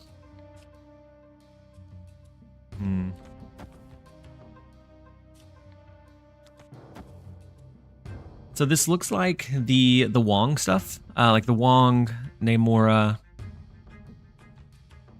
Odin style deck.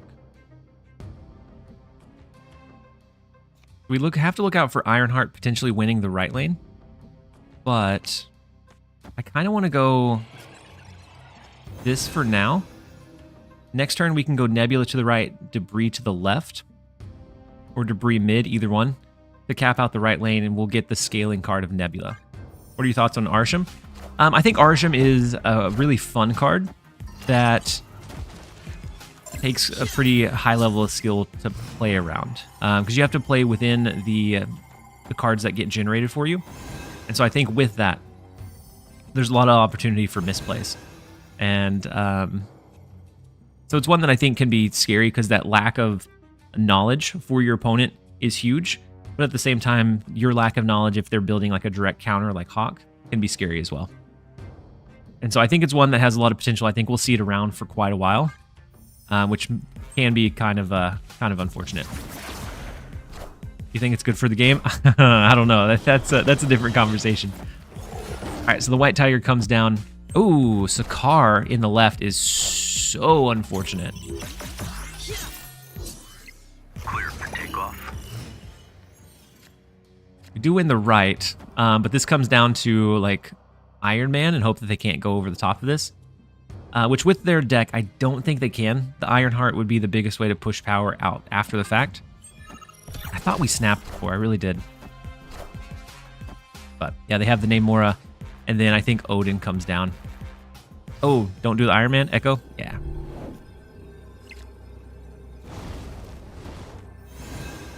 Thank you, chat. I'm not going to snap because I do think they'll stick this one out. Ooh, yeah, the way they end up retreating. Victory. All right, so we're grabbing some cubes with this abused Ravona discount style deck so far because we're not seeing a lot of Mobius, which I think opens up Ravona decks quite a bit. And so we're having a little bit of traction with it. It's the only thing we've been successful with today. Let's see if we can keep it going. We do have a quick set of ads running, so we'll play this one a little bit slowly. Maybe it's just going to connect slowly. Thank you, chat. Immediate ad. It was auto. It auto ran. Daniel, are we sick of playing Arishem? No, I'm sick of losing cubes. Because I played it a lot after the stream yesterday, trying to look at different builds and different angles. And I went from rank 300 to 1100, and then during the stream I went from 11 to like 1800. And so I abandoned it for now. I like it. I think it's really fun. I like it better in Conquest because you can really use the information that you gain about their deck to your advantage, and you're less likely to find direct counters.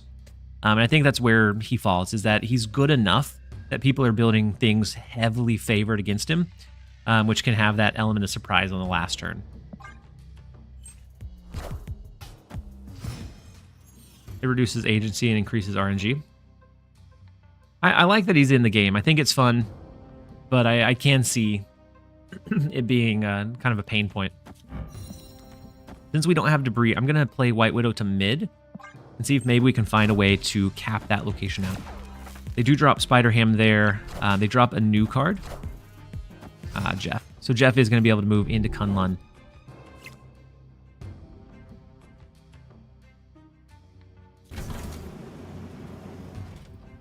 I guess we'll go ahead and maybe pre-drop Iron Man and then see what the rest of their deck is. Without debris, without being able to hard cap one of their locations, this feels like it'd be a tough win. Iron Man. Is top 100 the best measure for representation? And then fire resistant. Sorry, I missed your message. I read it, but I didn't read it out loud. I found you via YouTube. Love your chill videos. I appreciate you being here, fire resistant. Hopefully you enjoy the stream as well. This one hasn't been going absolutely according to plan, but it's been fun nonetheless. I think I'm going to try to cannonball the Invisible Woman, see if maybe we hit it into mid. The best goal I got. We're not going to hit it into mid. The Doc Ock pull into Sage, which is kind of okay. They can move out here, but the Sage here is pretty big. I think Eliath left is what we're locking in. Yeah, it can never go perfectly, but you can usually try to do a few things to help it along. I think there's a couple of ways we lose here, but I think depending on which direction they go with their plays, it's going to be a winning line. If they invest for Kunlun instead of Machine World, then we don't. Because this could be like a Shang-Chi. Or Shadow King. Shadow King does it as well.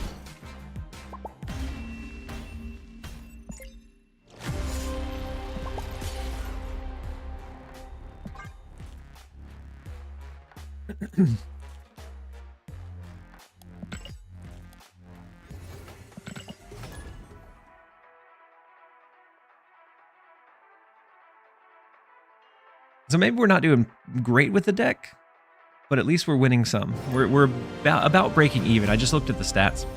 We're breaking even with the deck, which for today I think is a success.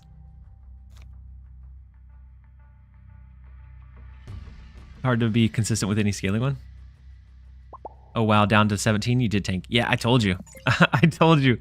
So last night was from 300 to 1100, and then on stream was from 11 to 18. Like we've had a rough day after Arishem's release, whether it be utilizing the card or deciding to not utilize the card. We've dropped a bit. Playing Clog, I see. Yeah, we had to try to find something, and I think against Arishem, Clog may stand a good chance because a lot of times they end up playing a lot of the smaller stuff out onto the board. And so we have debris. We want to really clutter up New York if we can so that they can't reposition their cards. What is your favorite card in Snap? And why is it Howard the Duck? Well, you see, for a card to be so cheap and so rarely played, it takes a true hero. And Howard the Duck is the hero that we deserve, not the one we need. I'm gonna Hobgoblin left. If it doesn't go through, we retreat. If it does, we probably snap.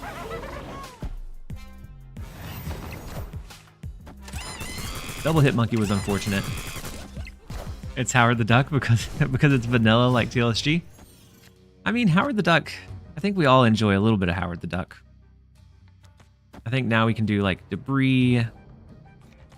Maybe we throw a nebula and a kitty pride as well. Oh, snap. In my opinion, relying in any win condition. Just Ichi. I did just snap, but I think your redemption came in a second later.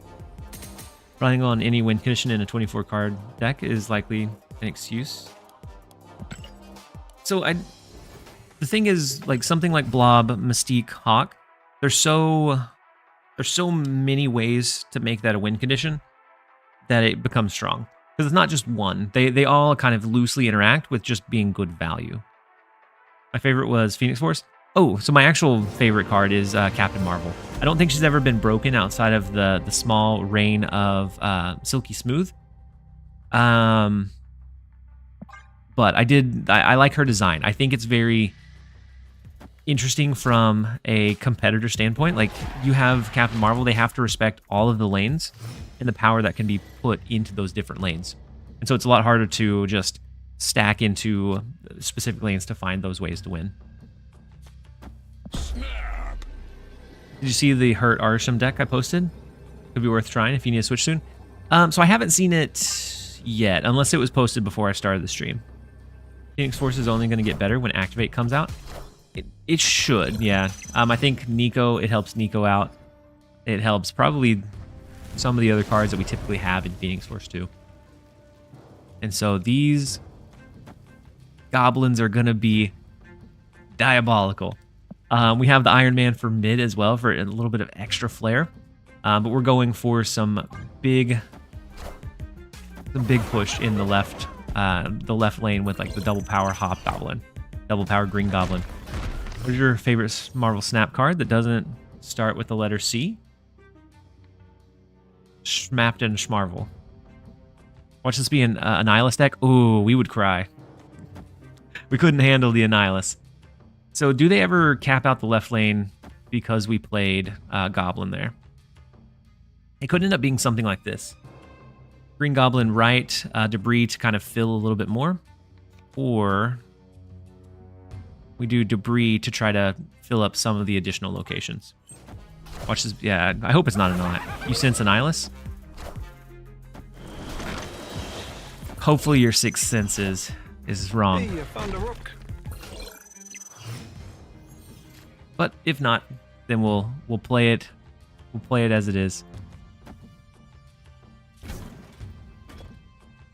So between White Widow and Iron Man, that's 5. It becomes 10. Becomes 20. And then we can focus on like Cannonball somewhere else. Cersei for sure. It could be Cersei too. It could be both the redundancy pieces, or it could just be a Hawk deck. I don't think we need to rush Iron Man out. I'm going to do White Widow, though, for sure. They did play in the left. Oh, it's going to be Annihilus. All of these are coming back to me because that's a singular 5-drop. Okay, Cersei. We can deal with the Cersei. We can't deal with the Cersei.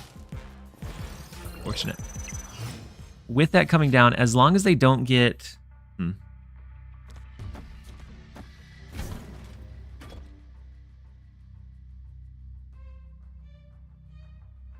As long as they don't have a way to clear the negative cards in the right lane,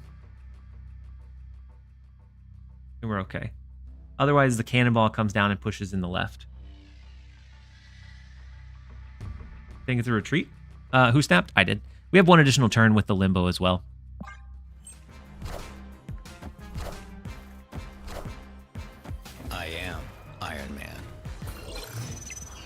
And if we draw Athena, Athena would give us a 3 power play to match this right one. Zombie Lemon, you say retreat though? We do have Iron Man in the left lane, so we can overpower that. Annihilus would swing them the right lane. There's the Annihilus.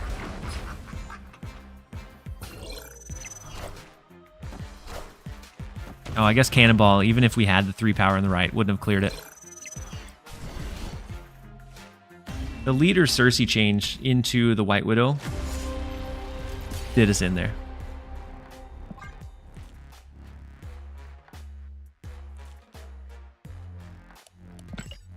So I can look at the Herd Annihilus deck. But I'm not confident that it would work wonders for me right now. Because I've tried a lot of different things, experimenting with a couple of different builds and approaches. And if it's not something I conceptualize super well right now, it might be one that has to be tested into like Conquest. And so, did you post it in deck discussion?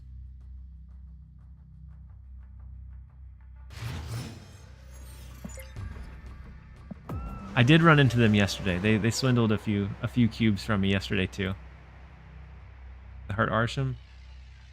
All right, so we have the Super Scroll, the Mr. Negative. I could run it. We can give it a shot. The Artem Zola for any of those. But typically with a negative deck, like if you get that negative into Jane Foster curve, you're not gonna. Usually the problem with those is the cube ratio becomes kind of skewed. I can give it a shot here in a little bit though. But no, I did run into this player earlier. So I think Goblin, we go Athena.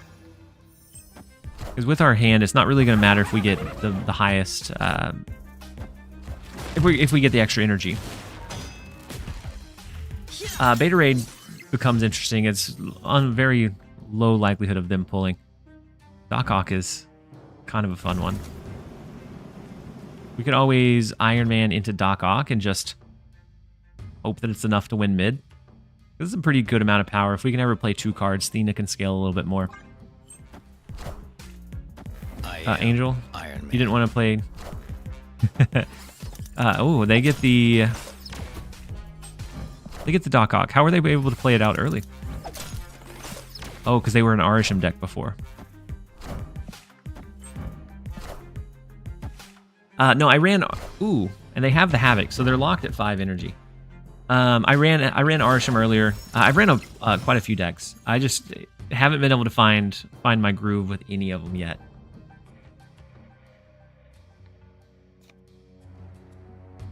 Victory. So with the Havoc, sometimes all it takes is pulling their Havoc to find your way to win. Hasn't been one full day and I'm already sick of the Hawk. Yeah. Weird Retreat. I know they had a pretty powerful left lane, and my hand was empty. So I mean, I would have at least seen out an additional turn. But next up, we have Shuri Enjoyer, who will probably surely enjoy our match. Shuri, we can enjoy taking some cubes off him. Did she get a deck tracker?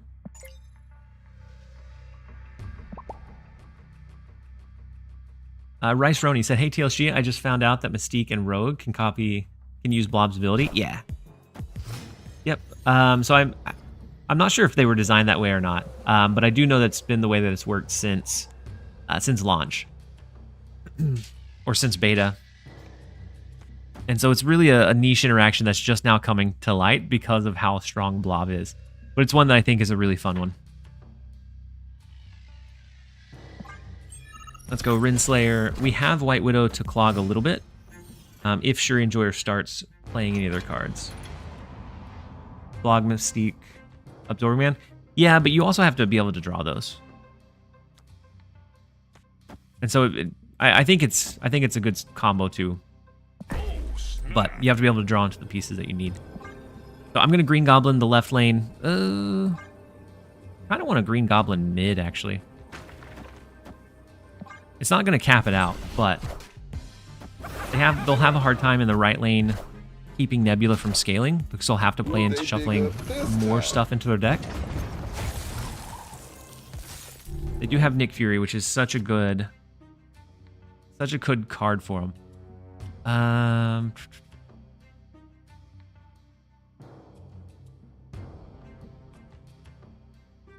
think I'm gonna go Debris. I'm gonna go Debris right. Then we'll do Kitty Pryde to the left. Mystique interaction was even clarified in her text to copy to text. Yeah, it seems intentional at this point. I guess they don't care what they draw. With the Sarah dropping down too, their cards are gonna be super cheap.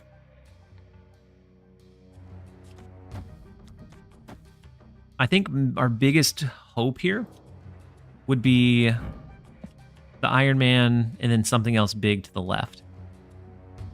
I'm thinking Jotunheim may be winnable with just how little space they have and how much negative stuff that's going to be debuffed each turn. Ult to the right, very scary. Then Vibranium.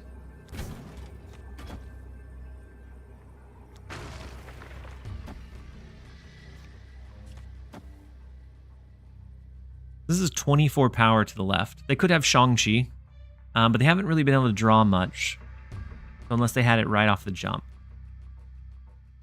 They also have 7 energy, and all of their cards are reduced by Sarah. I'm going to try the Iron Man Hail Mary play at the Shang-Chi. Shang-Chi does it. They must have had it early, and then the Hawk is big too. I am Iron Man. Yeah, the Shang-Chi did it for him.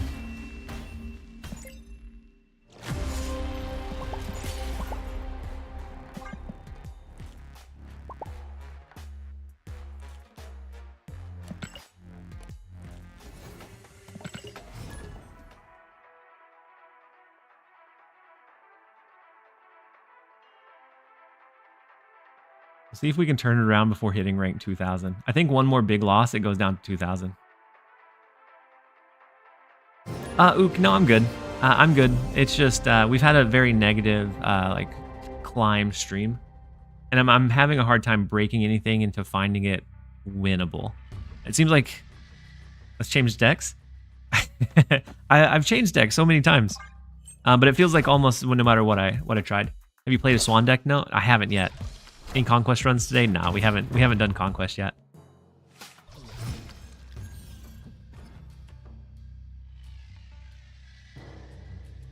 Yeah, and we've had a few bad RNG flips, but just overall, it's been kind of a rough climb. But no, otherwise I'm good. So with Cannonball coming down, they have Null. They snapped into it. I'm not sure if this is going to be the Galactus deck.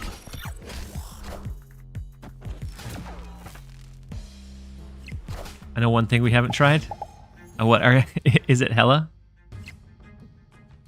Is it Hela or is it the negative deck? Your Wong Namora deck is actually doing well. So that was another one that I tested out last night, and I wasn't doing very well with it. Like I think it's positioned very well. I wasn't able to pull it home last night. But I thought the same thing about Junk, and I thought Mill may be a decent one. We're just having trouble finding our footing. Once we get there, we'll be fine. So we do have Athena that will scale. I think Hobgoblin Athena will be an okay play. The Mr. Negative ahead of curve is very scary, especially with like a null deck, because they could do Black Panther or Arnim Zola, or I guess not Arnim Zola, but Jane Foster. And it is one of the really big, greedy ones. So they can always pull Jane Foster over and then do like a 0 cost whatever and an Arnim Zola will jump out. Escaped. Meltdown. I'll load up the. If you're super confident, I'll load up the negative deck. But if we hit rank 2000, yeah, negative into Jane is always a retreat. But that's my issue with the negative decks, is you're only going to get a max of 2 cubes there. I don't think you're ever going to get like the snapback, or very rarely the snapback. And then after that point, it's a clear retreat.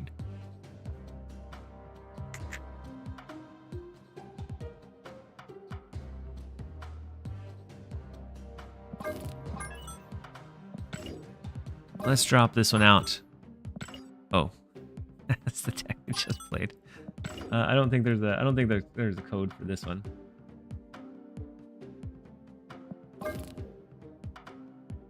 So we'll limit it to on reveal.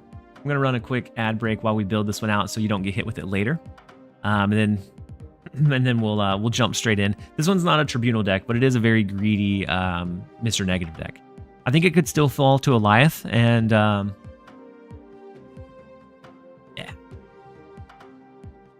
We'll give it a shot, though. We've given a lot of my ideas a shot, and they haven't been working. So maybe we just need to try something new, something fresh.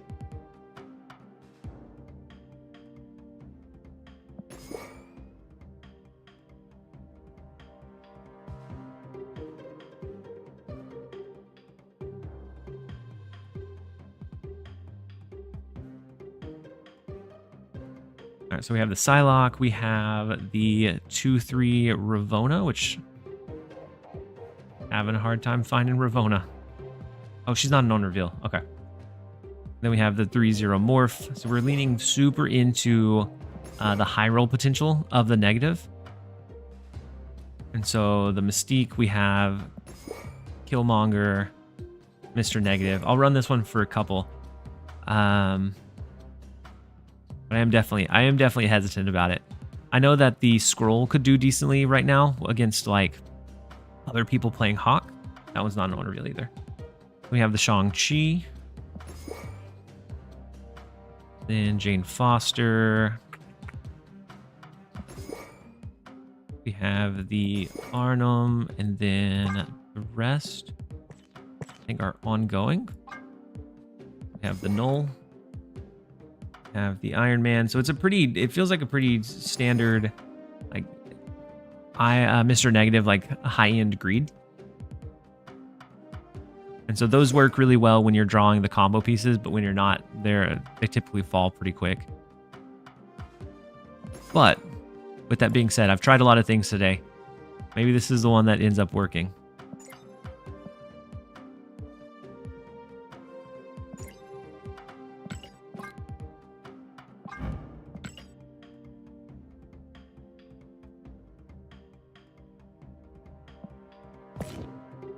All right, you guys. So other than Pixie, what cards are you missing out on right now? Warpath or War Machine. Oh, we did have the rollover, right? Did we just have rollover?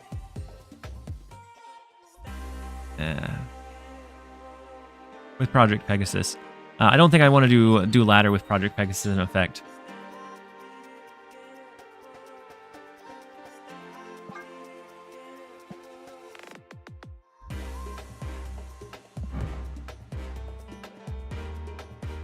Nice variant. I do wish his splits went onto his other cards, but you almost never play Arishem outright. And so I couldn't see buying a super expensive one for him, since you'll never really see him. Do this. I did want to upgrade Gladiator, so we'll do that with the refresh.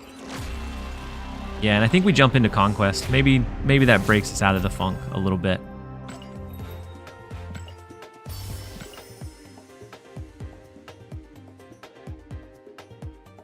But as far as cards that I'm missing, we have a handful. I guess it's, I think it's down to 4 now.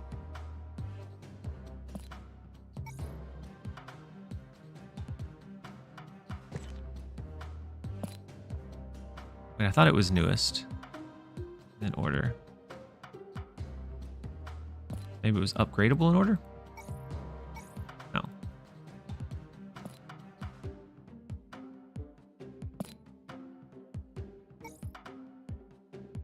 Oh, I have this set to ongoing. There we go. I'm missing 4. We don't have Coal Obsidian, Proxima, Sebastian Shaw, and then War Machine. Those are the only ones that we're missing now. Otherwise, we've picked up most of them. Proxima, I think, is next week.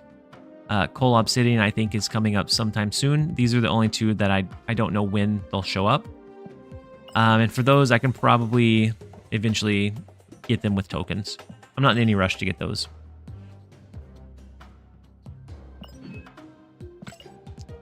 All right, let's launch over into a Conquest for a little bit. I'm going to start with a gold Conquest. We're not going to do the goblins. We're going to do the greed. In 3 weeks. Yeah, I thought it was something like that. And I did recently pull Pixie, which I know is coming in about 2 months, but we got that one a little bit ahead of curve.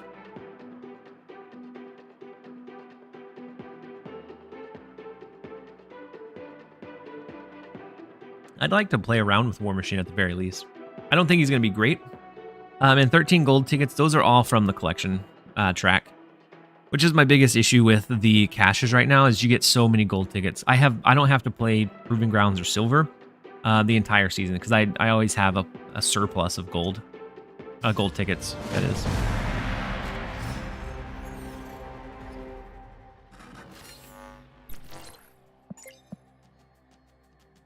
All right, so first up we have a Wrapped Razor Bill. Let's see if we're able to hold this one down. I haven't played 1 game of Conquest yet this season. I have 8, yeah.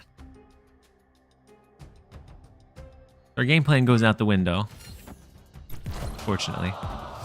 District X comes in and has something to say about it. How many cards you don't have? I don't have 20. I have 4. So War Machine, Sebastian Shaw, Coal Obsidian, and the last one, Proxima.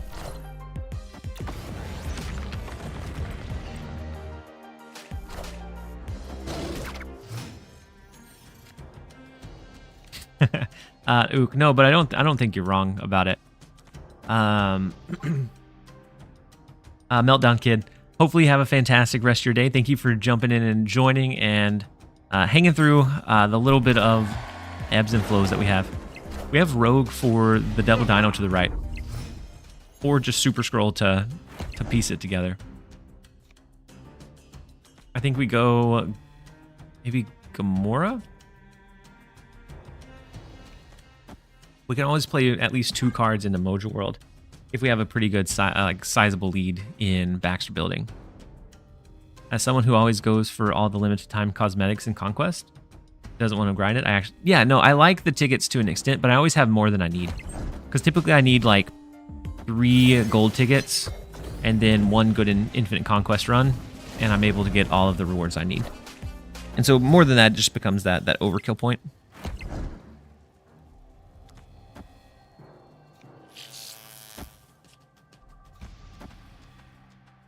Ooh, the game is extended.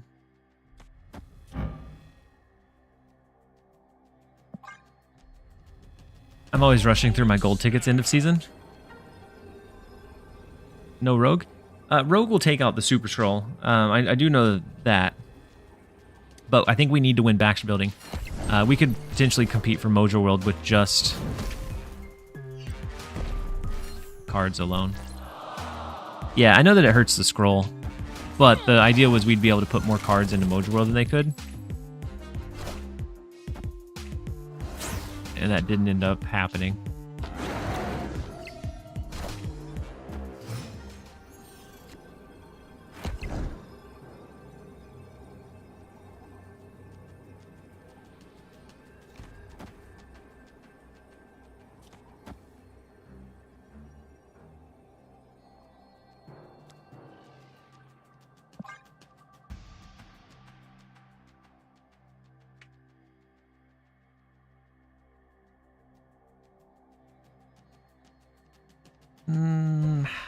I'm not sure if the 9 actually...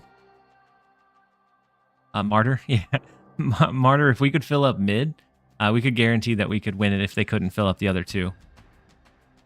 The Martyr was good, though. The Rocket was also pretty big for him.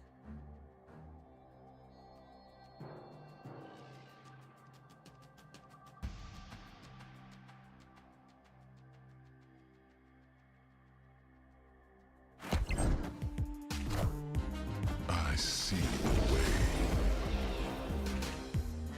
That beats... Giganto left does beat it. Whew. Zola left? Victory. Why would we Zola left? It'd push the Killmonger. It'd clear out... It'd put only 2 cards here. And then Martyr would be gone, but... I can't see Zola left being a winnable line. So of all of that, the only thing that we know of that was in their deck was Shang-Chi.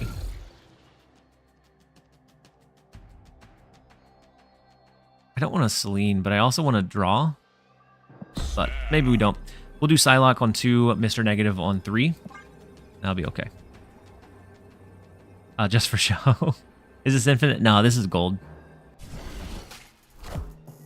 Gotta run, huh? It's Arishem's locations today. What, the hot location? Oh, Black Cat goes away? Yeah. So we were able to draw. And the Jane Foster is also going to be beautiful if we can clear out our hand. Ooh, but after turn 5, we have to worry about the Eternals arc. I guess we could stack something big in mid and hit it with an Arnim Zola.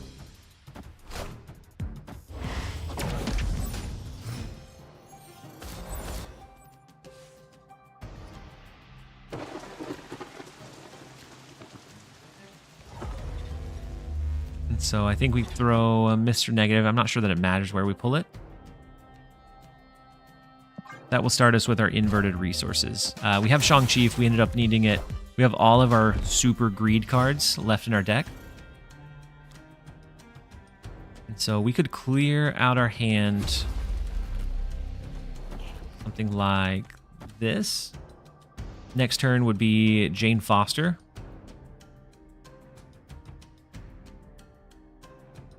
It's just about figuring out how to big power play it from there.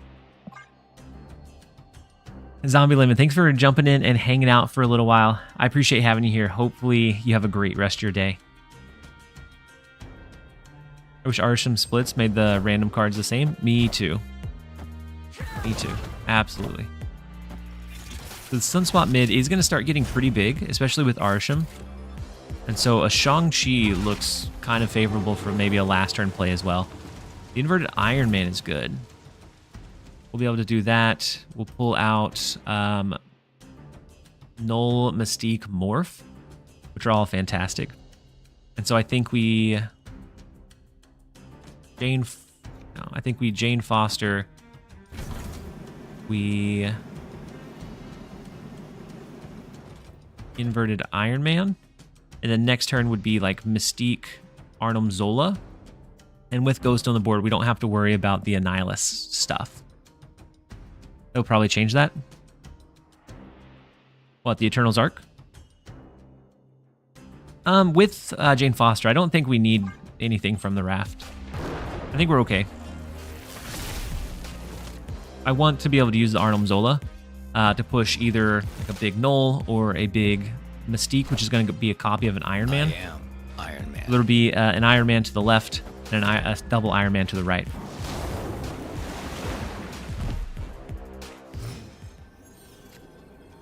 So we can do something like this, and then that still leaves us the ability to do Null into Morph. And so just being able to push the Mystique to the left and right should be enough for us. I am Iron Man. The Arishem borders? Yeah.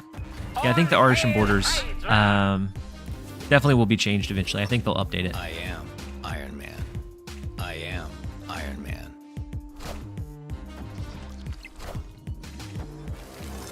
If we morphed into Destroyer, I'd be so sad. But the Dakin comes down, the Moon Girl pumps up their Collector, but that's fine. And then the M'Baku jump scare to push the Miss Marvel to the right. That was actually a good hit for him over there, but it's not going to be a match for the double Iron Man.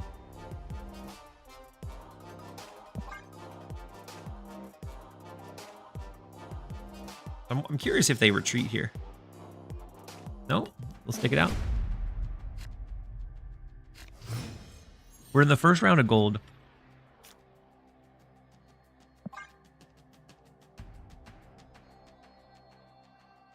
Oh, snap. In the first round of gold, we have a pretty good chance. We're going to push them all in, especially being this early on. We're going to make it where they're fighting for their life each round. Yeah, we'll punish them at this point. We're going to treat it similar to high stakes rounds. The first one's always going to be a snap.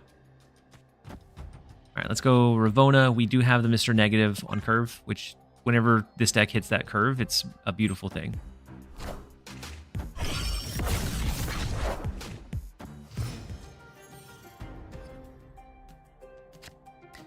Any good decks for the hot location? I didn't even try to brew any because I've been having really rough luck on ladder the last like maybe 24 hours, and so I wouldn't know for sure. I wouldn't be able to confidently say that it was a solid deck choice or not. And so I don't know. You could do some either Galactus stuff if you wanted to try that route, either that or you're looking at pumping some like high power, higher curved stuff. So potentially like She-Hulk could get some value from that first round. Sunspot might be okay. Legion into the Project Pegasus lane could give you a really stacked Sunspot if you were able to protect it.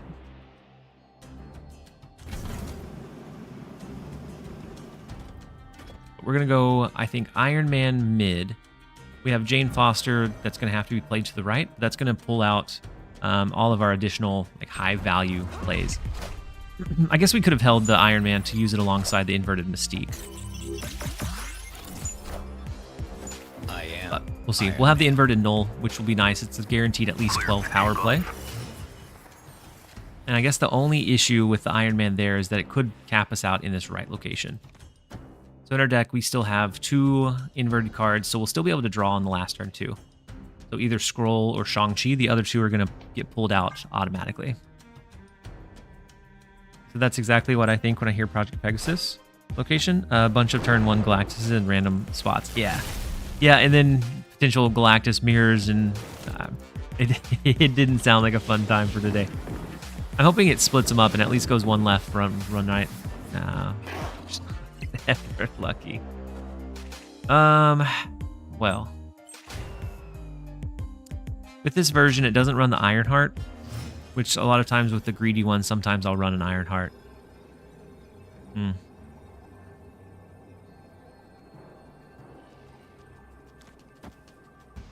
We have the Arnim Zola, which we could either push by itself or use to buff up a Null. Null would end up being 12 in the left. Maybe we go Null, Mystique to copy the Null, Arnim Zola to destroy it.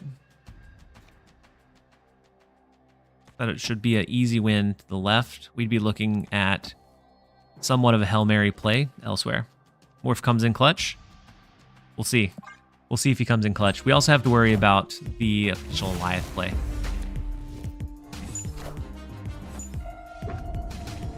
Cable and Sentinel are weak, and then Cerebro. Not a good finishing hand.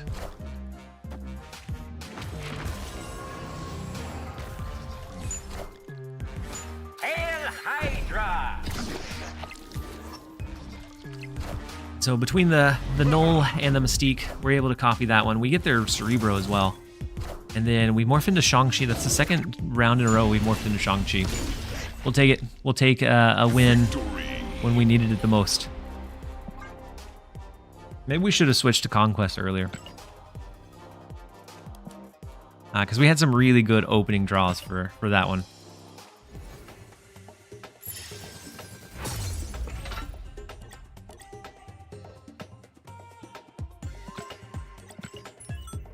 Launch into battle 2.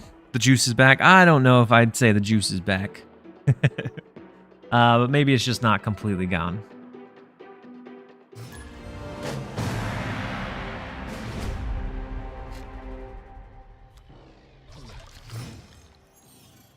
Arishem Agatha seems like the move.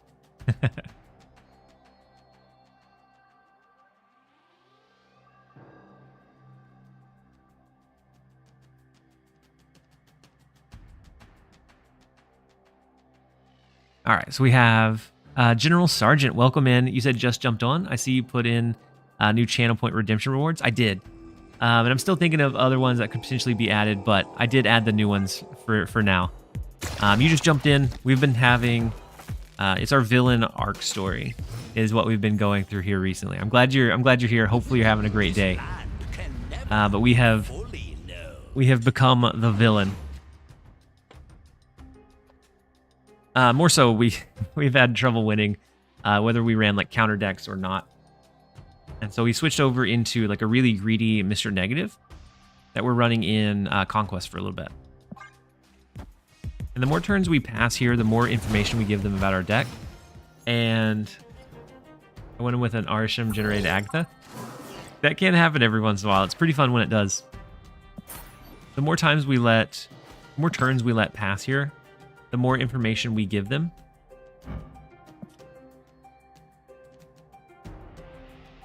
And so I think we retreat out now to kind of save face a little bit. Because ours could potentially be draws from Arishem. Theirs, they're getting as much insight about our deck as they need. What's the stream schedule back for next week? Yeah, so it's back to Fridays. I returned to office on Monday. So videos will actually become really difficult to do. So with new card releases, they'll come out while I'm at work. Typically, I'm able to push my meetings around when I'm working from home. But for return to office, they'll probably be a bit late. And then over the airs won't be as in real time either, which is really unfortunate because that really drives a lot of like traffic and excitement for the videos. And so we'll have to see how that looks after returning to the office. But Fridays for now I'm off, but it won't be forever. That's just a temporary like summer schedule.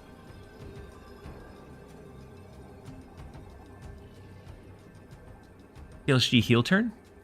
I'm not sure what that means, Sergeant. And here I am without any popcorn. Yeah. I'm not sure what heel turn means, but just quit. I would if I could. I would love to, but I don't think with where the content is, I could make enough to justify it. If I could, that's absolutely on my mind. But today was this week is kind of like a soft. That's the wrestling term for a villain. Oh, heel turn. This week has kind of been like a soft test. See what it looks like, and I don't know if it's quite there. I mean, it might be. But I guess it would depend on how Fridays goes. Need a TLSG whale? We do. The whale that we need. We'll all have a whale of a time. So we have Morph. We have Killmonger. We have Super Scroll. We have 2 Super Scrolls courtesy of Time Theater. But the problem is if we play Super Scroll, they probably won't play their big ongoing cards. Ooh. Loki's bad for us too.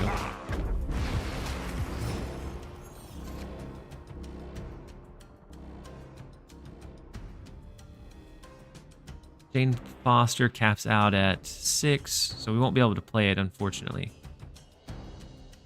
I think I'm just going to do like a Killmonger and a Morph Prage. Hydrate. I do actually need to go get a fill up maybe after this round. Victory.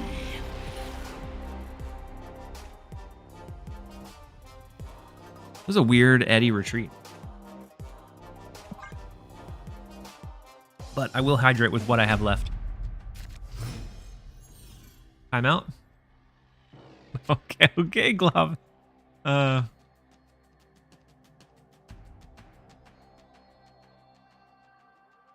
See.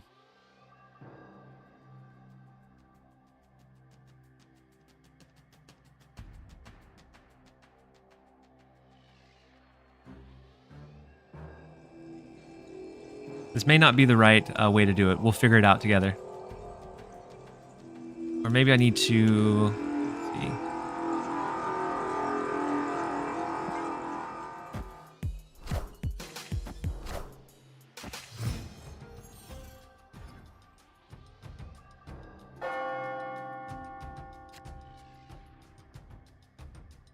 We're gonna find out together. I'm trying my best.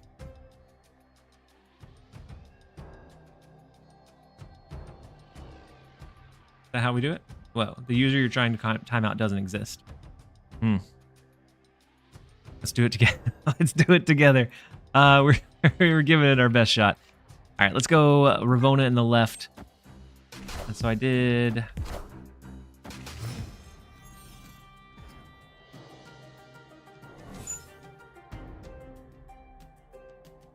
Maybe it doesn't need the brackets.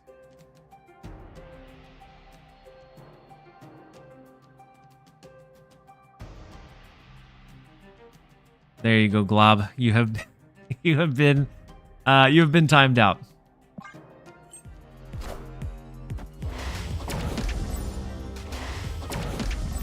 Which I'm not sure if that's what they meant when they redeemed it.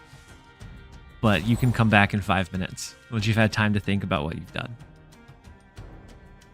So we have Iron Man, we have Arnhem Zola, we have Super Scroll. Nothing fantastic from what we've seen on their deck so far. Like Super Scroll doesn't do great for us. Iron Man is okay, but also a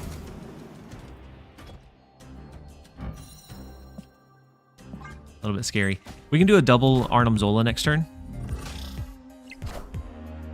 I am Iron Man. Ooh, our Super Scroll is actually gets some really good value here. So 4, 5, 6. Snap. I like the idea of the paying to put yourself in virtual jail. So I'm not sure if they meant or knew that it was going to time them out. There is one to time someone else out for I think it's 2 minutes. But so we have the Iron Man that's going to push here. We have Super Scroll, and then we'll copy it for the Hawk play. Yeah, the Red Guardian, unfortunate.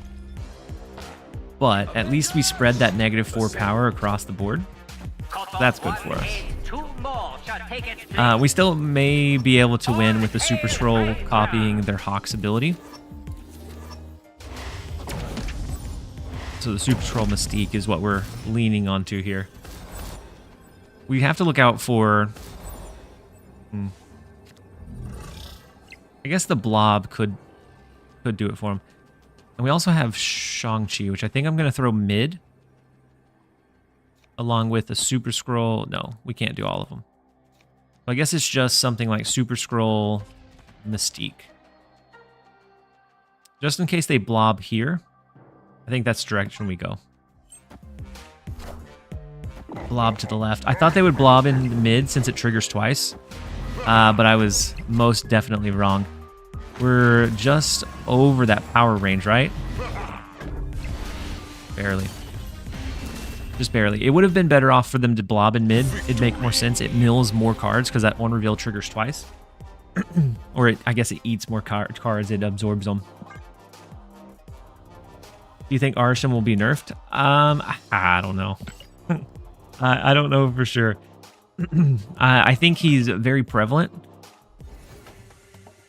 But we'll see how it kind of fares when people aren't running super big counters. I think it's a really fun card to play with. So I think that's why we're seeing a whole lot of it. And it's also really tough to play against. And so it could end up being a really difficult meta up ahead. And did you say 75? Where did those stats come from?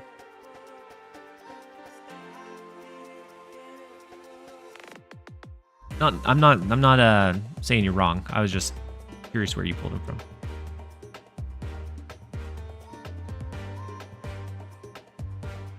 Because at least on Untapped, which I think all public trackers are more or less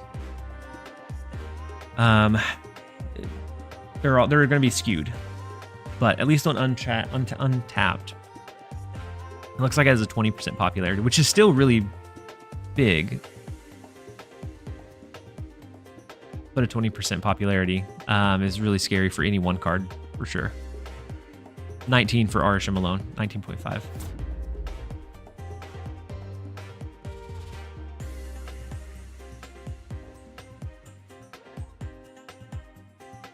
Protect Me nerf based on play rate. On its release week, I don't think so. But before we jump into the final Conquest match of the run, we're gonna run to the restroom really quickly. He's been out a day and was super hyped. Yeah, he was super hyped. But he's also really tough to play against, and it creates this weird decision of what decks to play. So I'm interested to see how the meta shakes out. I think we'll eventually figure it out, but I think it'll take a little bit of time. Yeah, I do have to refill my cup. Thank you for the reminder, Sergeant. I'm gonna run a quick ad, run to the restroom, fill up my cup, and then I will be back, you guys.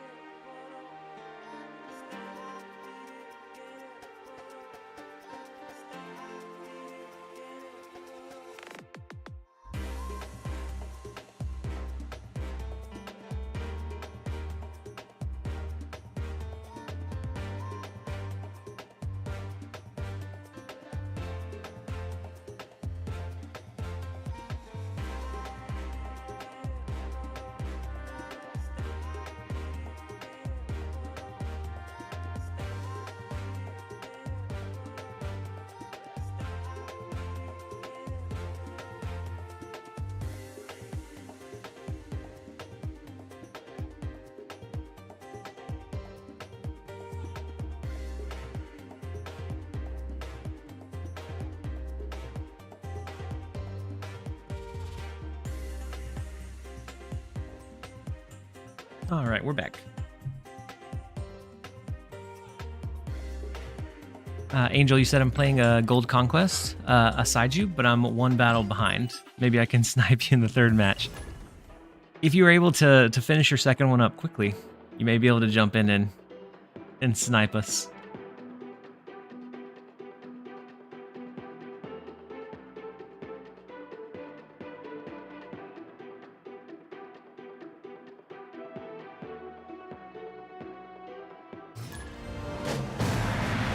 For our last one, we have LP Hovercraft.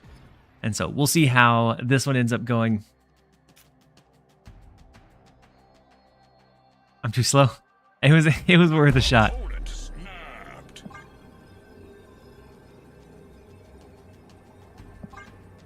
The Snap on one's kind of crazy, but we have Super Scroll Mystique if they're running any kind of like Hawk shenanigans. The Quinjet's big. They could also have Loki. That could be the reason they snapped. Double Mystique is not super ideal, but we can have 3. Yeah, it's an Arishem turn 1 snap at that, yeah.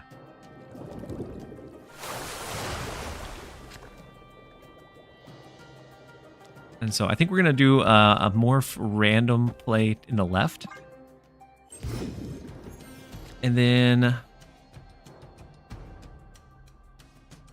think Ravona gives us some interesting outs here. Maybe it's something like even Ravona Psylocke. We can do Super Scroll on 5. Then we have the double Mystique, which is going to be 2 cost each. Glavin, welcome back. What a rush. Ooh, what a big morph hit. The double Sarah is huge for him. Without a doubt, double Sarah is gigantic. But Oh, snap. if they do Shang-Chi, we take out... Our null is huge. Next turn, we can just do a Super Scroll and Mystique. And we get some huge... We could also do... We could do Scroll this turn. Yeah, we'll go ahead and do Scroll this turn. I think that's worthwhile. I'm going to do Scroll Mystique, even. And so instead of instead of 2 Sarahs, we're going to have 4. And so everything is going to be essentially free. They have Loki and Quinjet, and unfortunately that does... Should have snapped on that. I did. I did snap before that came down, but we don't have initiative actually, so that's great. How's this deck hold versus Loki Arishem? I'm not sure, Lakai. So I just started it in the Gold Conquest. Yeah, they could have Shang-Chi now, but that takes out Hawk, and then we have the null value. And so we get... I'm sure they don't play Hawk. I think it goes null Mystique, Shang Killmonger just for giggles.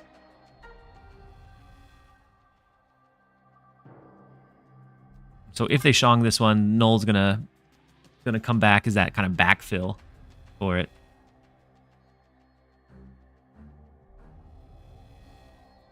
And then Egad, welcome in. It is a pleasure to see you. The Shang-Chi is going to be beautiful. I'm sure that they don't play any kind of... their morph doesn't hit anything either. Super Scroll is a little bit scary, though. But we have the null on the left, the Mystique copying it. They can have all of that in the Super Scroll to the right. Yeah, now what if they Super Scrolled and Mystique? That would be very scary. But otherwise, we... Oh, and then the Shang-Chi takes out their scroll. A villain. It's a villain story for sure. For sure. That's a big 8 cuber right off the bat. Victory. We take those. And that is the fall of Hovercraft. Just like we drew it up. Just like we drew it up, absolutely. That was a lovely game, I must say. Mystique proving she's a good Marvel Snap card, absolutely. Yeah, no, that's a fair retreat after that, for sure. If they didn't Shang-Chi and didn't play... yeah, if they didn't Shang-Chi and didn't play... didn't play Hawk, they would win. Shang Brain, the new Alioth Brain? Maybe. Where's the clip for this beautiful moment? I can click. You can hit clip that. But that one was a big one. Normally I do clips, but I'm in Conquest. That's alright. Focus on winning your Conquest run.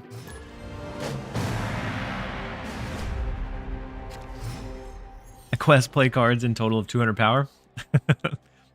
We'll one and done. Oh, snap. So with a greedy negative deck, I'm pretty much always going to snap early on a like either Ravonna or Psylocke into Mr. Negative in hand. Because right now that gives us a huge like push in the right direction that we need. So let's go Psylocke to the right. Sargo, you said if meta is settled, we might see changes, but for now, Arishem +1 power seems to break the game.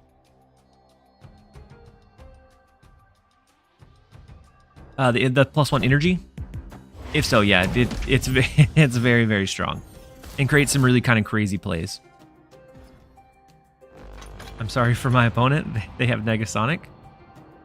And I'm using it to destroy my Electro. That's an impressive line.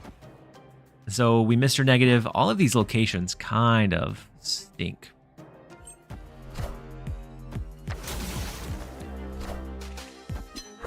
They do use magic to extend the game, but Vibranium Mines and Jotunheim are still awful. If it's a Living Tribunal deck, we giggle, right? I think we hide the Super Scroll still. I think it may come down to like Morph. Next turn would be Iron Man. We have the Super Scroll plus potential inverted Mystique. Let's see, Brood. No, so it's a negative Surfer. Negative Hazmat. All right, so we do have Mystique.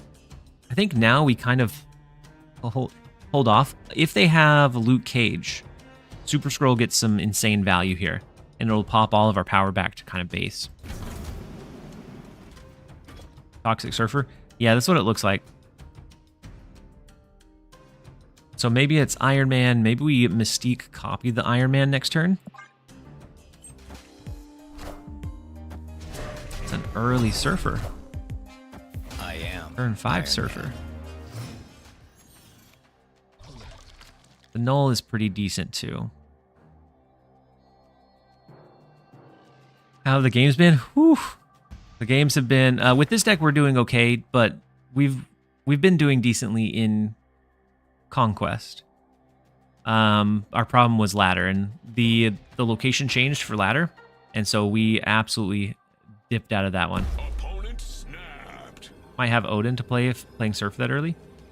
Yeah, so Jane pulls Morph or not Morph. It pulls. Why is Morph still listed there? We already played our Morph. It pulls Arnim Zola. That was your experience? Yeah, I dropped from 300 to 2,000 rank. Watch it for Rogue.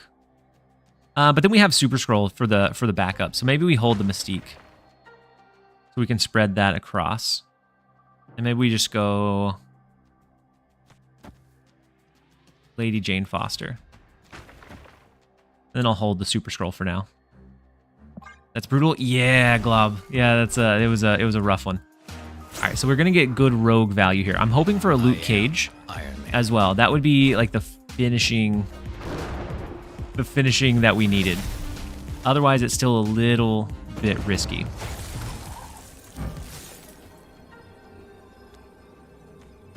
So Super Scroll into Arnim Zola. No, Super Scroll into Mystique. Arnim Zola. Null Vibranium. But that left doesn't... We still don't win the left off of that.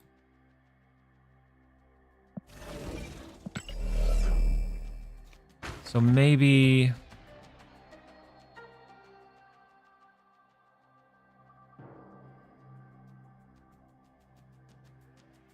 Nolan to Zola. That'd still only be 12 to the left. We wouldn't beat what's currently there unless they played Luke Cage. I think we have to go Scroll, Mystique, Arnim, Null, Vibranium. That way we're going to have like a doubled up in the right lane. And then we're pushing to win with what's in mid. And since we reveal ooh. So the Silver Surfer Odin. Oh no, we should be good.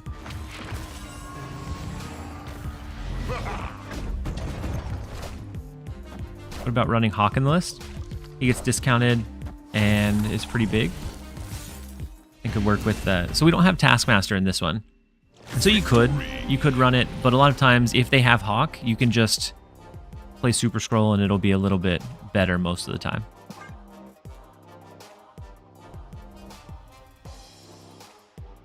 You'll climb back up, I believe. Weird switch up and snap for sure. Yeah. Yeah, it was definitely a rough one. Like I was trying to figure out the meta and break it, and every time I thought I had something kind of clever, it was either bad RNG or the opponent had the play around potential to make it just invalid. So the play ended up being really, really rough, which was definitely tough for sure. And so, yeah, it may be that I don't play much rank for a couple of days, get a feel for like the metagame, figure out where it's kind of at, and then we'll build and push for a climb.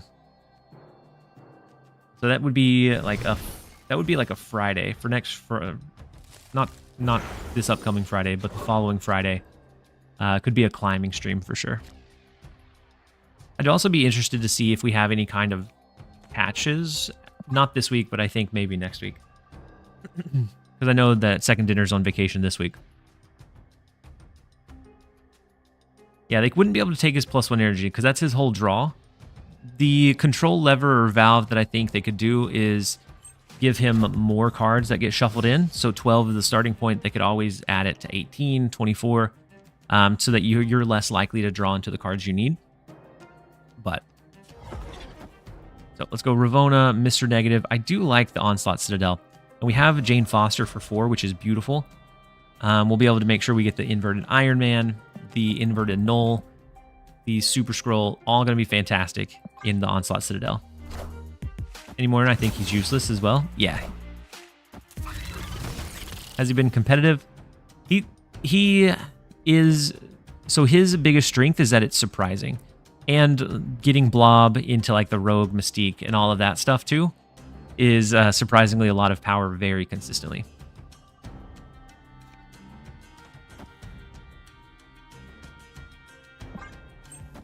And so we did show them the Super Scroll last turn.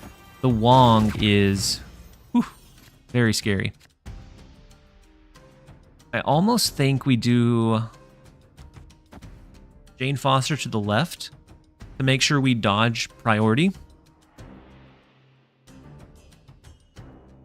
This is going to give us inverted Iron Man and inverted Null. And inverted Null. Their Wong's going to go off a treacherous number of times, but if we don't have cards down before it does, we might be able to get around it. Took a lot to admit that. I'm a pretty high-ranked player. To admit what? I just learned yesterday Mystique copies Blob. Yeah, it's one of those that it's very niche. Like, you didn't see it very often beforehand. I did it on accident one time. And then it ended up working out in our favor, but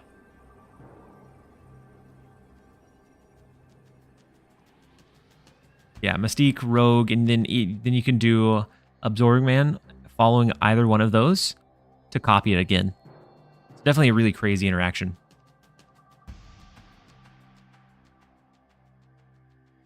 So what do we end up? So inverted Iron Man feels iffy. But Mystique, Super Scroll, we'll Null, and then we'll go Morph. Either that or maybe the middle lane is our best bet. So inverted Iron Man, Mystique to Iron Man, we go...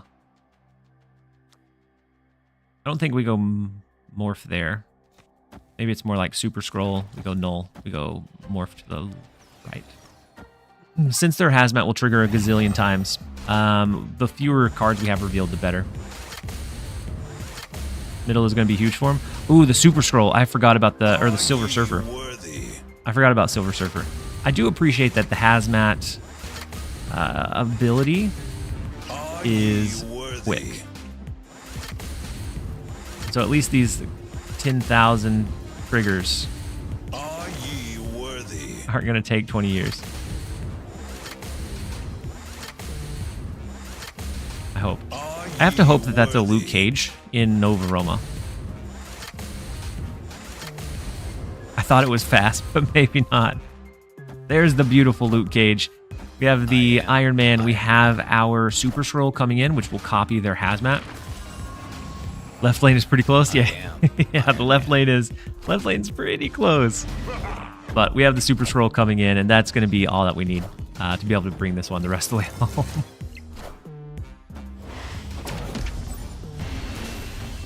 I liked it more when the numbers went down very fast. Yeah, me too. I thought it was quick, but especially that many number of times it wasn't.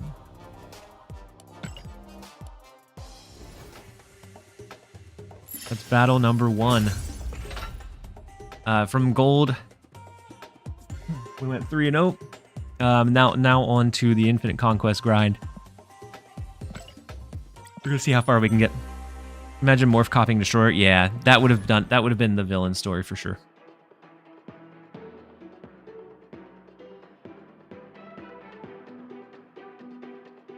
But when you actually want to see it with discard, it's fast forward. Yeah, same thing with Cersei. Cersei can have like 50 different interactions that happened, and then it fast forwards and the board state's entirely different. Opponent snapped. What are with the turn 1 snaps? We have Ravonna, so at least we have a decent piece of it. And they're not an Arishem deck. The Red Hulk is a little bit scary. Maybe it's a mill deck? Mill would be kind of wild. We do get some value from our null from the Altar of Death. But besides Arnim Zola, we don't have a way to put any power there. People have a lot of tickets to go through. I could see that. And then Tommy, you said I had to step out for a while for lunch. How'd you feel about the Goblin Stina deck?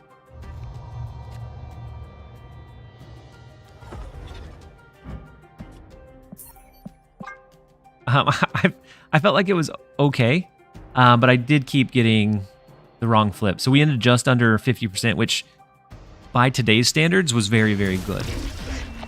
We ended at 46.2%. A couple of those were very winnable, and so it could have been a net positive deck. We just didn't end up getting the right flips a couple of times or the right calls. And so I thought it was fun. I do like the clutter, the junk. But we got bamboozled by the hot location being Project Pegasus, and so we put it on the back burner, switched over into the Infinite Conquest.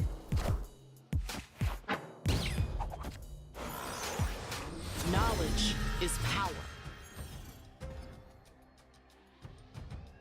Angel, you've got the Gold Conquest. You have it hands down.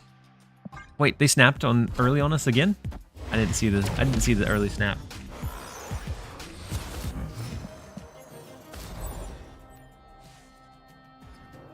Mike.tv said, hey TLSG, glad to see you streaming on Twitch. I don't watch much Snap content on YouTube, so looking forward to watching here. I appreciate it, Mike. Unfortunately, it does get a little bit tricky with my work schedule. We're returning to office on this upcoming Monday. And so that's going to push streaming days to only Friday, since I can't really financially afford to go full-time. So in the interim, we're going to be doing just Friday streams while I have... So I'm working a summer schedule. Long days Monday through Thursday, and then I'm off on Fridays. This week was just a little bit of an anomaly. What do you do for work? I do data analytics. So I don't think we're going to hit the sub goal. My wife set a pretty hefty one. And I don't think we're quite going to get where we need to be. But we can always keep it up, and then over time as we stream on the Fridays, maybe we can. But I'm in data analysis, so I take a lot of like metrics, numbers, boring spreadsheets, and I transform them into like easy to interpret, or easy to digest mediums, so that I can send it to our leaders so they quickly know the health of whatever initiative it is that they're tracking. Arishem has been quite the card. Definitely a game changer, though. I don't know how long I don't know if it'll be good long term. Yeah, it's definitely a game changer. I don't know how long term it stays either, but while it's around, the Odinson, you may have just jumped in. I dropped from rank 300 to 2000, experimenting with different things, and so it's been a tough day. So we have the Iron Man, which only puts us to 10 in mid. Yeah, it's quite the drop. We're not proud of where we're at or where we've been, but we made it here. We're gonna make it our own. And so without initiative, I feel like we would have to rely on a gut read of where Shang-Chi might be valid or valuable.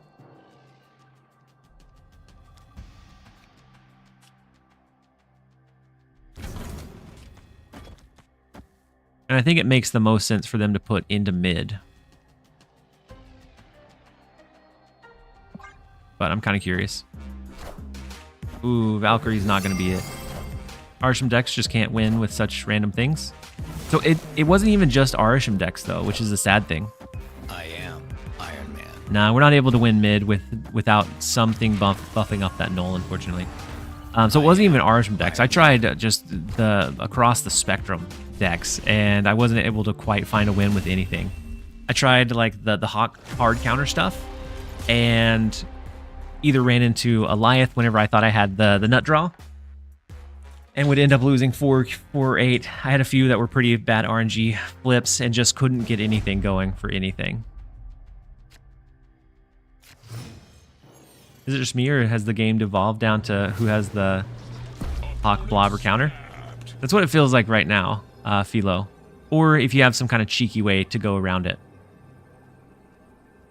Between Valkyrie built in, such a strange deck that Frankenstein's running.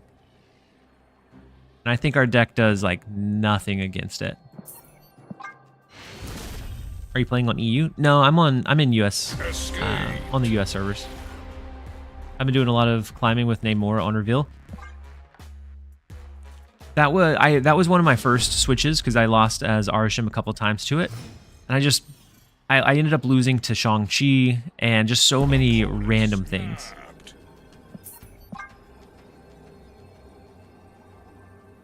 You lost the gold conquest, Angel. That's all right. We're about to lose our infinite conquest run.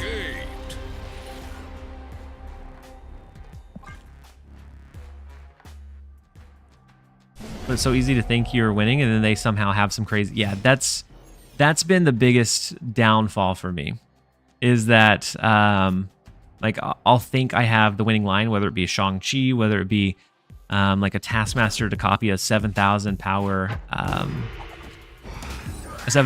Hawk, and then it ends up being like that direct counter that you just didn't anticipate.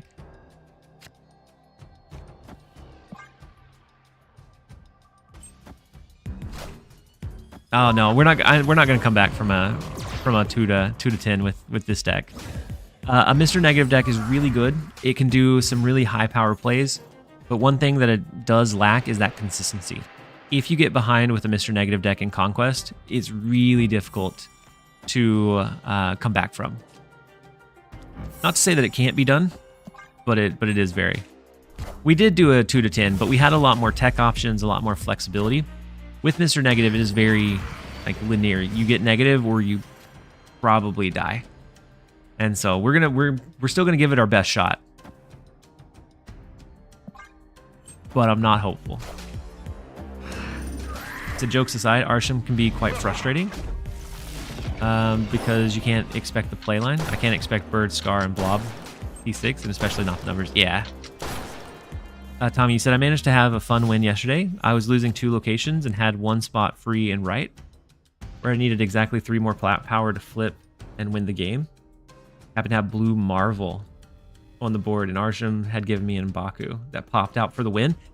Huge. Those are some of the most fun ones. Whenever you have something kind of crazy come out like that, those are the ones that I really enjoy, that are really fun to play.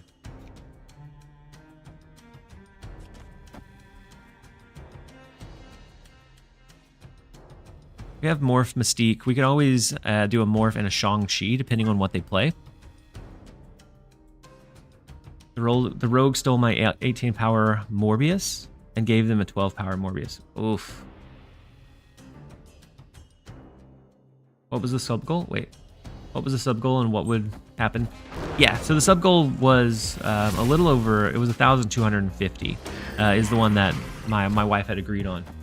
And if I was able to hit that, that's when I'm like I make that transition to full time. And so I think we go Mystique to copy the Ronin, and then Shang-Chi.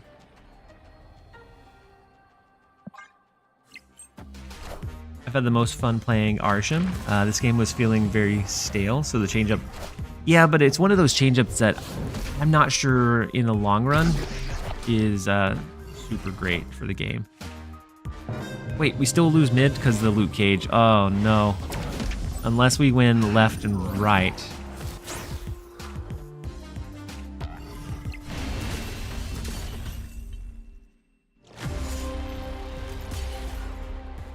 That rogue transition from the Baron was so unfortunate.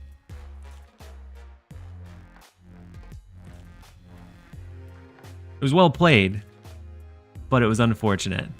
It's just not, today just isn't your day? I guess not.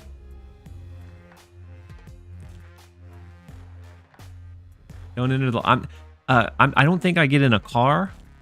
I don't get in on a plane. I don't think I do any of those things today. We got Arishem over a draft mode. Draft mode I know it is in the works. And this is what kills games when they turn into total RNG fiesta. Yeah. Lay low for 24 hours. Yeah, I'm gonna be in a protective bubble.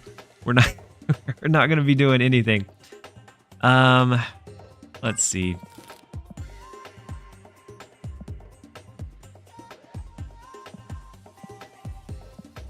It's kind of boring, but it still runs really well, and that's the Athena Stegron, or the Athena Angela Kitty Pryde core. But we can do do a little bit of Safety Blades deck. No Hercules. So I pulled Hercules, but today is not the day for experimentation for me. No matter what we've tried, it has not been great. And so I haven't been able to grab a win with cohesive decks. So let alone be able to brew for ones that may be a little bit trickier. Running the Ravona Shell with Iron Man and Rogue could be good. Yeah, and I know that deck still stands up. But it's very well known that it's a very solid deck. That's the universe saying it's Herc time. I don't know that my brain could calculate the Herc moves correctly. Turn Nocturne into Nightcrawler. Are we seeing much Killmonger? It was Nocturne.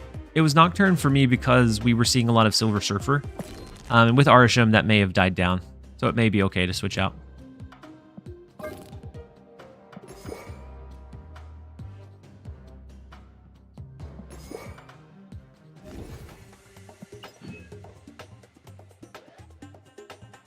Makari. Makari and Blob. I think Makari is I think she performs well for what she is. It's just kind of a dull of a card. I think this is a good moment to share some tips to avoid being tilted without actually quitting out of the game. So I think a big piece would be like if you're finding the meta frustrating, and so like today, definitely would be one that after stream I'm not gonna dabble and brew. A lot of times I kind of, as the day winds down, I'll do a little bit of experimentation. I'll play a little bit more. But today is not going to be one of those days. So if I'm finding the meta in a state that is almost to the point of frustrating, you don't push it. The game changes and updates so frequently with so many patches that if you wait a handful of days, you just complete your missions, the meta is going to shift until you can get it in a better either state of mind, better mind frame. And so it's not one that, like, if you're finding it frustrating, don't continue to just like hit against that brick wall. But before we jump into the gold conquest, my boy works with IT. He eats a frustration for breakfast. We do a little bit. Yeah, it's okay for some RNG elements because that you can kind of play around. There's a lot of variables that Arishem creates that's really hard to anticipate.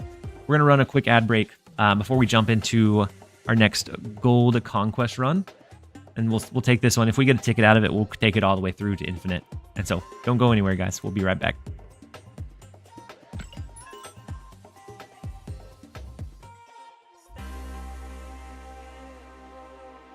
But so like for last night, I definitely played longer than I should have. I wanted to brew and find something and be able to kind of crack open the meta and what I was seeing. But the more that I played and lost, I think that feeds into really focusing on those negative outcomes rather than looking at the overall health of the deck and potential play lines. And so I think it was definitely a detriment that I kept playing and ended up dropping so significantly. I should have probably stopped after a couple of 4 and 8 cube losses in a row and then just like picked up the next day.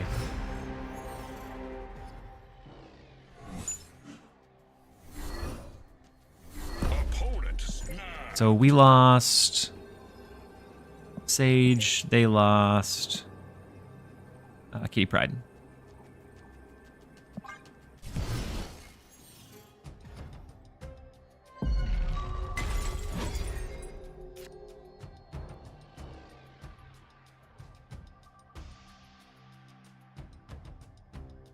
Arishem Gamer? Yeah. Yeah, they may have a really good draw too. I'm trying to play these first couple of rounds kind of slowly because we do have the ads that are running. And I don't want anyone to miss too much. Panopticon hitting the Tigers could be pretty decent for us. We also have some of our early curves, so we could set up a potential Namora line pretty significantly too. How long are you going to stream for? I think another maybe hour and a half.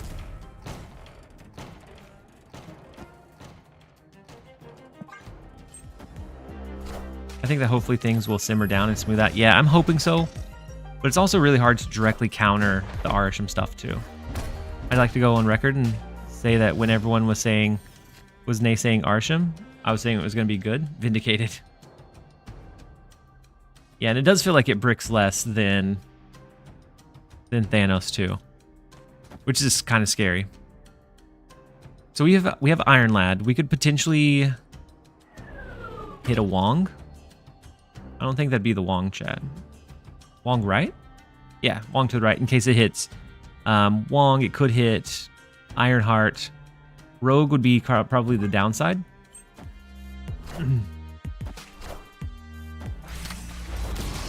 Wong is beautiful. Unless they, of course, have Rogue and they steal it. Then it becomes our nightmare. But otherwise, I think we set up an Echo, a Wong, into just a gazillion Namora triggers. And we're a gold. I'm okay snapping into it. If we lose it, at least we're going to lose quickly.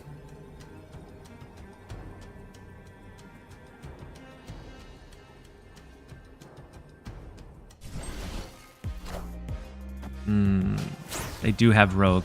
But at least we still have one Wong. So it's not completely broken. We weren't leaning into like the Mystique line of it. That's only going to trigger twice now though. And so that doesn't win us in the left lane. I think we lose off of that.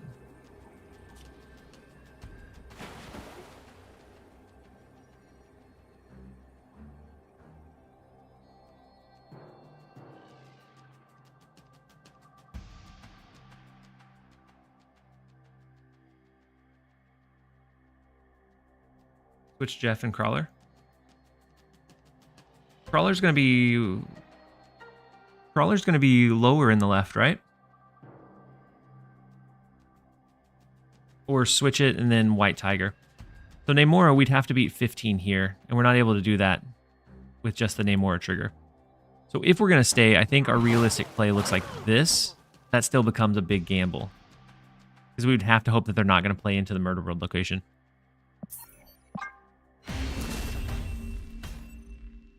Escaped.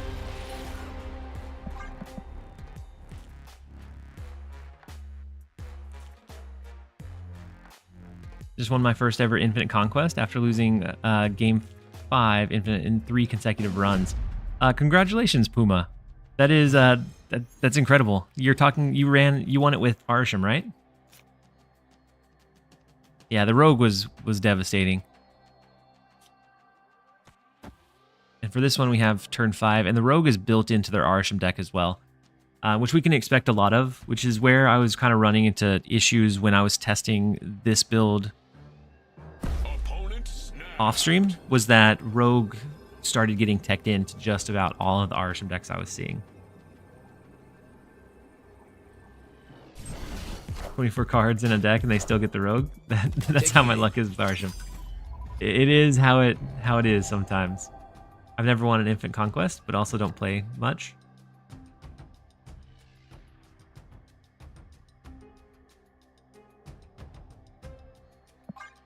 And so a lot of the Arishem decks started going super greedy with like Hawk, Blob, Mystique, and Rogue, I think, as well. To potentially like steal and look at beating those counters. which is just a wild amount of things that you have going on the board. I had a Goose Angela lane in a Conquest and still lost that lane to a random She-Hulk. Yeah, it does be like that sometimes. We could always do this. I should have played Jeff over to the right just by itself. I don't know why I played it mid, but I think we play into the middle location. Sarah is scary.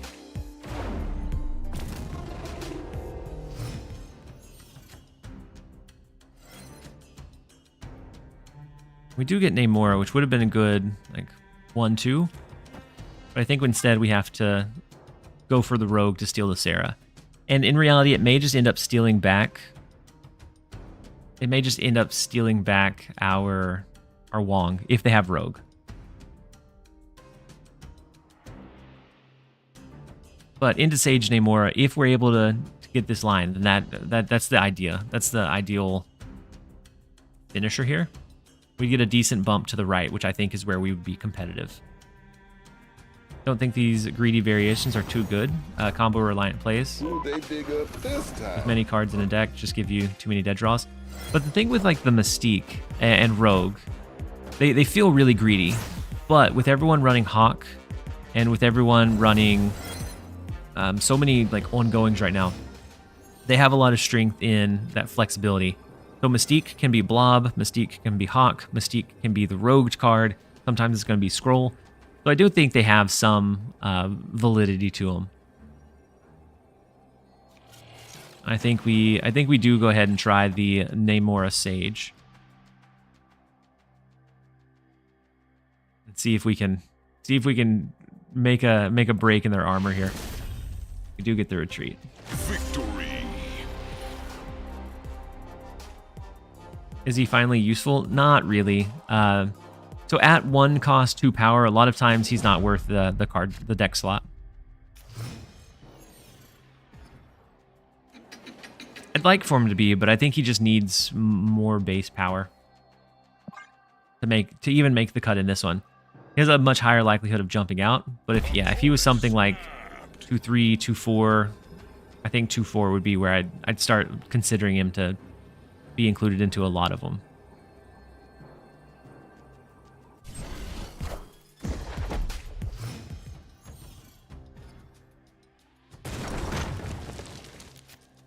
It's an unfortunate location. We'll skip here. We do have Ravonna, so we might be able to get a discounted like White Tiger. If we end up drawing into Wong, we want to set it up into the Grand Central, so whatever pulls there may help us out. Yeah, the 2 power can, but for like the randomness, the odds of it doing it aren't fantastic. I almost want to snap back, but I know they have the potential Rogue. And so I'm going to Ravonna. Next turn we can do Wong into a turn 5 White Tiger, so that we're not relying on having Wong after that point.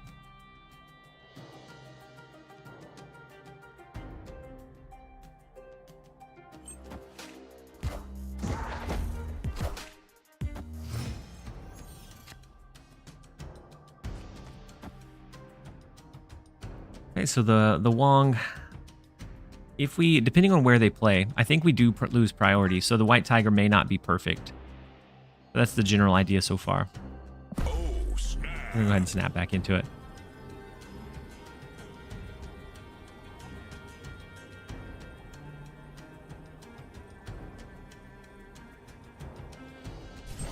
Maybe Ravonna left.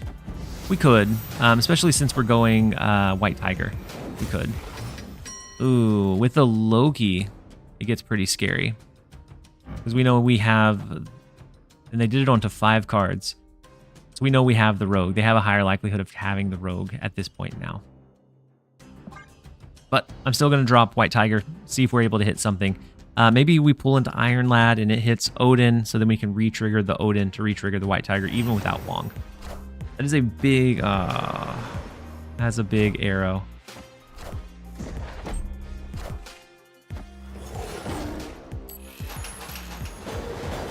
That was a good one. That was a good card for them to top deck there. They top decked it after the last transition. And then their Sarah turned into a Nick Fury from the Iron Lad. Okay.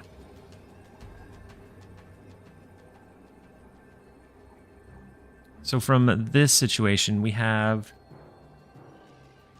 a small chance for this, but I kind of like Ironheart. Maybe it's only a double trigger, right? So 6,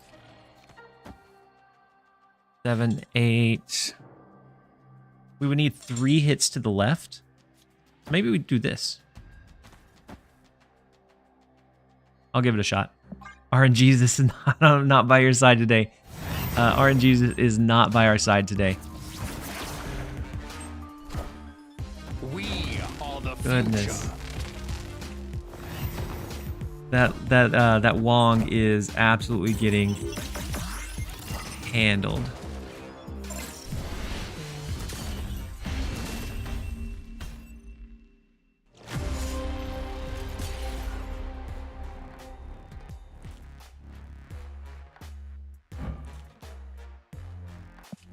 And so the Nick Fury that pulled from the Iron Lad created the Magneto.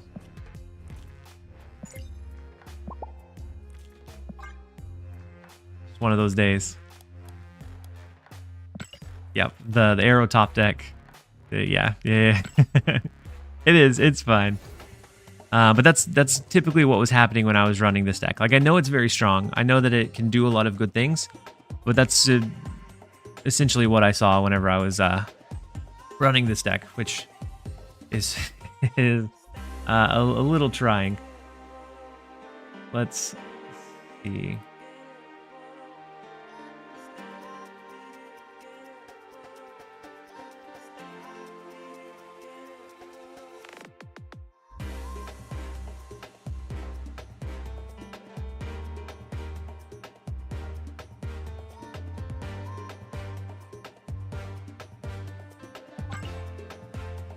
We'll load up some more Arishem shenanigans. I mean, we're in a safe place in Conquest, so I think it'll be fine. We'll run a little bit of Arishem, see how... We'll do one more gold run, see how that goes. With the...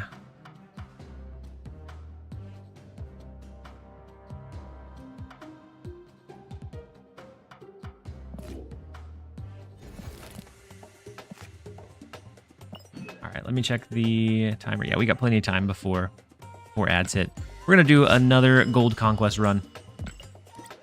We'll do Arishem with a pretty standard build. It runs like the Cable. It runs Hawk, which is going to be really good regardless right now.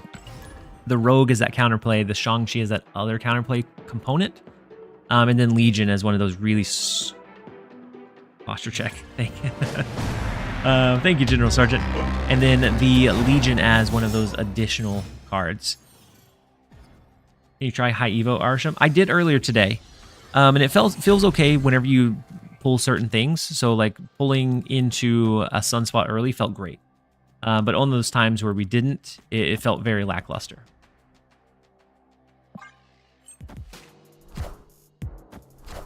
Maybe Galactus shenanigans in the hot location. I'm so scarred by our ranked ladder matches that I don't think I want to try the hot location. Oh, snap.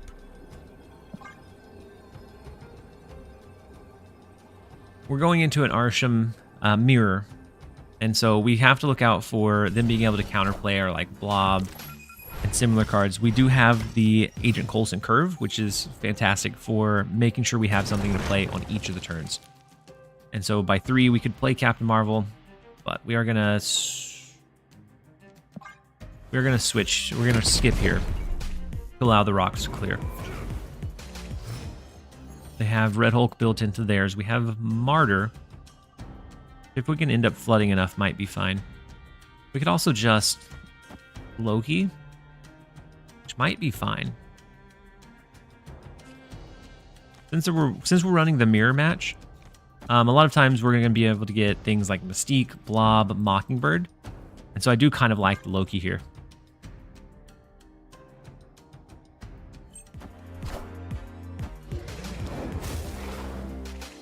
So let's see, the Blob, the Hawk, the Rogue, the Shang-Chi, the God Hand of all things goodness. This is a tremendous hand. Yeah, what a Loki for sure. I think I want to do something like Blob into Rogue left, Hawk right. Loki putting in some work. Yeah, putting in some work.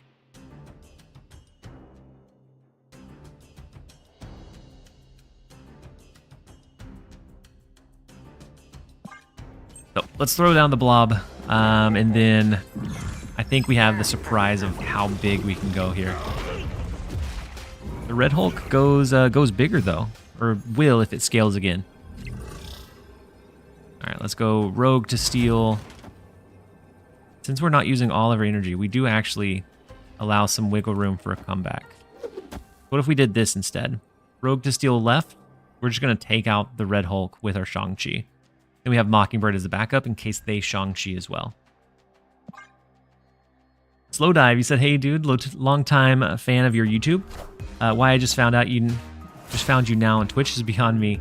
So this week I've been live almost all week. And so I've been live Monday, Tuesday, today. We're gonna take a break tomorrow for the 4th of July, and then we'll be live again on Friday. And so this week I am because I was off work. Outside of that, it's typically Fridays because my work schedule is kind of atrocious. But right now I'm working summer hours, and so I'm off on Fridays. I work longer hours during Monday through Thursday. I just lost an 8 cube to being used to Arishem gamers. I was playing a pile of stuff and thought my Red Hulk would grow, and it didn't, and I lost 8 cubes. Oof, Buff Captain, that's a rough one. Loki trying to turn your luck back around? Yeah, single-handedly, all in one hand. All of the bad luck from the day just kind of piles in.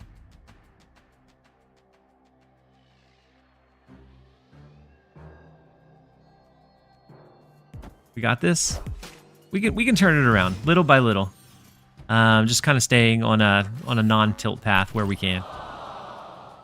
So we do have the Coulson. We have Loki again. We're gonna snap into it. I think that line is too strong, even though we have a Blob of our own. Changing in that mirror match, knowing that they have such high value cards out of that Loki change. Professor X is a nice card with a Widow. Ooh, and we generated a Loki too. We're gonna make them think that it was all luck. Breaking news. It is, especially if you can get a tempo early. I did also try an Arishem build that ran Professor X. But Munch is not that guy. Not which guy. They do have Quinjet down, so if they are able to do a Loki, then they'll get a lot of benefit. But the Abomination comes down. We're perfectly fine with that. We're going to get Blob, Mockingbird, and another Loki. Which is pretty good.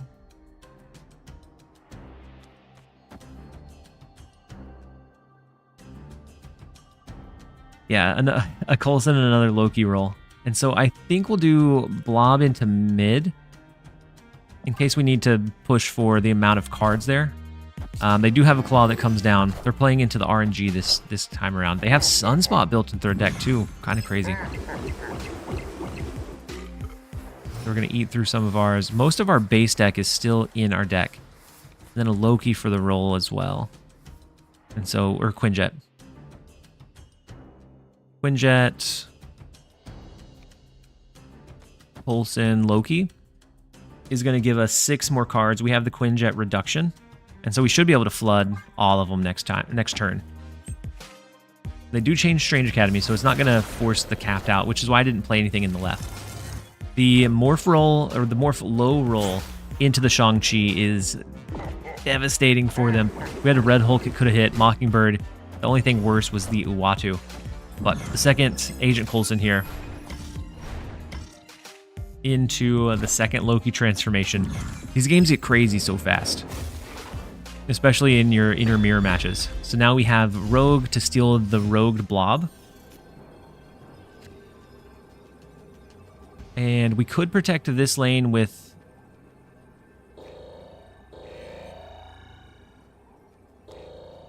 maybe it's something like Blob, Rogue, Mockingbird, Sunspot, Loki. It could hit Quinjet. Good call. Could hit Quinjet, Loki, or Quinjet, Claw. Okay, that's true. So in that case, it becomes Blob.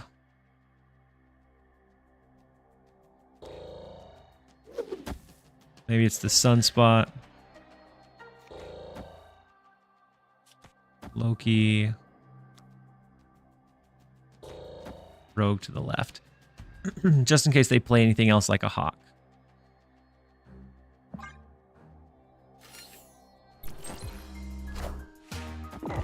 The second blob to the right is wild. Our second blob. This is what the games amount to in your mirrors, is just a blob and Hawk off. And so the Loki sticks, the Rogue sticks too. Wow. We needed both of those to be able to bring it home. I'm glad both of those stuck. Victory.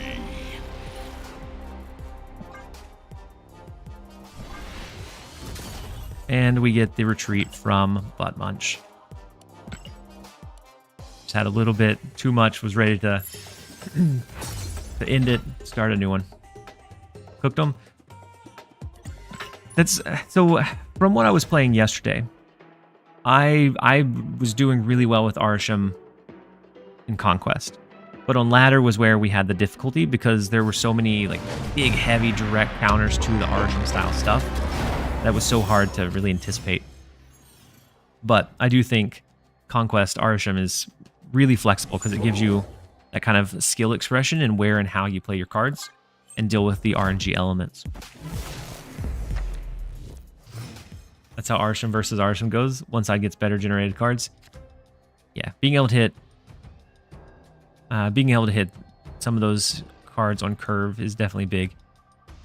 It's a non-Arishem deck. They have Mobius built into it. I'm going to go ahead and play it. We don't know if they're going to have any kind of card reductions, but no harm in playing it out. We also have the Rogue. We're going to get some Howard the Duck value here, at least for one turn. I kind of think we might do something silly like doing Legion into Clintar so that everything turns into a symbiote. Always feels like kind of a fun line. So the Red Guardian hit one of our Mobiuses, but not both. This is kind of silly. Let's see. We get Coulson next, which is going to be okay to drop on 4.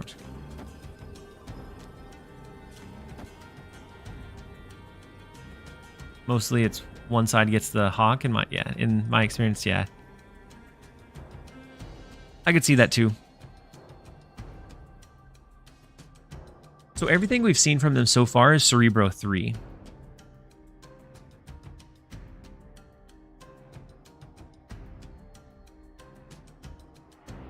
Or at least, I mean, it's 3 power. The Mobius, the Red Guardian, the Jeff.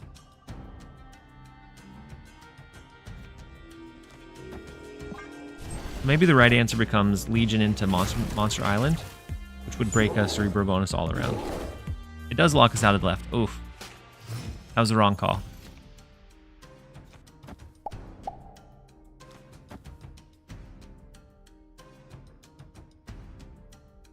It actually hits in the left lane if we Rogue and still miss Marvel away. Take it. It's all good. Rogue is OP. Rogue is absolutely OP. Agent Coulson will give us some...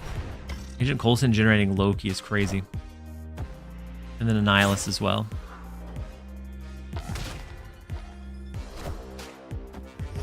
Ooh, the Invisible Woman is kind of scary here. We have a 6, a 3. We could do a 4 and a 2. But we still lose mid. All they have to do is fight for left.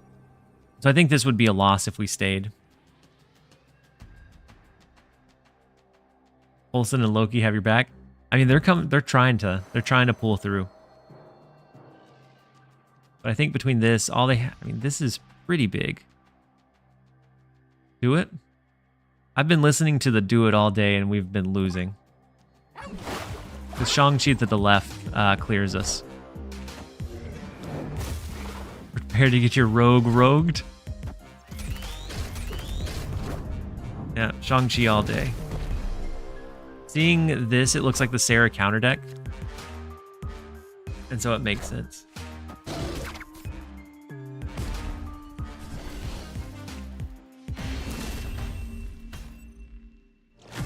We should have retreated. Chat. We do know most of what they're running though. It's the Ronin Rolk or JJ Rolk. Thank you so much for the raid. Hopefully you had a fantastic stream. Hopefully you had a better time than I've been having. Because I've been having a rough one on the ladder. Probably been the worst run I've ever had in my post-infinite ladder experience since probably like the Leech Leader meta stuff. No, well, I'm pretty confident that I dropped a little bit further than you though. So when I say we had some bad luck, we dropped from top 300 all the way down to rank 2000. Timed out somebody else. Liquid gloves. All right. So General Sergeant redeemed the timeout for liquid gloves. I apologize. But welcome in for the raid. Hopefully you had a great stream. And all of you that are coming in from Rolk stream, I appreciate you being here. We're doing a little bit of Gold Infinite Conquest run. We've tried a handful of decks and have been having a little bit of a hard time finding something that sticks. But we're still working on it. And so the Big Jeff, we do have Enchantress to take away this one. I forgot they were running the counter deck, which I mean we can hide our Invisible Woman. We also have the Shang-Chi to take out the Jeff. Can move eventually. I almost think we just go ahead and send the Shang-Chi. I know how that feels.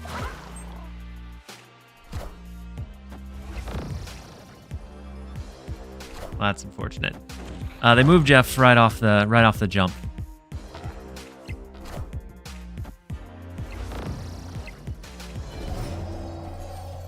I know how it feels. Yeah. This is probably the worst like climb session that I've had in a very, very long time. We can do Blob. We would know that they'd have the Enchantress, Killmonger, Invisible Woman, White Widow, none of which would win that lane for them. Let's do that and see how it goes.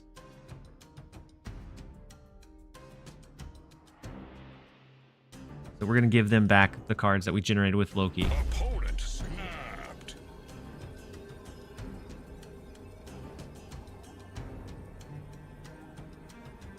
Super late snap, too. I actually think I've lost some of the most to Arishem.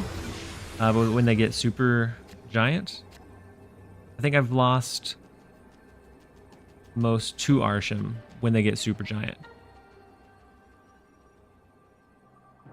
And so, thanks for the posture check. I was sitting like a goblin again. So I tried super giant, and I wasn't able to make it function incredibly well. So we could do... They lost their Shadow King, which is great.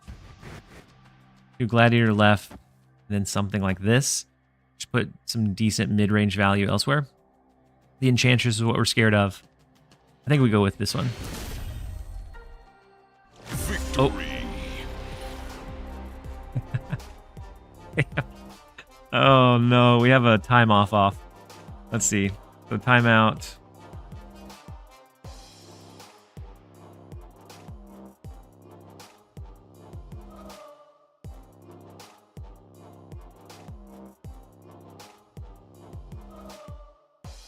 All right, General. You've been timed out for 2 minutes. What goes around comes around. Liquid glove. Liquid glove. I can take it out. I just thought it'd be something that was kind of lighthearted and fun. But if it's tilting for you, I can take it out after this stream ends.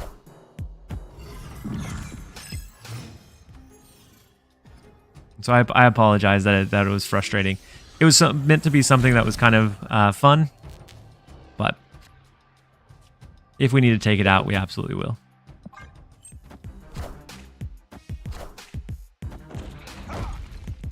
Oh, you're fine. You're fine, Buff. The more I think about it, the more I like Clog. And so I ran Clog, and I just wasn't doing great with it. Because it comes into... Oh no, Murdoff. We're gonna have to deactivate. We're gonna have to deactivate that mess.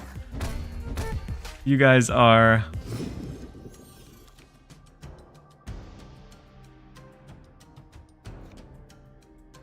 You guys are starting someone's villain origin story.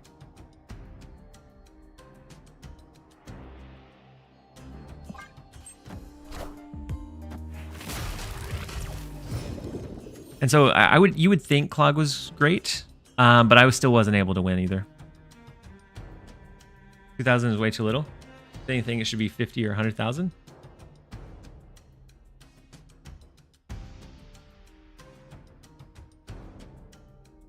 I got it. It takes like, doesn't it take, I thought it was an average of about 200 channel points an hour. And so that's an average of about 10 hours watching to get one timeout. I thought it'd be okay because I'm relatively small, but I can see it. I get it. But no, I do think Clog stands a decent chance against it. It's just gotta play Galactus Hawk and win every game.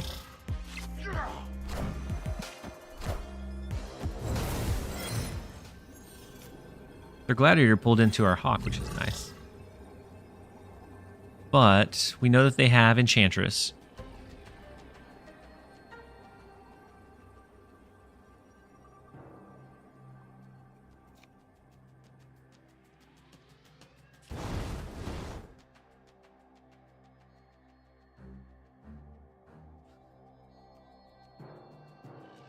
Evil. You guys are wilding on the timeouts. I have to manually put these in. I thought maybe like one person would use it.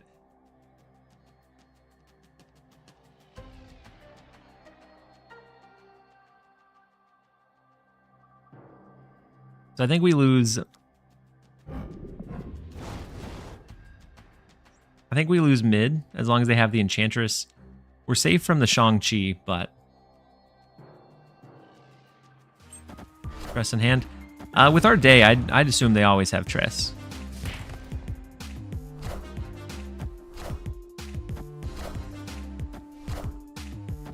They don't have Tress. We're able to steal the left lane with the cannonball. And the odds do swing in our favor.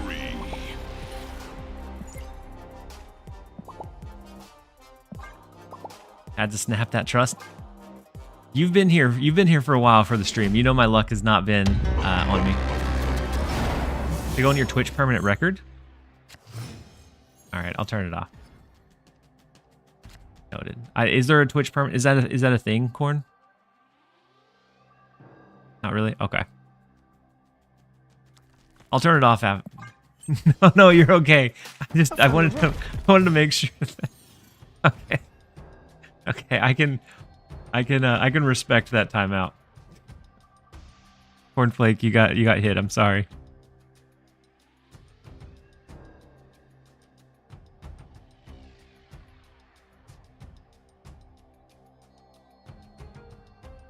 Oh my goodness. Typing's tough.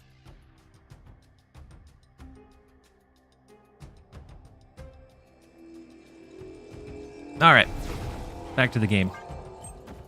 These are definitely getting a little out of a little out of hand though.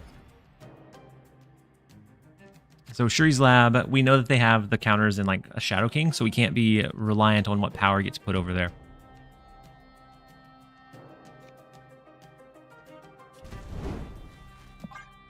I think we do something like Phoenix Force. And then we have to be kind of the Gladiator. Gladiator ends up pulling out our Shang-Chi, which is kind of unfortunate. Did you come up with new TLSG background stories? I did. There's a channel point redemption for it now, so that it's not like all over the place. Well, welcome back, Evil. Hopefully that wasn't the start of your evil uprising. I seem to have started a trend. My bad, General Sergeant. You just found the toy to play with, and then it looked fun from there. So, I actually don't know if we wanted to stay there. With the Hawk, there's a good chance that they have like an Enchantress, and that's what they're snapping on. Enchantress or Shang-Chi. And so, we do have the second Hawk, but Mobius blocks us from doing the Mockingbird, unfortunately.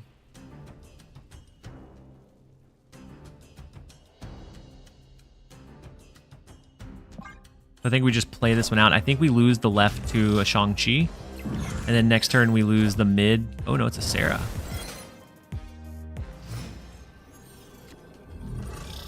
The deck has Ronin as the last slot? Yeah.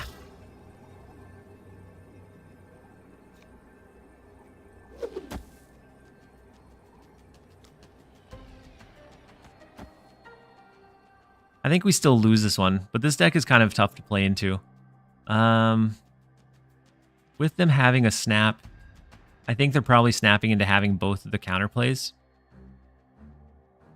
Oh wait, they don't have Enchantress built in, do they? So they can take out one of them, but not both. This lane is still a troublesome to overcome, even with 18 extra power here. I've had time to think about my actions. Cornflake, welcome back in. It's Red Guardian, but he's a squash. Yeah.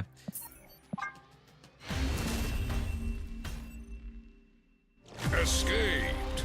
Welcome back in. I apologize. Sometimes you just need a little time to think about what you've done. The Korg is coming back to haunt us.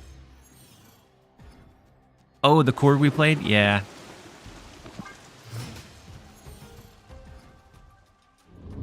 Eternal's Arc is really scary.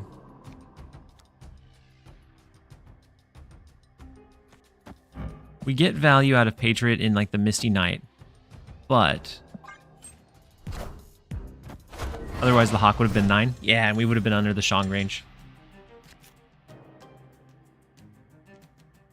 The Elysium discount is kind of crazy too.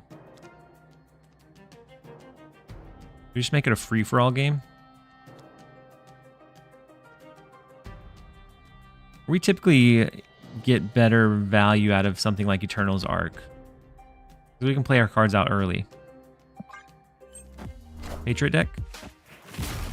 Yeah, we're going to take away the Elysium. They did have the Mobius. Whew, looking like a Patriot deck, you guys. Let's go White Tiger for now. We'll use Wasp and something a little bit later on. There will be one location that stays open. It should be this one. And the other ones will turn into the Storm location. Yeah, we should have White Tigered the Legion lane. That would dodge a potential Shang-Chi. Yeah, Buff Captain. You're right on that one.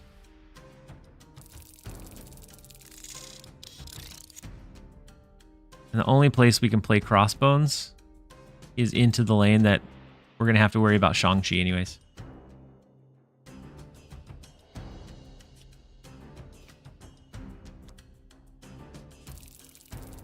Yeah, this becomes a loss pretty quick. Shang-Chi mid to stop to snipe the Ronin.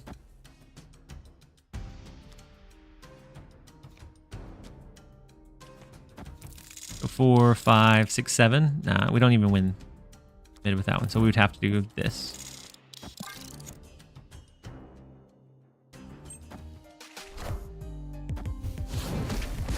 Ooh, we could have had Crossbones over there and it would have been safe from the Shang-Chi. Kind of unlucky.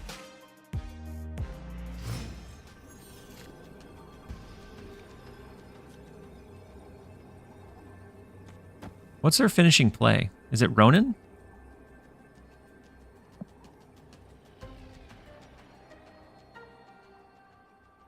Their hand is 5 currently.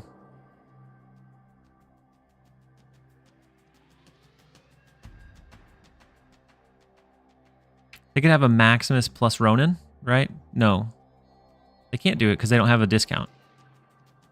I don't think they can do any big shenanigans. Maximum Gladiator with Marvel bonus. That would push them potentially over. I think we'll go leader. See what it plays out as. The double drop might be a bit scary. Let's see. The Enchantress. Shadow King, Enchantress. The Baku jump scare as well. Victory.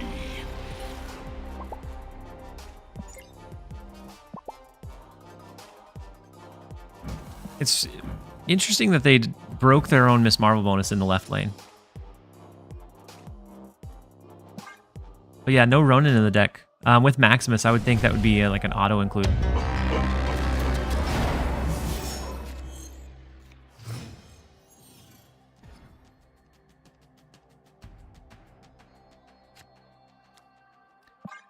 Alright, so we have a Shadow King. It doesn't do us much good. No, their cards don't typically get buffed up. But if we can get a big card into Krakoa, we are going to shuffle our cards, which I think it is what it is. Maybe we go Bishop instead of generating cards. Nah, we're gonna go with Agent Coulson. See if we can get a good card for Krakoa before we cycle them. Jessica Jones not great.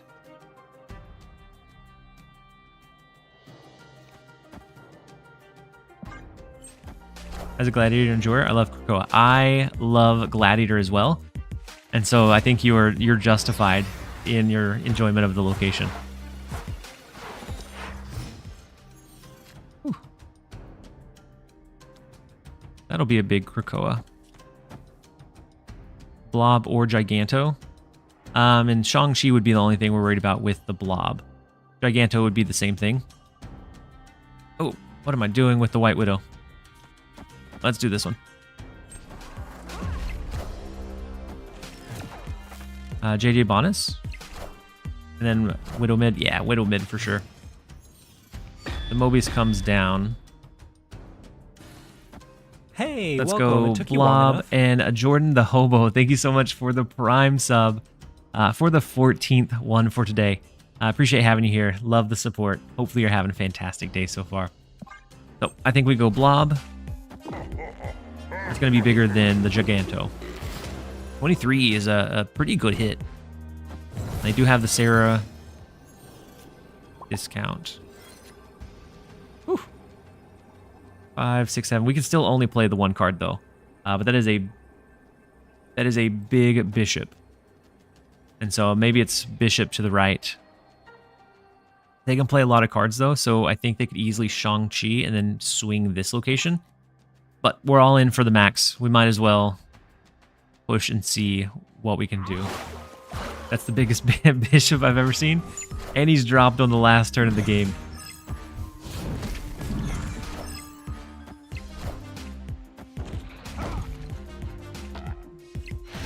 Forgot about the Shadow King. Forgot about the Shadow King, which would have made Giganto the play.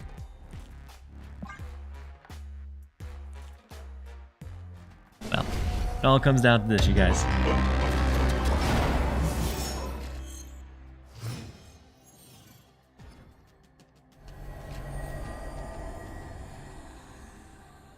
All right, we're going to destroy our Spider Ham, hopefully hit one of their counter tools in Shang-Chi. That is beautiful. If we didn't already have it as max, we'd snap into it. Even though they have the Enchantress, it just makes some of this so much more difficult. Remember when White Queen was decent? Those were different times indeed. So the Coulson gives us negative and Black Panther. I don't think we ever do the negative. I don't really want to do Loki either, though. I'm just going to skip. Feels bad, but I think we'll skip here. So the Mobius with Aunt May's push. It's the last turn we can play in the right. I think we go... Unless we think they're going to counter with a Shang-Chi, but then that would be the only thing they have over here. I think we go Hawk. Dexter Wedding Shoes. Hello, TLSG. Glad you came back to Snap. Oh, thank you so much, Mr. Wedding Shoes. I'm glad that I came back to Snap as well. It's been treating me pretty well. You picked the Chi. Enchantress. We have to look out for the Enchantress. So not necessarily the Shang-Chi. We have to look out for the Enchantress counter. But I'm glad that I came back as well. I'm glad that you're still here and you're still enjoying the content. And so now we could do a Blob, but I'm kind of having PTSD of that Shadow King. But maybe it's still worthwhile. Panther? I think Panther's a safer play.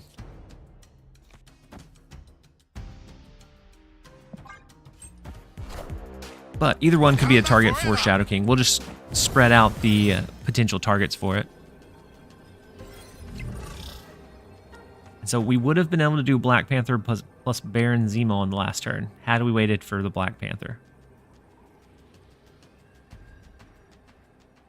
But then Shadow King 2-3 over 224. So we'll split it. We'll put Blob mid. And then I think this one should be able to find us a win. Finally. You'd have eaten Baron. We would have eaten Baron Mordo. Does it pull directly from the top of your deck?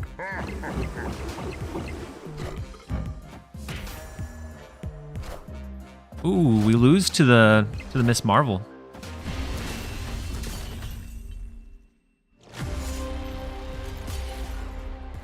I thought we had that one in the wraps, you guys. Let's give him the well-deserved fist bump. That was a good play. I forgot about the Miss Marvel. Miss Marvel coming down was a big one.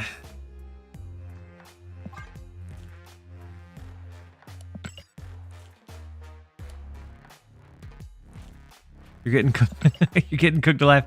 Yeah, it's all right. Are there any?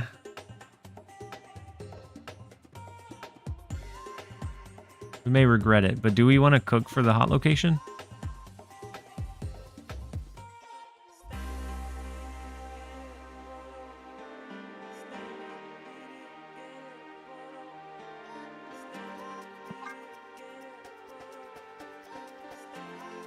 Let's see. Maybe the hot location is what we need to turn our luck around.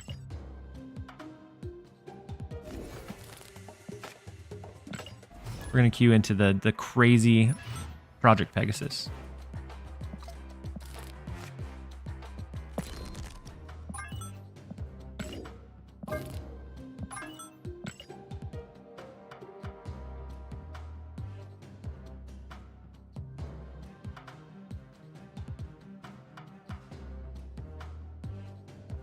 I don't know how to spell Pegasus. So instead of doing anything inappropriate, I'm just going to say P.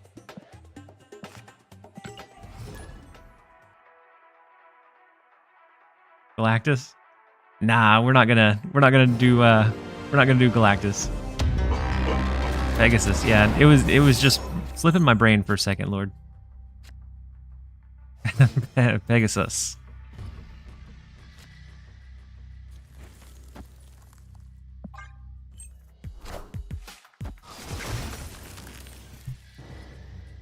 I just said it mainly because I'm running her alongside Shang and Shadow King in my Asgardian deck. Maybe you have success with it.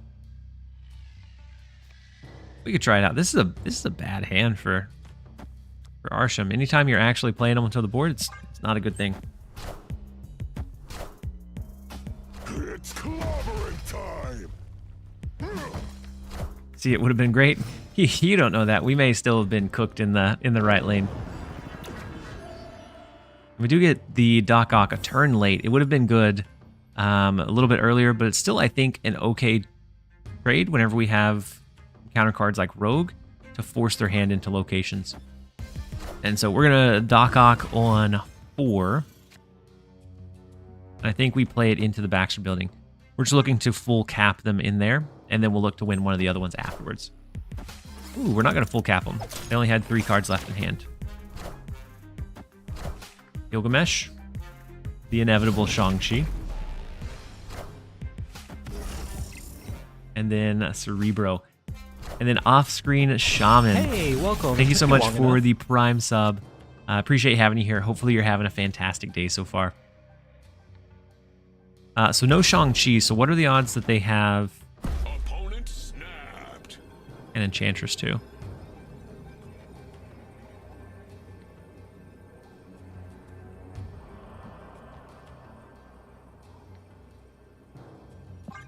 I'm not going to snap back. We're going to try and stay diligent. So the Grandmaster hitting the Gilgamesh, which was huge. It could have hit the Shang-Chi. It hit the Gilgamesh, unfortunately. We have Hawk. We now are going to copy the Hawk. I've always wanted Doc Ock. I always thought Doc Ock was a Spider-Man enemy.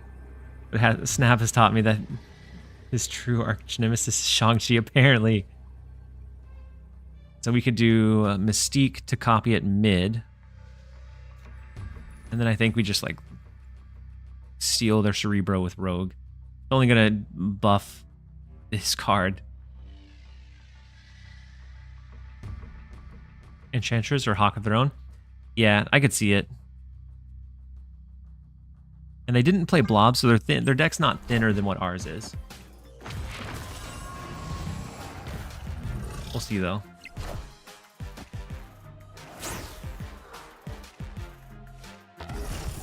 An extra +2 from Cerebro is coming in clutch.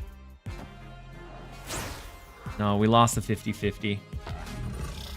But does that... Yeah, that flips the left lane too. No. Wait, the Rogue... Yeah, still slaps it. Longfellow, you said, hey TLSG, a big time fan. I just played you with the annoying Sarah deck. Hey, that was an incredible game, Longfellow. It came down to the very last match, and you had a really good play. I forgot about your Miss Marvel in mid, and you were able to steal it away. So I'm glad that we matched together. I'm glad that it was a good match, and it really came down to that last one. Did I think they would all 3 flood? No, I thought the left one would remain the same. I should have played the White Tiger over there instead.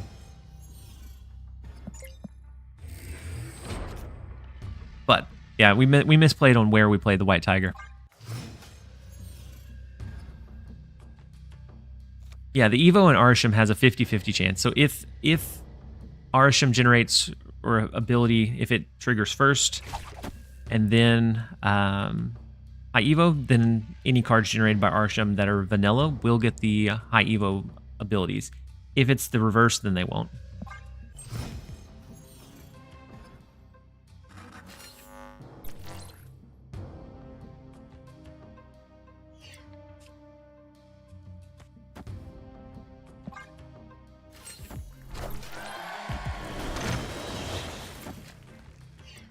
We could always push for like a Legion. Potentially lock them out of some locations. They're playing big into Dark Dimension, but if we Legion, next turn is the last turn that can be played. Snap. I'm back from my break. Hello again. Welcome back, Angel. Hopefully you're having a great day. If you were worried, the downward spiral has not stopped. We're still there. We're playing even. We jumped back over to ladder to try out this kind of augmented Arishem deck. And so we revealed their Shang-Chi and their Rogue. They had both of their counter tools in mid. And we ripped both of them away. And depending on... We will have initiative here. So the Titania is really scary about where it gets used.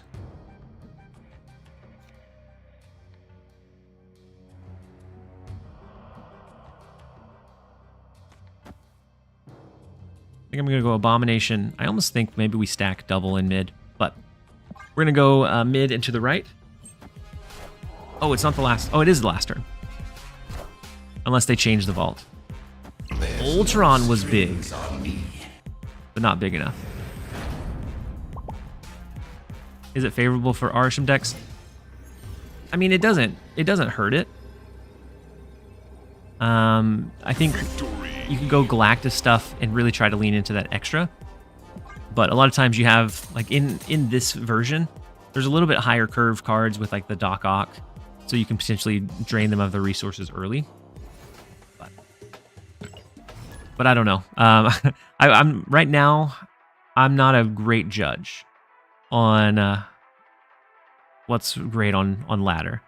I'm still trying to break it open, figure it out, and we've been bleeding cubes for everything that we've been trying. And so we're still in like the experimentation steps.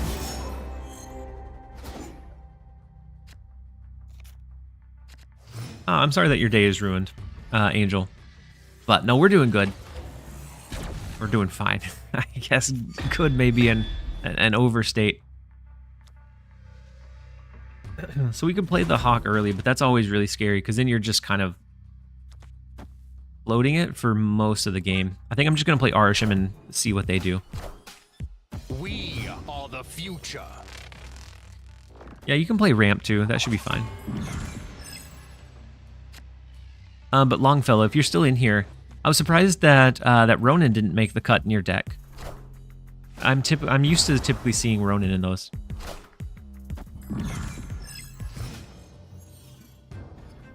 So we can kind of hold some of our resources. We do have Sarah that will be able to be for a reduction.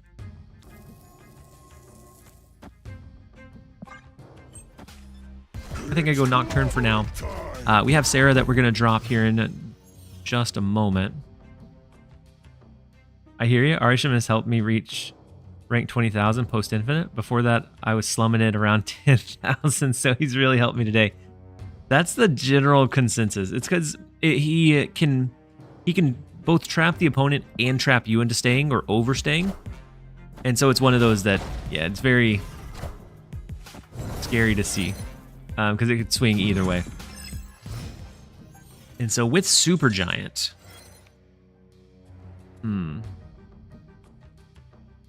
the card we play isn't going to reveal, so we could do something like Blob Mockingbird. Next turn would be Hawk plus Scroll. Kind of want to snap into it, but with the day we've been having, I'm not sure that I should. So whatever's posted up here, it could be a Hawk. We'll see. So let's go with this. I think there's a good likelihood that they do play something that Super Scroll benefits from. This one is going to be pretty big, so I'm going to move Nocturne over to the right as well. Boomer Snap for the win. Oh, Hefty Messiah. Oh, snap. I just now saw your channel point redemption about the Boomer Snap. Can you explain Doc Ock in this deck? He's only an inclusion. I'm not sure I understand. So for that one, so we're running into a lot of mirrors and counters and things that, like, if we play the Hawk out, they could potentially have Rogue and steal it away. They have a blob of their own. If we can stack all of theirs in one location, then we can do our thing in the other two lanes. Especially with Project Pegasus, if you pull out those big resources, it was definitely worth it for a laugh, Messiah. If you pull those big resources early, especially with the Project Pegasus location, then it's really hard for them to then pivot and come back from.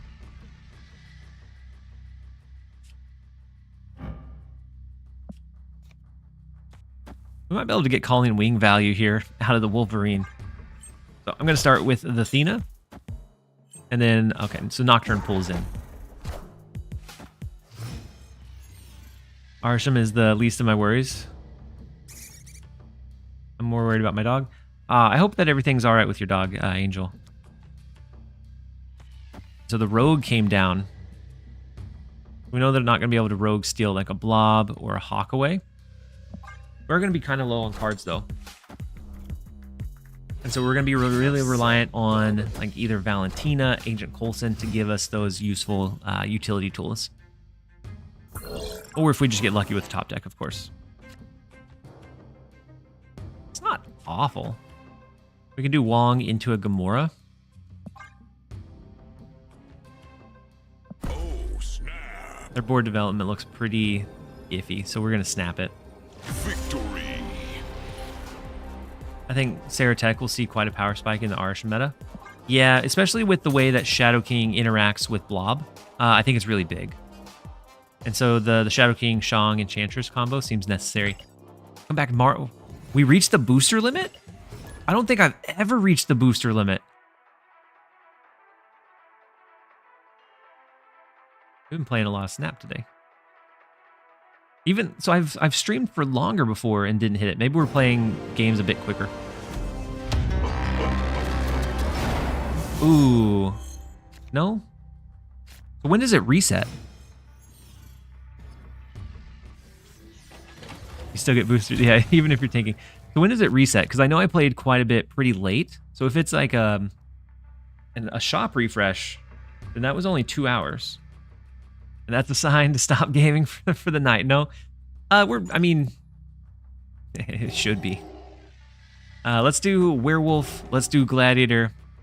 And we're going to start ramping up the Werewolf early.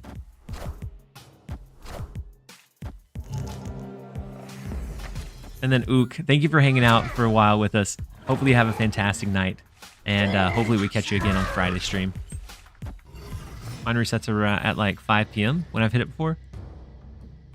Interesting. So I did play quite a bit yesterday evening, testing a lot of builds. I was tanking, but we were playing quite a few. So this is it's another high Evo one. I think we hold the Maximus for now. Yeah, turn 1 Werewolf is definitely going to be a force to be reckoned with. But the Storm into the Hulk is very scary. I wanted to ask about your discard deck, by the way. I've got a good Moon Knight variant from my variant shop. And so the discard deck that I had, it didn't run Moon Knight, unfortunately. I do like the idea of Moon Knight, but it's just been so inconsistent from what I've been able to see. I remember when the Hulk used to be ongoing for the Evo Hulk. Sorry, Arishem's intro sounds a lot like the OG Unsolved Mystery. Does it really? I'm not familiar with it. And we open back up the Flooded Lane. Yeah, so whenever High Evo first came out, Hulk was an ongoing card. And so people started using...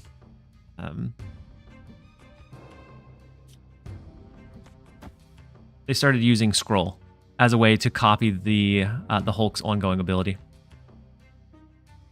So we have Hulk, or Doc Ock, which we're going to finish capping out this left lane. We can win that one or swing it the rest of the way with like a Hawk. And then we have Hawk plus Mystiques. If we're safe in the left lane, we can do the Hawk. And then we can drop Mystique on the last turn alongside, like a Maximus. Maybe not the Maximus, because we want them to have plenty of cards. See what it looks like. But yeah, he was ongoing for a little while. And then they changed it because it was such a hard counter for like, his card. Oh, I thought I ended the game. Or I thought it ended the turn. I must have missed the button. Okay, so some random cards from Agent Coulson, good. And then Sentinel in hand as well. There's a lot of good non-Shang-Chi related cards in their hand. We know of at least 3. Enchantress is fine. We're fine with Enchantress. We have Rogue, so if they have a Hawk of their own, we can Rogue, Mystique, or a Blob. Yeah, pulling that's great. But we're going to, the way that we're angling, I'm going to see if we can not have initiative going into the last turn. Unless we wanted to float it here, but then it's susceptible to like a Shang-Chi counter. So we'll play for the left. And then if they grab initiative, oof, that Rogue is going to have value in the right lane too. It's not going to be huge for us, like what it steals, but it'll take it away from their end, which I think is really big.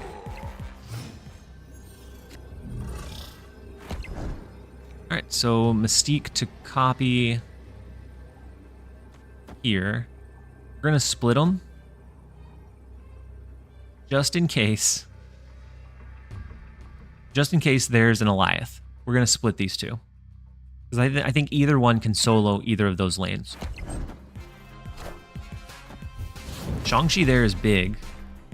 Don't win, go lock yourself into a bunker. No kidding.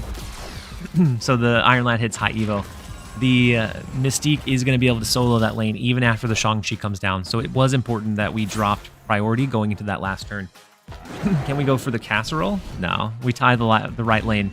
We get the other two. Feels good to be back on the winning side.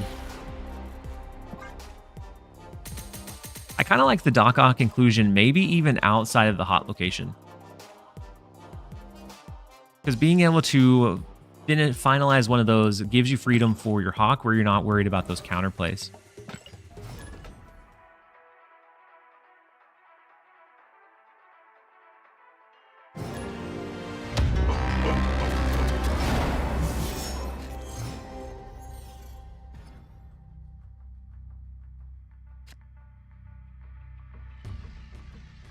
Ooh, and for those of you that were here before, whenever I pulled up the Untapped and it said 20%, that was for the last 7 days.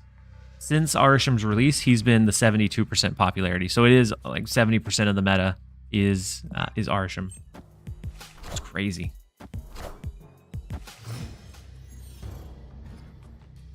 It was on the Untapped Discord. It is wild. It's a 52% win rate, so it's nothing crazy. But the popularity speaks volumes. We're going against a non-Arishem deck. If this is Project Pegasus, no, unfortunately it's not. And we can always do a Doc Ock early to try to cap them out. That way we're a little bit safer to do either like a blob or something similar. But for now, I think we keep playing Kitty Pryde. But it's also only the people with Untapped. Yeah, it's also only the people with Untapped. And so it's always going to be skewed. But that's in post-infinite gameplay. It's the 72%. Which either way, seeing a singular card be 70% is crazy. All right, I kind of like actually kind of like Doc Ock mid. But I think they play Kitty Pryde here, and we'll drain the rest of their resources. Yeah. And there's a chance we pull into Iron Man or other cards that they want or would need here. So those ongoings, they would be deactivated. The Mystique becomes irrelevant. The Angela's still good. And then Athena scaled after all of that, which is kind of sad. But from here, we can go blob into Mystique since they're not running an Arishem deck. We know that they're going to have to top deck a Shang-Chi if they want to win that one. Or have the Juggernaut, which came down already. I think that's a snap.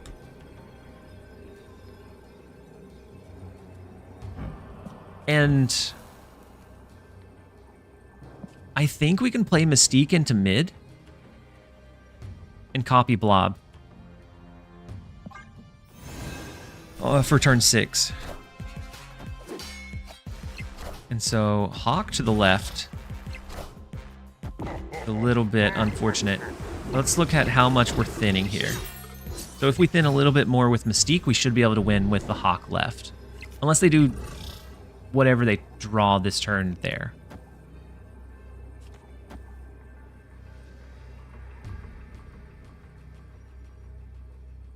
Also, if you lose this, maybe go into a bunker.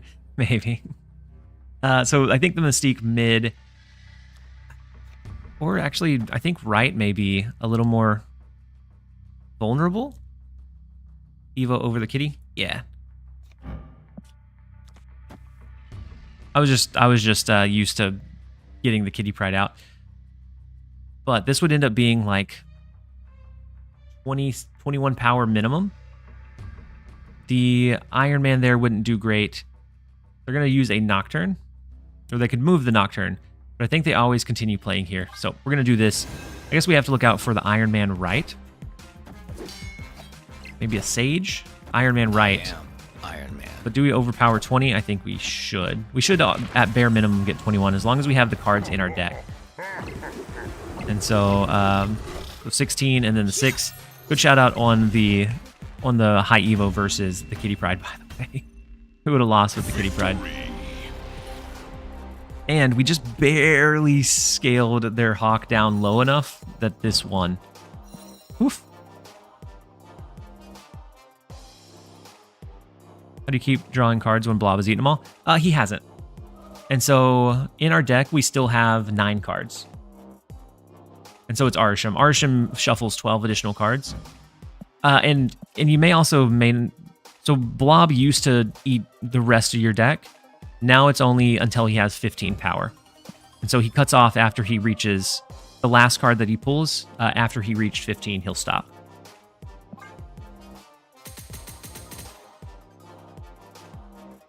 Notorious, she said, remember when Chavez was nerfed because she made a 12-card deck more consistent? I low-key think this is an experimentation for larger deck sizes. I mean, it could be. Larger deck sizes could be a thing, but it also requires deeper collections too. Ooh, hold on. We have an ad running real... Oh no, the ad just finished. My bad, guys. I'm having a hard time tracking them today.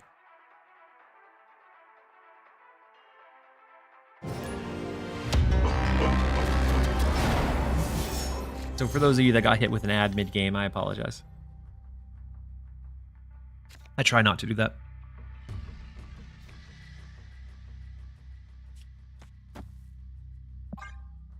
We have multiple man. We can always do Cosmo that we generated in case we draw into Hawk. We can play the Hawk into that lane.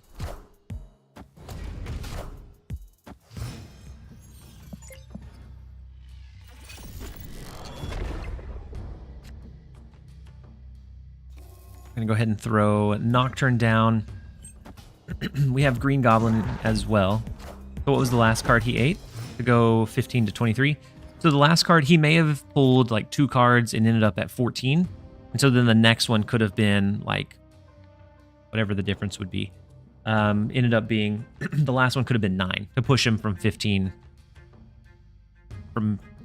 14 to 23.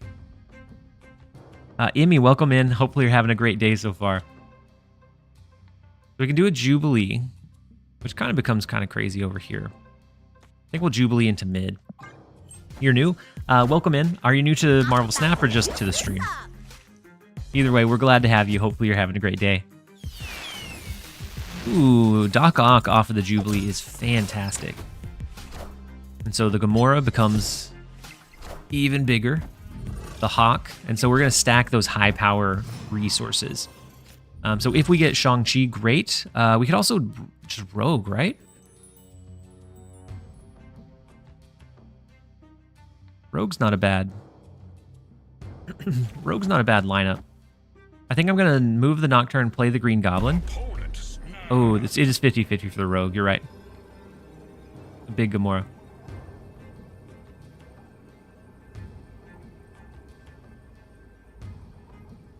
So I think I'm going to move the Nocturne, play Green Goblin here, see if we can stop their cards from merging.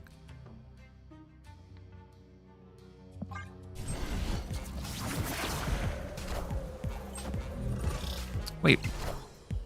Is that a second Hawk? Clear for takeoff. You know what is not a 50-50, you guys? The left lane.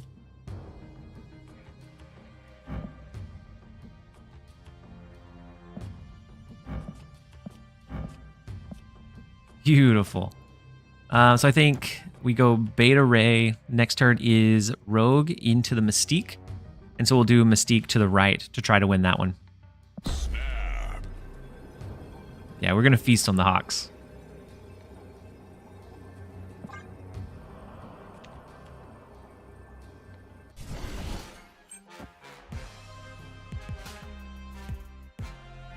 And I guess with Nocturne, maybe they can find a way to win. And Eliath could definitely swing it back in their favor. Another big Gamora. Whew. So now, does a Hawk even beat it? It'd be 32. 30. 32 with the Mystique. It may not even beat it. We lose to a couple of things. We lose to Eliath. We lose to just another big play, potentially Blob. Blob here. Yeah, the Eliath is really scary. We haven't seen much of their deck, So we don't know how greedy it goes.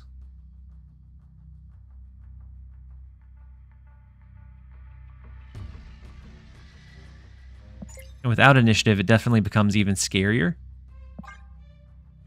Cosmo also whiffs us. The Arishem to the right. I think we beat that.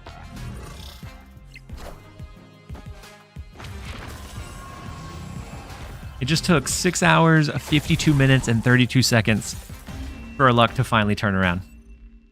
Victory. Now we're finally back on that upward trajectory. Whew. We weathered some of the storm, dropping down a bit, but we still got a bit more to go. Right now we're 5-1 with this deck. No, I think we're 6-1 with the deck.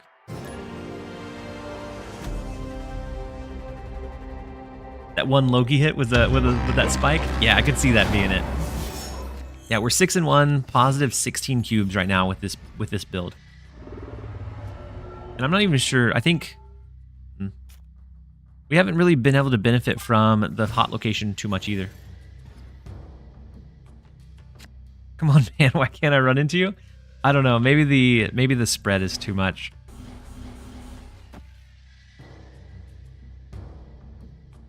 Kind of hard to win with Arishem, though. Whew, you're telling me. So the Agent Coulson, that'll change into a 6 cost.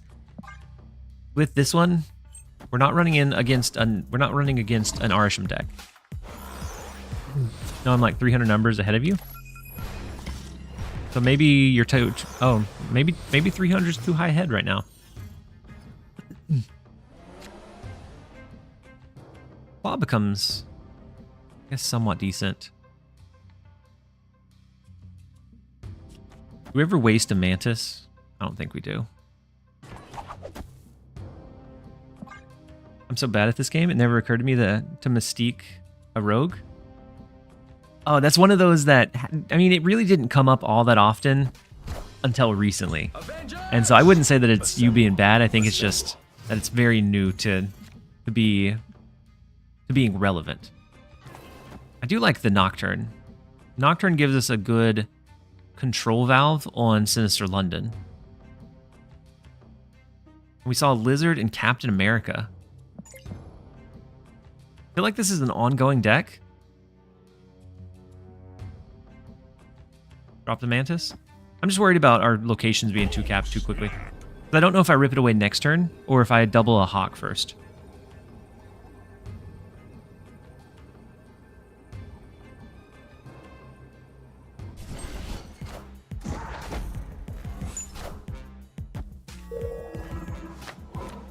Warpath. Yeah, Warpath's not going to get us much good here.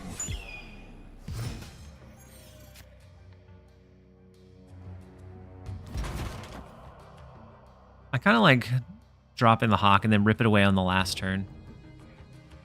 This looks like a full-on Spectrum ongoing deck. Could be an Iron Man, which would be troublesome. Yeah. The Iron Man's rough. Iron Man. I am Iron And then Man. it bouncing to the left is definitely tough too. I think we lose that one now.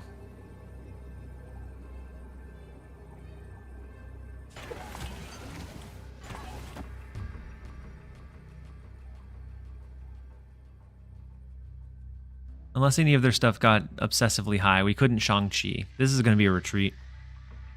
That Iron Man placement was good. Escaped. Had it jumped over to the right, I think we could have been able to make an argument to stay. But with that one, no. No, we definitely couldn't.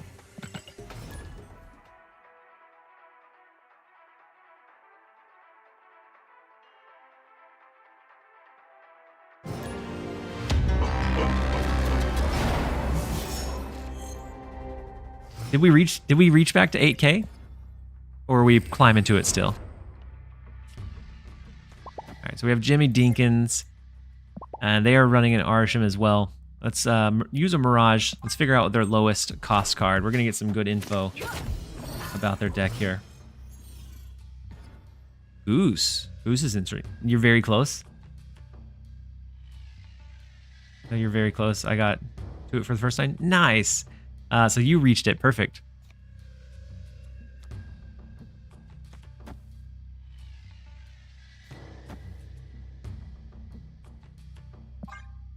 I'm going to give them a Nova.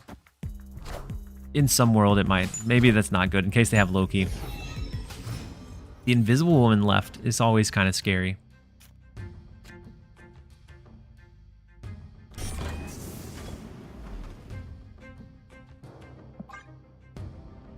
Hey, welcome. It took you Nodak, long thank you enough. so much for the Prime sub.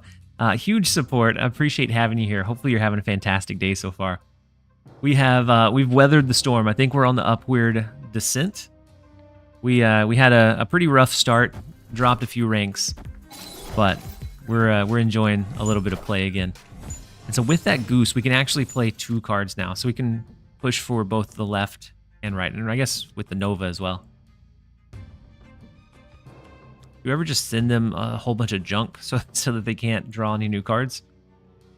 I don't think that it ever works that way. Collector, however, is really good for the vault. We could do this, and we're not going to be able to play any big cards, which gets really scary really fast. But we do have Hope Summers. We have Rhino to rip one of the locations away. Oh, snap. Nodak, first time catching the stream. I appreciate you being here. Hopefully you are able to catch some more in the very near future. So I'm going to be live again on Friday. This will be I'm going to take a break tomorrow for the 4th of July.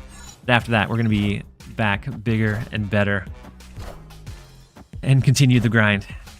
So the Black Bolt, we lose our Hope Summers. Kind of unfortunate. All right, so we can't play the Living Tribunal.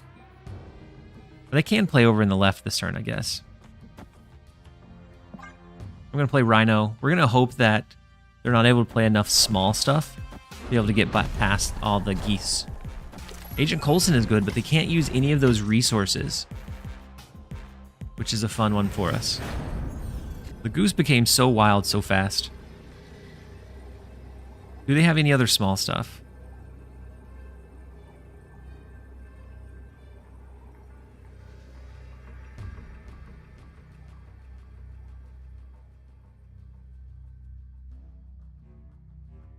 Can they play more than 3 power? Ooh, if they have Arishem, they can actually play him somewhere. That does get past Goose. Is it worth the extra 2 risk? You know that at least 2 of the cards from Coulson weren't able to be played. I kind of think it becomes a retreat. Oh, they did retreat. We could have stayed.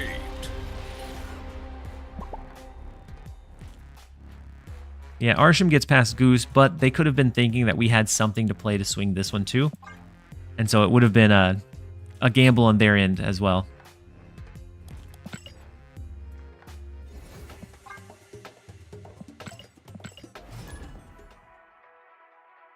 But I appreciate you guys for being here. Hopefully your week is going well. And those of you that are in the U.S., happy Independence Day tomorrow. I hope you guys are safe with any kind of fireworks or anything that you do. And everywhere else, we're glad that you're here too. Hopefully you guys are doing great and have a good day tomorrow as well. We could drop the Giganto, but that feels very scary. I think we Blue Marvel to the left instead. I think that sticks around a little bit longer. They're going to be afraid of doing like Rogue in case we have things that are bigger. Giganto OP. He's OP, but he also has the Shang-Chi stuff. We can always end up doing Giganto on 5, Taskmaster on 6. Push for it. The Adam Warlock play. We could have gotten around the Adam Warlock had we listened to you, Captain. Okay, so we do have the Doc Ock. We don't have anything that we can play yet. But we have Doc Ock, so we'll be able to drain them of some of those resources. Just may not be in the Project Pegasus lane. I keep telling you. All right, so we do get Agent Coulson. We'll get a few decent curved cards. We have Shang-Chi, so I think we definitely push Doc Ock into Project Pegasus. They're going to have a lot of random stuff. Nick Fury is a fantastic Agent Coulson pull. They're going to have a whole bunch of random stuff, and I think it's worth the pull here just to cap them out. Snap. Zenless Zone 0 releases tomorrow. What's that? What's that, Ducks? Snapped.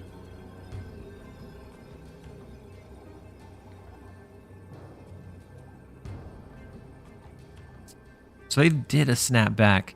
We have our Shang-Chi. If we pull theirs, then we do have Null as that like potential backup line. Let's see.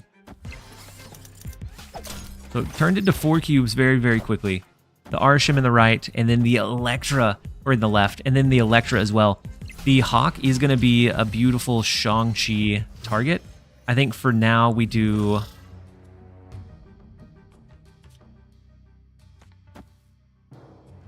Is it the Shang-Chi target? Or does it end up being Taskmaster somewhere else? I guess we'll see. I don't like having to invest so much in this left lane.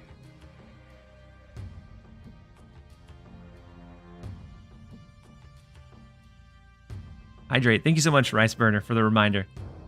I love playing Arishem, but I don't have Bird, Blob, or Hawk. Ooh, those are some tough ones. It's a free-to-play gacha game. Nice. And it seems like it's pretty anticipated. This is a lot to invest in the left, but it does help make sure they don't draw into anything left, anything more. Wait, we won't be able to do Null and Shang-Chi. Because we only have one more turn. Mystique copies the Hawk. That's big. Goodness, a double Mystique is massive too. Whew.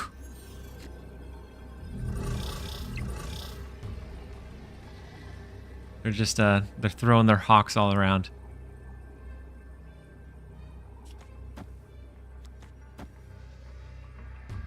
Yeah, I think we have to Shang mid.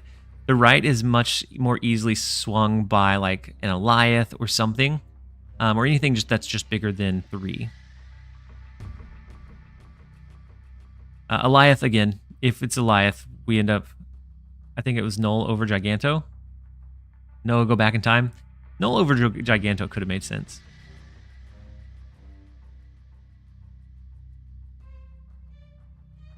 This could get an Eliath. It could be eaten by the Eliath, and then we are just looking sad. They can also play more than 5 power there, and we wouldn't be able to do much. Checking the other lane. If they play anything into Monster Metropolis that's over 3, we wouldn't be able to beat it. And so it's kind of a choice of which direction do we go. That's a lot of cards. Shang. The Scar. We take out all 3. Beautiful. That is a massive Null. Wind, aid my hand. The M'Baku jump scare almost got there again. Victory. Well, they had that built into their deck too, so they were intending to do those kind of shenanigans. Would have tied if no Blue Marvel. That was a clutch from Arishem that game. That's a 490 power swing. Yeah, we see Arishem everywhere.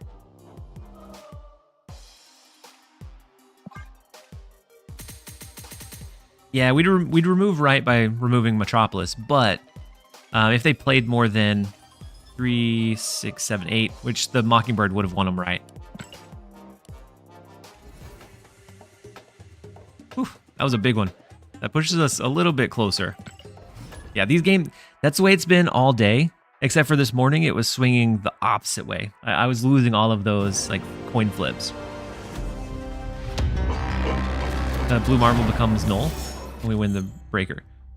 Oh, so if I had played it early? Prodigy, how's it going? Hopefully you're having a great day. Thank you for joining us.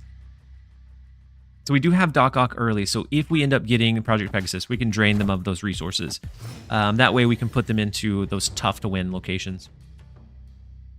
Oh, without Blue Marvel? Gotcha. We still win the point differential.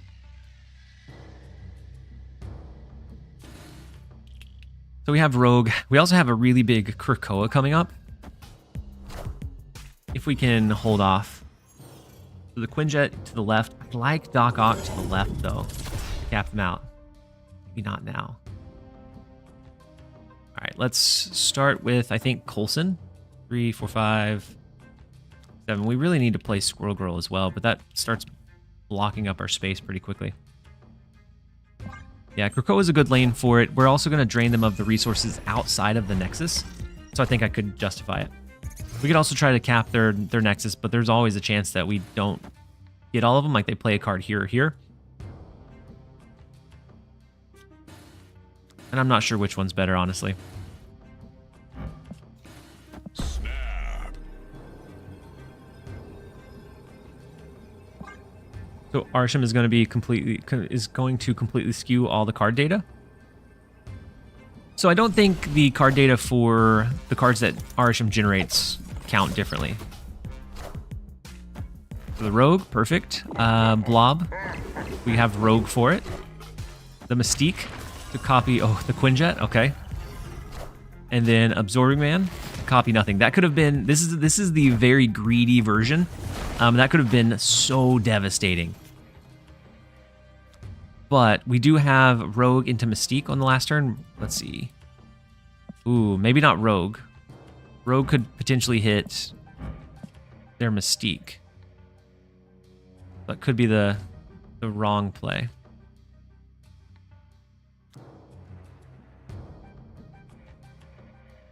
Yeah, it's also 13 power. 13 power Shang-Chi, which is massive. Do we ever... Red Skull. Red Skull to potentially push their cards above Shang-Chi range, and then 13 power Shang-Chi. Or do we just hold off so that we don't get priority going into the last turn? I kind of think we hold off.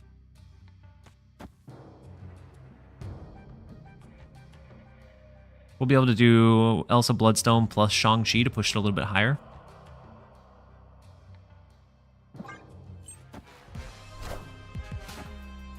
Whoa, that's a wild Arnim Zola.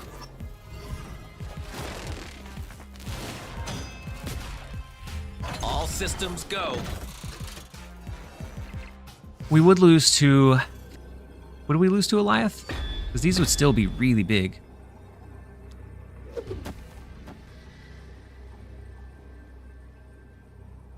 The Mockingbird Shang-Chi, I think, is our play. We dropped initiative intentionally, and then we'll lock in. Deck matching exists 100%. Buff, you got another 8. You're into the top 1,000. Congratulations. You're absolutely flourishing right now. Victory. I played against nothing but Arishem. The moment I stop playing him, no one plays it. Maybe. We lose to Legion? Ooh, we would lose to Legion left. Odyssey. One of those that's definitely possible in an Arishem deck. But we are on the right path now. This morning was rough. We took a little Conquest break, and that's what we needed to break the funk. We are sitting at, let's see what our rank. Let's see our stats. We're sitting at 8-2 with the deck so far. We're sitting at 8-2 so far. After like everything else was massive losses. All day, we're looking at losses of just worst run I've ever had in my life. Just bleeding the red cubes. And then we have the green one when we need it the most. Opponent snapped. All right, so they snapped on one. What are they snapping on? The Project Pegasus. We can always do this to scale our Athena. I was top 800 before Arishem, and then now I'm 2,000. Yeah, I was 300 and then went to 2,000, and then we're slowly climbing back in the right direction. But Rose, you said that sounds like a lot of fun, so buff. Yeah, buff. So Hawk Galactus plus 36 cubes. That's that's huge. The Hawk Galactus, especially for the Project Pegasus location. Is Arishem or Red Guardian better to pick with tokens? It's really tough to say right now because he's only been out for a day. And so typically the meta will shift around a card within the first couple of days. But right off the bat, it's really tough for it to be a judge. Right now, we're seeing a lot of Arishem. And so a lot of the decks end up being teched towards that, that counter. I think Red Guardian is a safer pick. But Arishem depends on, like, if you like the RNG and some kind of crazy playstyles, then Arishem's going to be decent. But it's still very, very early. Rose, you said I literally just got home from work. What is the hot location? Project Pegasus. So plus 5 energy this turn. So it allows you to do things like Galactus a little bit easier. So I think I'm going to Doc Ock into mid. We try to pull their big resources. Next turn, we do have the ability to Hawk in the right lane. Oh, wait. Hawk's not going to be great for us, actually. But we want to pull their Hawk out of their hand. That way we can end up hitting it with a Shang-Chi. So the Mystique copies the Cosmos, so we can't Shang-Chi a Hawk. That's a rough one. Ooh, now we can. Mystique gets destroyed. We can now Shang-Chi the Hawk to our heart's content. All right, so then it comes down to how do we win one of the other ones. Those are their big resources in like the Rogue to counter what we're doing, the Absorbing Man to copy the Rogue card, the Hawk, and the Mystique. So we take away a lot of their big upside plays. And so I'm thinking we either...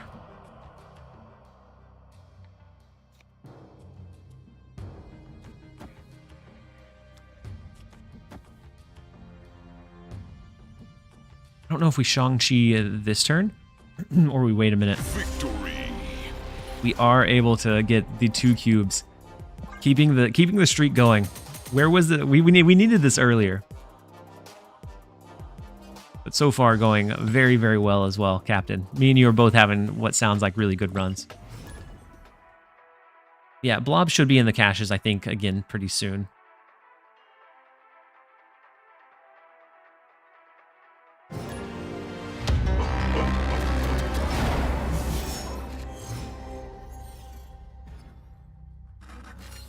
You finish stopping while you're ahead? That's probably a good thing.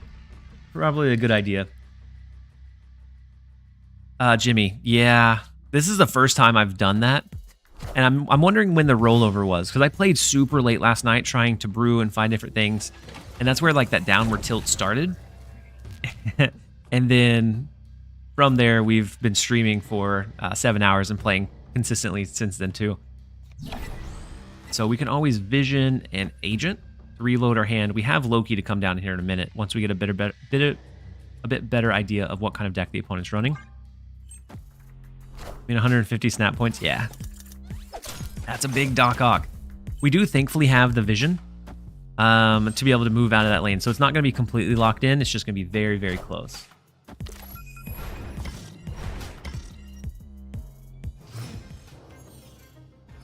Cersei over there is always a decent shot. Oh, we lose our Loki. They lose their magic, though. How the mill deck performance go against... it might be playable, but all of my decks this morning just tanked so hard.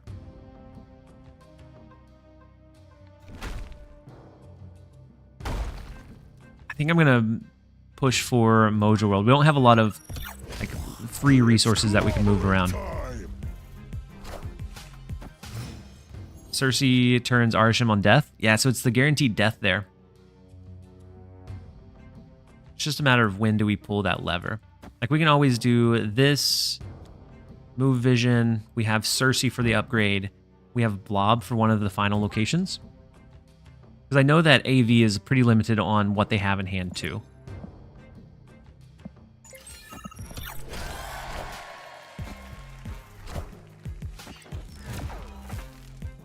So the White Widow mid is okay. Go ahead and upgrade these just in case she's going to stab us in the back. I want her to stab us in the back early so that we know it's coming. We can always move Vision into Mojo World as an extra push, and maybe we'd play that plus a couple of these cards on the last turn. They have had plenty of turns to draw into their counter components, which this looks like probably a mill deck. So I could see them having Shadow King or Shang-Chi that they could be looking to throw. The Green Goblin, a little unfortunate. We have Captain Marvel here, which is a nice one. Jubilee wasn't great, but everything else was okay.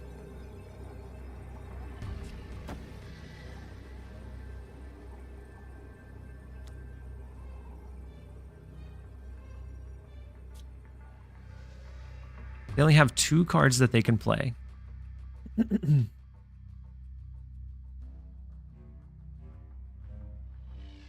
And we have Captain Marvel that can move, so if she has to move to the left, she can.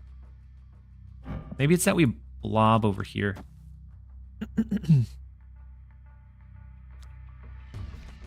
Just in case they Shang-Chi Shadow King. It's only for 1 extra. You want the list? This one's running actually pretty well for us, so we're gonna continue crushing this one for a little while. But Maverick, I think I mentioned it, but the mill deck didn't do fantastic. But I tried a whole bunch of decks. So I tried a Thanos build. I went 1 and 3. We tried one version of mill that went 1 and 3, and another one that went 1 and 5. So I think it's playable with the right draws. It's just we were having some tough luck this morning. But yeah, Buff, you can post it in the in the Discord. Up like 300 ranks since I came in. Must be lucky. Cornflake. I mean, you must be the lucky charm popping back in. You were just the luck charm we needed. So Echo on the left. We won't be able to play our big plays by the timeout. Despite the 1 timeout, you are working as a good luck charm.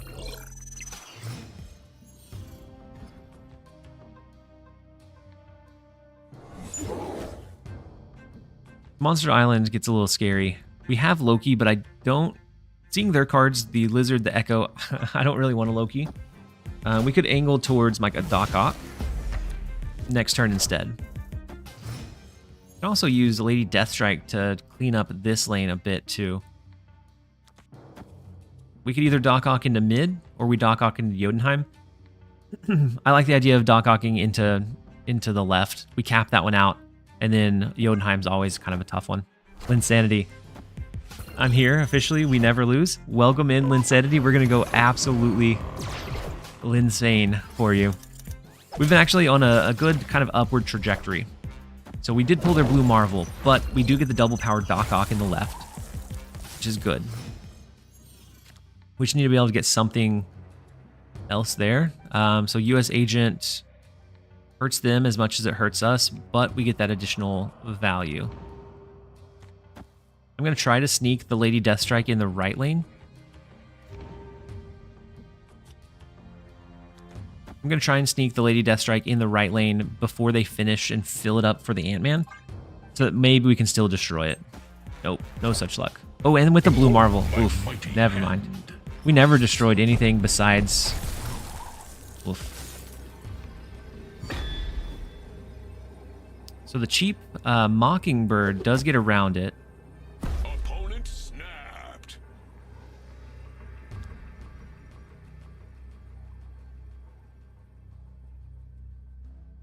I don't know. So the cable was in their deck. I don't know what kind of deck they're running.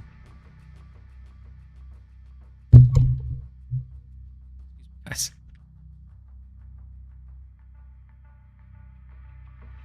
Oh, and the ads are starting. Arrow mid. But we don't have initiative, so it'll be whatever they play here.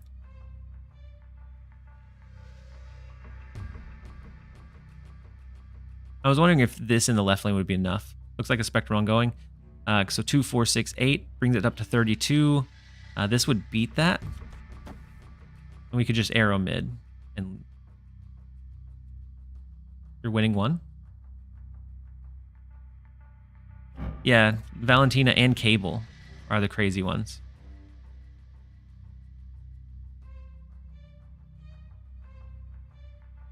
And the Onslaught was from Valentina. Blue Marvel, is this a Gilgamesh? I think it's Gilgamesh. Escaped. Alright, I'm going to run to the restroom real fast while the ad's running, and then we'll run a little bit more.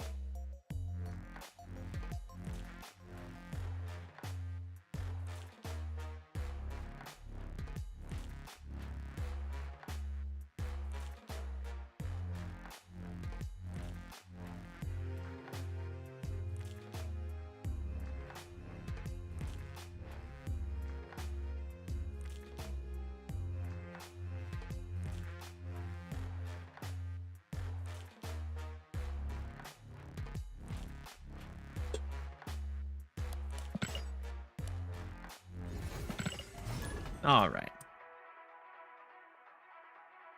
Let's see if maybe we can climb just a little bit more. We're having some good luck finally. It's finally turned around. We're liking what we see.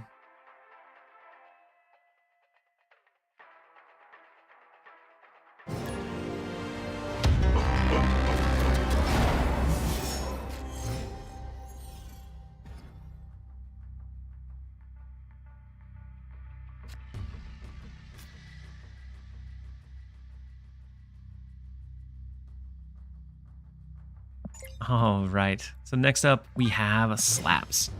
Not running an Arishem deck, and so we'll see if we're able to hold up.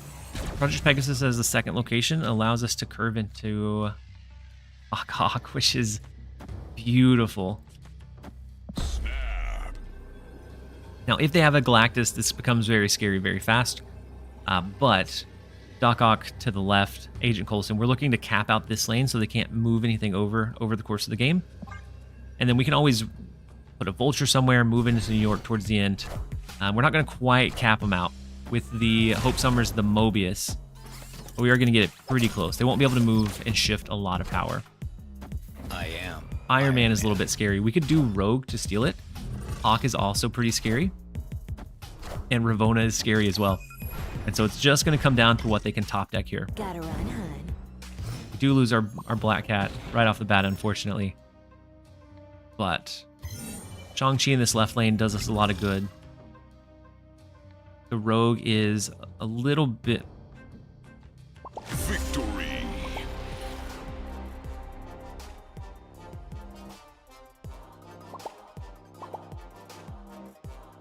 I think Slaps is a little mad. I think they're big mad. The Miss Marvel middle finger always feels the worst whenever you snap after they did. So saying you're confident and then you lose the 8. I'm them out. Yeah, we're absolutely going to time out Slaps. Everybody gets happy about the Doc Ocks. The worst feeling, Marvel Snap emote to receive has to be the Miss Marvel. After you lose a big 8-cuber to like some like your small misplayer, they play it around you, and then they just spam that one. It's so demoralizing. But I said we never lose. I'm a good touch. Cornflakes. We're gonna time out. Laps.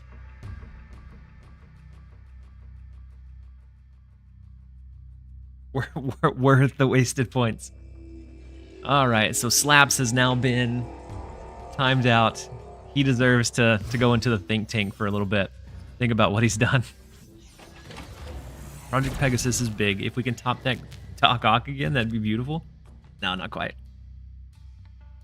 But we do have the Agent Coulson, which would allow us to even out our curve some. I think we hold on to Blob for now. I don't like playing him early.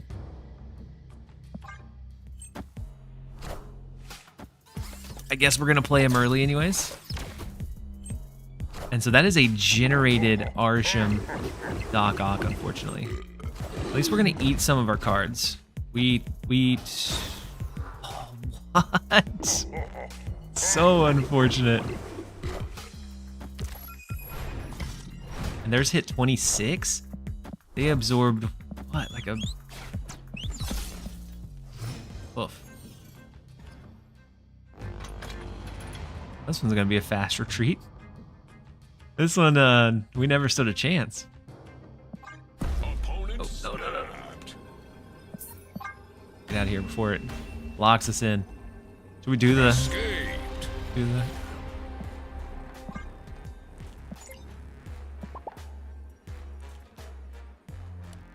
Yeah, we're jumping out of that one. That one was rough. And then, Casey, you said it got me to infinite today? First time ever. Nice, Casey. That's huge. I remember the first time climbing up and grinding to infinite. It felt fantastic. And so I'm glad that you were able to get there.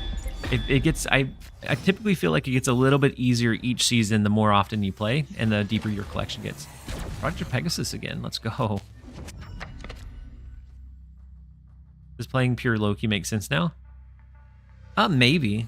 Like it might, because then you'd still copy the blob and all of the stuff, but the blob wouldn't be as consistent. Let's go Nocturne, Agent Coulson. Getting Arishem instantly makes you collection complete. What do you mean? That's true. The anxiety of being at 99 in 1 cube. That one's rough, yeah. Yeah, the Hawk would be huge. That's if they're running it. So they get the early Fastos and the Quinjet. So they're going to have some phenomenal value here. I think we go Bishop, and we just see what pulls into mid. Any of them are fine, actually. Blob's probably the least one, because it's going to be above Shang-Chi range. Everything else would have probably been a little bit better. Jumped up to 26. A massive one, so we pulled a Giganto right at the end. Ooh. Those are some tough ones to lose.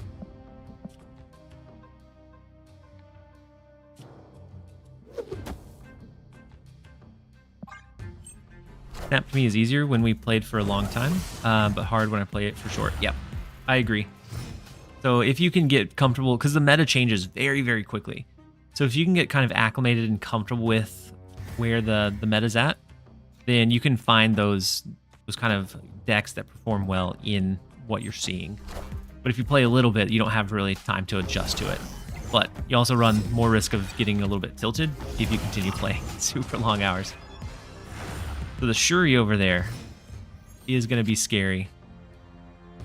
I don't think we're going to stand a chance. But since they haven't snapped, I'm willing to let it play out at least for a little bit. We don't have our Shang-Chi that we can top deck. The best we could do would be if they played an ongoing card, which would be kind of silly, into Shuri.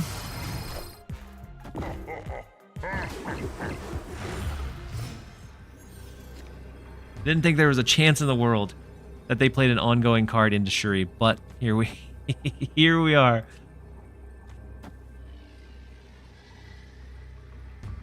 Warpath to the left. We're gonna rogue to steal their blob. We'll pull a blob of our own. We have 9 cards left in our deck. We know at least one of them is 10. So we can get to a bear. We can at least get to 15 regardless. But this one feels good. Victory. Didn't feel good for Pizza Dad though.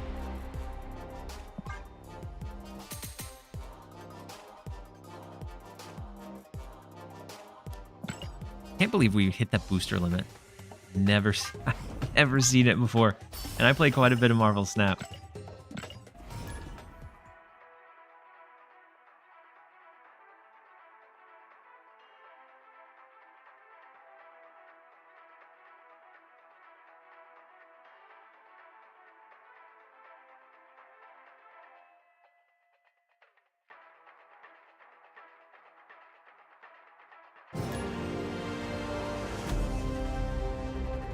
Let's see if we can keep it rolling. Lenum, you managed to get him on 1, thanks to Arishem plus Tinker's Workshop. Oh, for Fastos? Yeah. Fastos can be decent on 1 or 2, but it's also still kind of situational. It was never a card you want to see late. I think we start with Valentina. We see what resource she provides. The first time I think I've ever seen Valentina out of the deck. Hell, it could be better. Hopefully Slaps is cooled down after that timeout. Hopefully. If you're in here, Slaps, I hope you've learned something today. Gotta have a little bit more patience. And everything will be alright.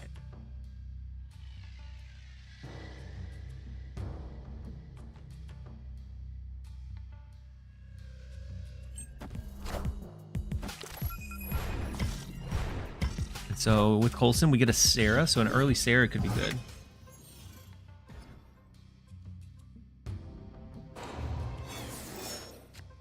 Blob's ongoing has consequences. I wouldn't have predicted when he was new. Yeah, me neither. I don't know that anybody predicted the craziness that he creates. So this gets really congested really fast. Besides top decking our Nocturne, we don't have any consistent way to get power into Death's Domain. So we'll see. Yeah, but Blob and his ongoing, I definitely wouldn't have anticipated it. They decided to change the right lane. Interesting.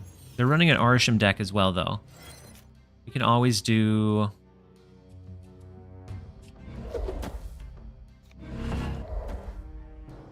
"12 power? 12 power to the right. Next turn, we can always Nick Fury and hope for, like, an Ultron.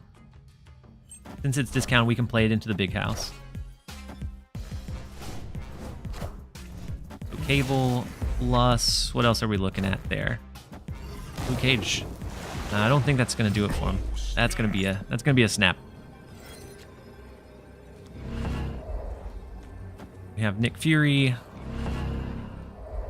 I'm going to go ahead and play Hela so that we have room to generate all of his cards. That way we have the best chance to potentially get power into mid or sneak it. Random Hazmat? Random Hazmat would be detrimental, but it was an Arishem build. And so this one was Arishem random. The other one could have been as well, I suppose, but... we're on the upward ascension. We're climbing upwards again. Let's... think we can hit 18. Think we can hit 8,000 again. I think we can make it.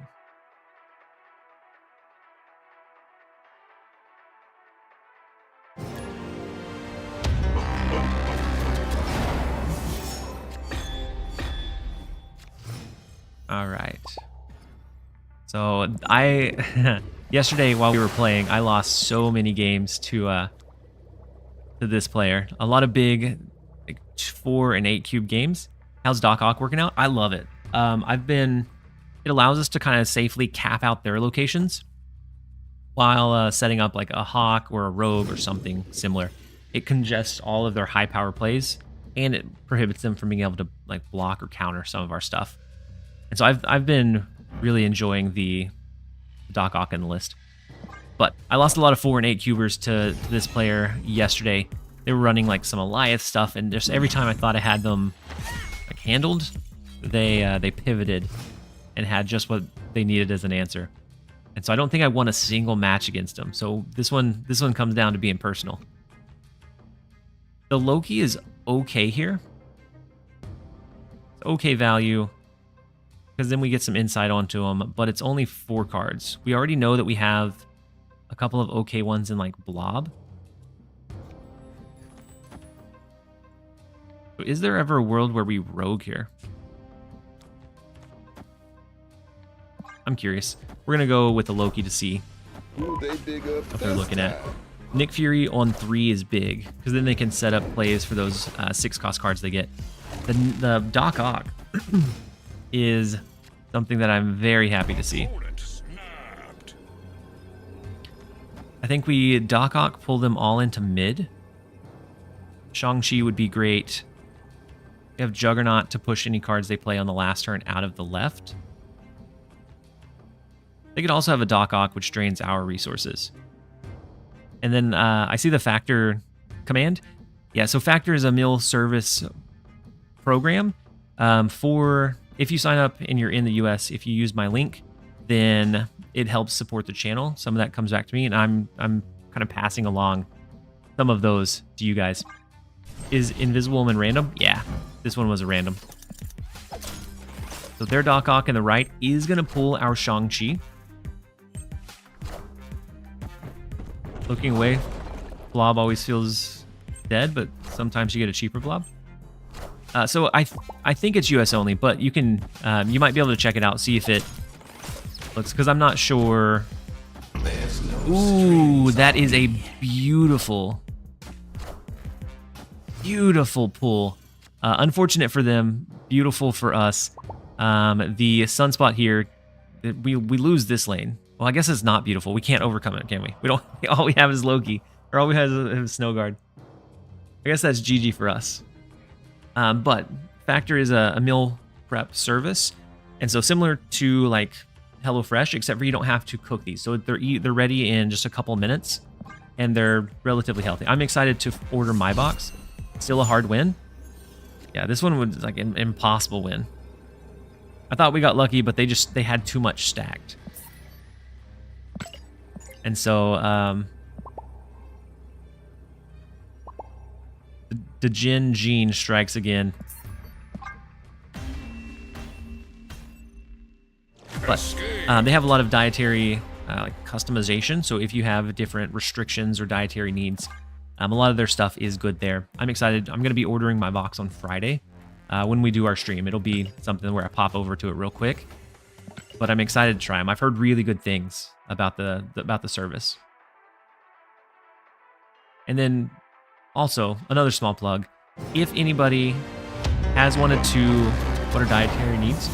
Yeah, so like either vegan, dairy-free, gluten-free. They have like all of those options. They have the different like primary ingredients or potential allergens listed so that you don't have to worry about what you're getting. Yeah, so you pay for a box. You load it up with several different like little meals. You get to pick from a pretty wide range that they have, and with the discount code, you get 50% off that first one. It does get a little bit pricey outside of that, but with the discount code, it's typically a pretty good at least trial into the service. But then they deliver it, and it's able to be like heated up whenever you're ready to eat it. But the other small plug, if anybody has wanted to support the channel or give back to the channel, but they don't necessarily have the means to, perfectly fine. Just being here to watch is enough. But if you did feel like you wanted to do more, we do have another sponsorship going on. It's Star Trek Fleet Command. It's a mobile or PC game, and anybody that downloads it and hits a couple of different metrics helps support me and the channel. And so if you ever wanted to give back, not that you have to, but it's there if you wanted to. So we can always Proxima and Professor X if we think they're going to go pretty light into this middle location. If not, it could be that we try to position like a Hawk and then Professor X next turn. Kind of like that ordering. That way we have initiative, we can stop any kind of shenanigans. But if they do a Rogue, I think Rogue would still go through. And then thanks for the hydrate reminder. You said it looks like a good business opportunity for the meal service. Yeah. There's a couple of them here in the US that do that.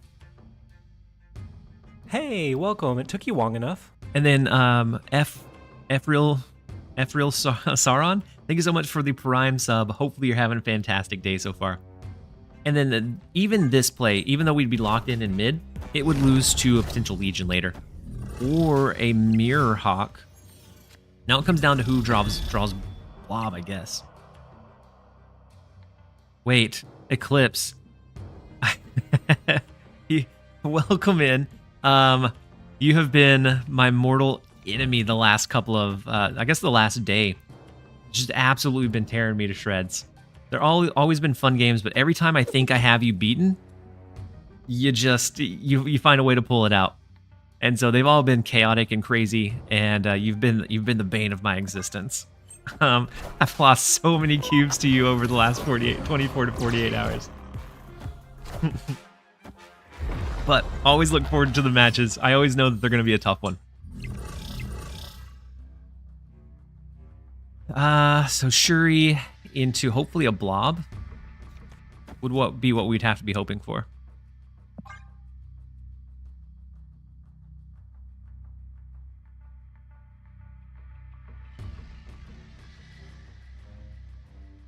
But other than our recent match, the last few have been going well. But to tell you how far down that loss hole I went, we went from rank 300 to 2,000 at one point today. It's been a wild ride. Bring something TLSG, and don't forget the time. You're nearly at 8 hours. I'll dip out for tonight. I was on and off for 7. I appreciate you being here, Angel. I'm keeping an eye on the time. But we are having a decent amount. So if they get blob, we lose this one. 8-hour stream. Yeah, we've been doing like between 7 to 8 hours. It's the only opportunity I've had to be able to stream. We lose to a blob to this, by the way. Get blob with Lockjaw. We don't have enough energy to rotate anything. Because we only have 7. Ooh, we do have 8, right? Is it worth the rotation?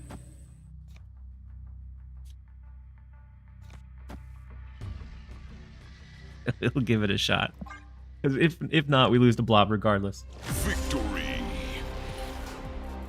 But Angel, hopefully you have a great rest of your night. Thanks for hanging out.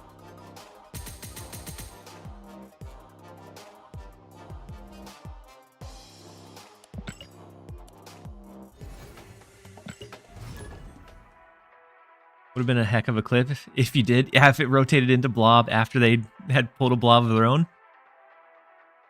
It would have matched our 4 rock draw luck from earlier. Still can't believe we drew 4 rocks in a row with an Arishem deck when there were only 4 shuffled in. I think that was our low point for sure today. And for all of you guys that have hung with me through it all, I appreciate you guys. The clip from yesterday where Shanna summoned Ghost Spider, that was epic too. Yeah, we have the rock slide to go alongside the hawk to help kind of buff it up a bit.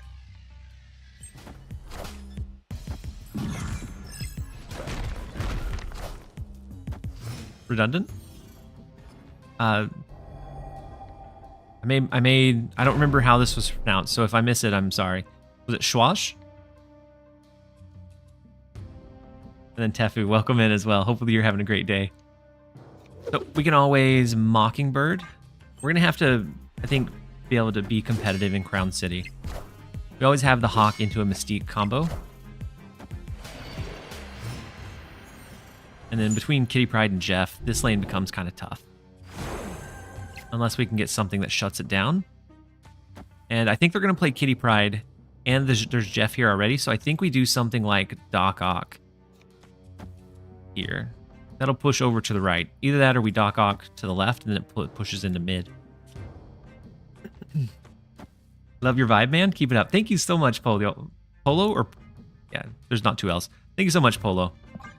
It's definitely very much me. Like even through some like tougher... Ooh, we dodged the Shang-Chi, but we do hit the Doc Ock. Unfortunate. But it's very... that's one of the reasons I like creating content so much, is that we wouldn't be able to have this awesome community. I've been so pleasantly surprised with the community that we've created, and just how wholesome everybody has stayed, even whenever like Snap may be frustrating. Everyone has stayed really positive, and so I've been very fortunate. You forgot how to pronounce my name? I sure did. I sure did. I knew that I had forgotten it as soon as I saw you chat. So the left lane may be a win, but the right becomes a little bit tougher. We have already pulled their Shang-Chi, so a Hulk is okay to float. Schwaks. Schwaks. Okay. You pop in here enough times and I'll remember it. We have to look out for the Iron Man in Crown City. Ooh, that's a very interesting Juggernaut.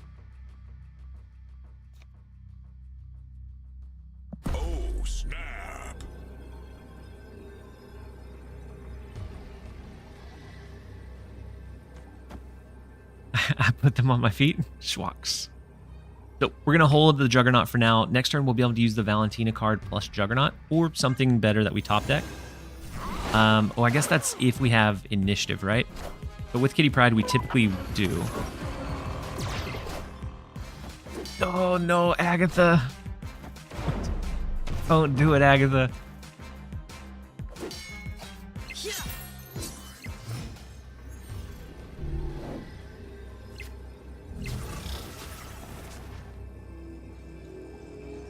Oh wait, it goes so fast. It goes so fast. I don't want to.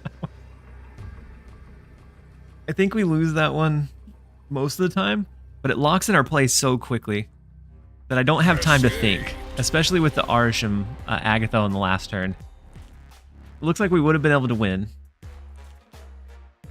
but I had no idea if we'd be able to. I didn't have enough time to think through the play. Next time we get matched, I'll give you a free... No, Eclipse, you don't have to.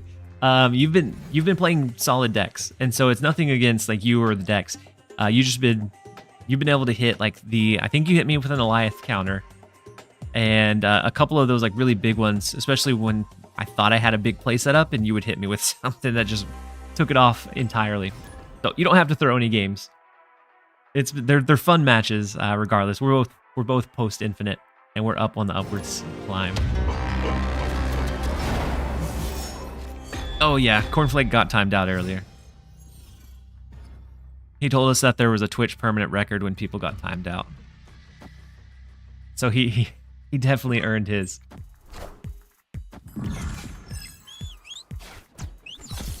Alright, so we hit their Electro, and they're running a standard ramp deck. Mistakes were made. He's rehabilitated and back in now, so all is well. So with this being a ramp deck, we have to look out for Eliath, Magneto. We have to look out for Dr. Doom, Leader.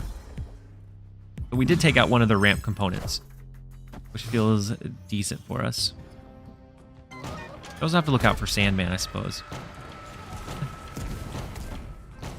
I'm okay trading the Yondu for the Nebula. I think we'll go Agent Coulson to the left. It's going to generate a couple of resources for us. See if we can pull it the rest of the way. This Marvel's decent. Blue Marvel's decent as well. Feel snappy? I don't know. I don't know. I'm always a little bit hesitant now because we got absolutely swindled earlier. The Hefty Messiah, have a great rest of your stream and have a great rest of your day. I appreciate it, the Hefty Messiah. Hopefully you have a great rest of yours as well. And we will catch you on hopefully Friday's stream. If not, one of the ones coming up soon. So next turn we could always spend it doing, or actually this turn we could do it, right? I kind of like getting Hawk out a little bit better though. Yeah. We're going to go ahead and play Hawk. I was thinking we could discount the Mockingbird to be able to play it on next turn. Or next turn or the last turn, depending on if we thought it was going to be a Sandman. Which there's the Sandman. We have to look out for an Odin onto the Jubilee, which would be very scary.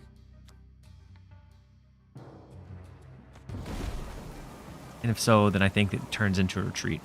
I'm going to go Blue Marvel for now, while we figure out what their turn is.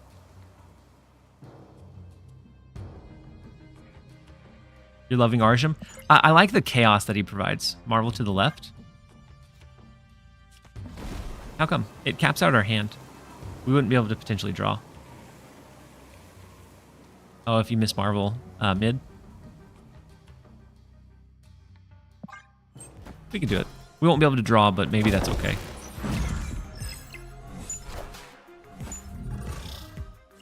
That is a big hop. Yeah, he's only 6 power now.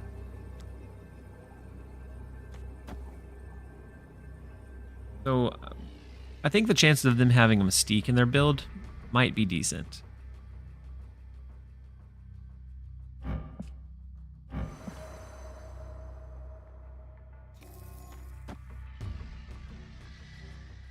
We could also do this, which is only slightly better than the Mockingbird, but then it loses to quite a few things. I'm going to ship it and hope that they don't have like a Mystique. The leader copies the Nocturne. Is that going to be enough? Not quite enough. Because of our Blue Marvel. Push us over that edge. Not a clean game, but we'll take it.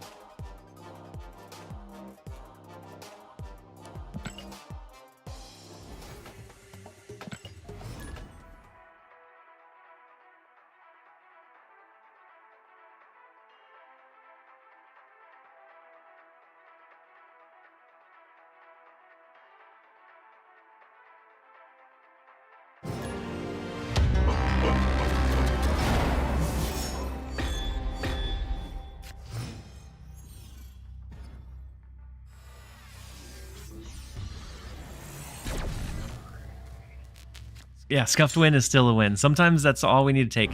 Did this reveal the last location with Uatu? I didn't notice.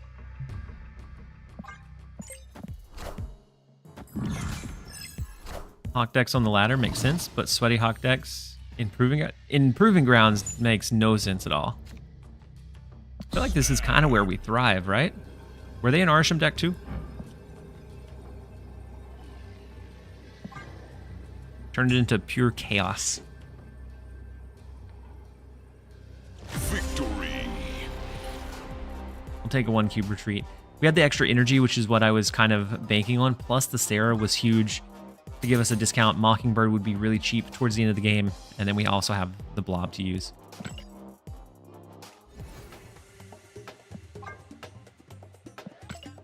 I don't know that we're gonna be able to make it to 8,000.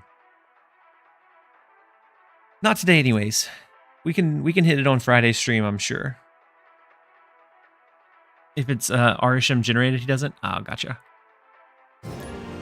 If you have Evo in your Arishem deck, he activates the cards with no abilities. Yeah, sometimes. It's 50-50, depending on which effect happened first. Which feels strange. I get why it's that way, but it still feels kind of strange that it happens like that.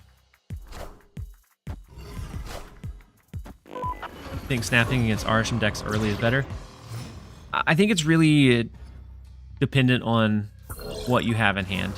Arishem decks are a little bit more... So if you have a counter that you know is going to just completely derail them, then yeah, I think snapping early, because a lot of times Arishem decks right now are going to be pretty greedy.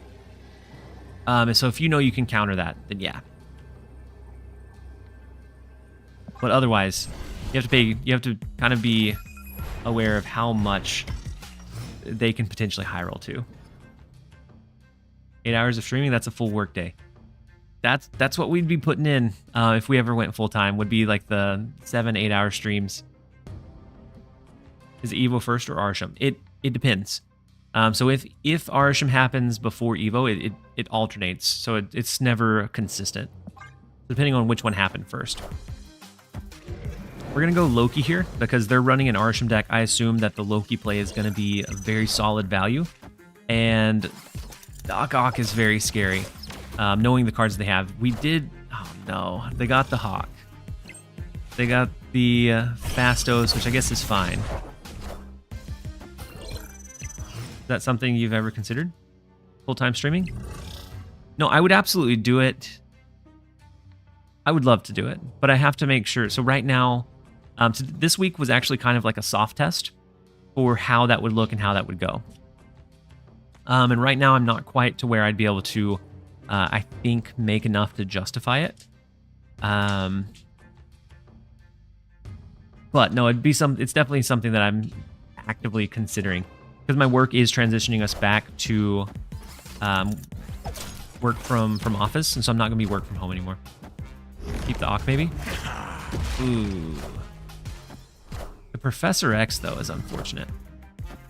I was hoping to pull some of their counters, but that did not happen.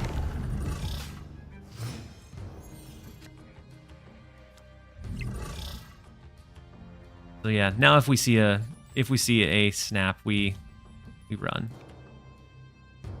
So all they have to do is be able to do anything to this lane. And honestly, I think it might be a run regardless.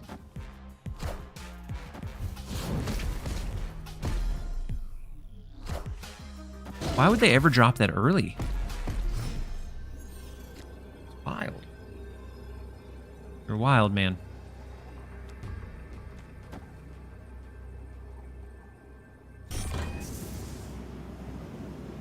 So we know they have Hawk in their deck. We didn't pull it, right?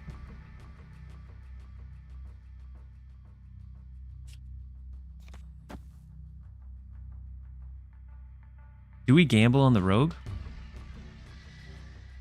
I kind of want to gamble on the Rogue. We're going to send it out in a good fashion. You can either Rogue their Hawk or Blob. Yeah. I like Professor X with Arishem.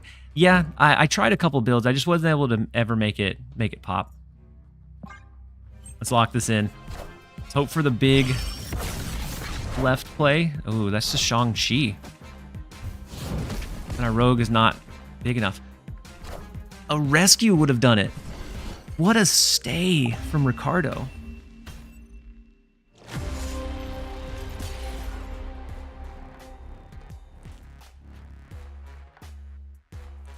But we are going to send it out there. I have to go get ready to pick up my daughter. I'm going to run. Actually, no, we've ran all the ads we need to.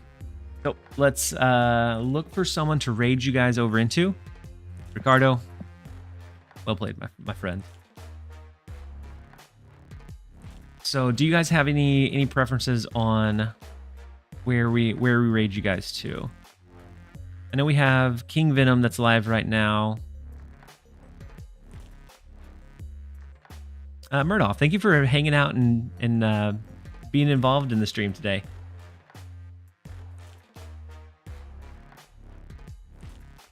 Let's see. Small streamer? So Venom's a relatively small one. I'm gonna go check out Dexter, but thanks for the stream. Cornflakes. I'll be good for now, and I appreciate you, Cornflakes. Hopefully you have a good rest of your day. Italy Chan? I haven't watched any of these, so I can send you guys over. Venom is Brazilian. Okay, gotcha. Always great watching your stream. Have a good 4th. Thank you, Boofin. I'll see you guys on Friday when you're here. So if he's Brazilian, maybe not. Gaming with Flash X is a small streamer. All right. So are they? Yeah, they're good. All right. That's several vouching for them. Let's search for them. That's who we're gonna stream over to. Streaming to 5 right now. And so, and they're just now starting up. So we're gonna hit them with a raid. We're gonna hit them with a raid before their stream even gets going. And so make sure to give them a warm welcome once you get over there. I appreciate you guys for being here, just being absolutely incredible. Hopefully we catch you again on Friday, and if not, then I'll see you on the ladder, I'm sure. And then we will. I hope you guys have a good rest of your day, and a good 4th tomorrow. We're gonna head out with a raid.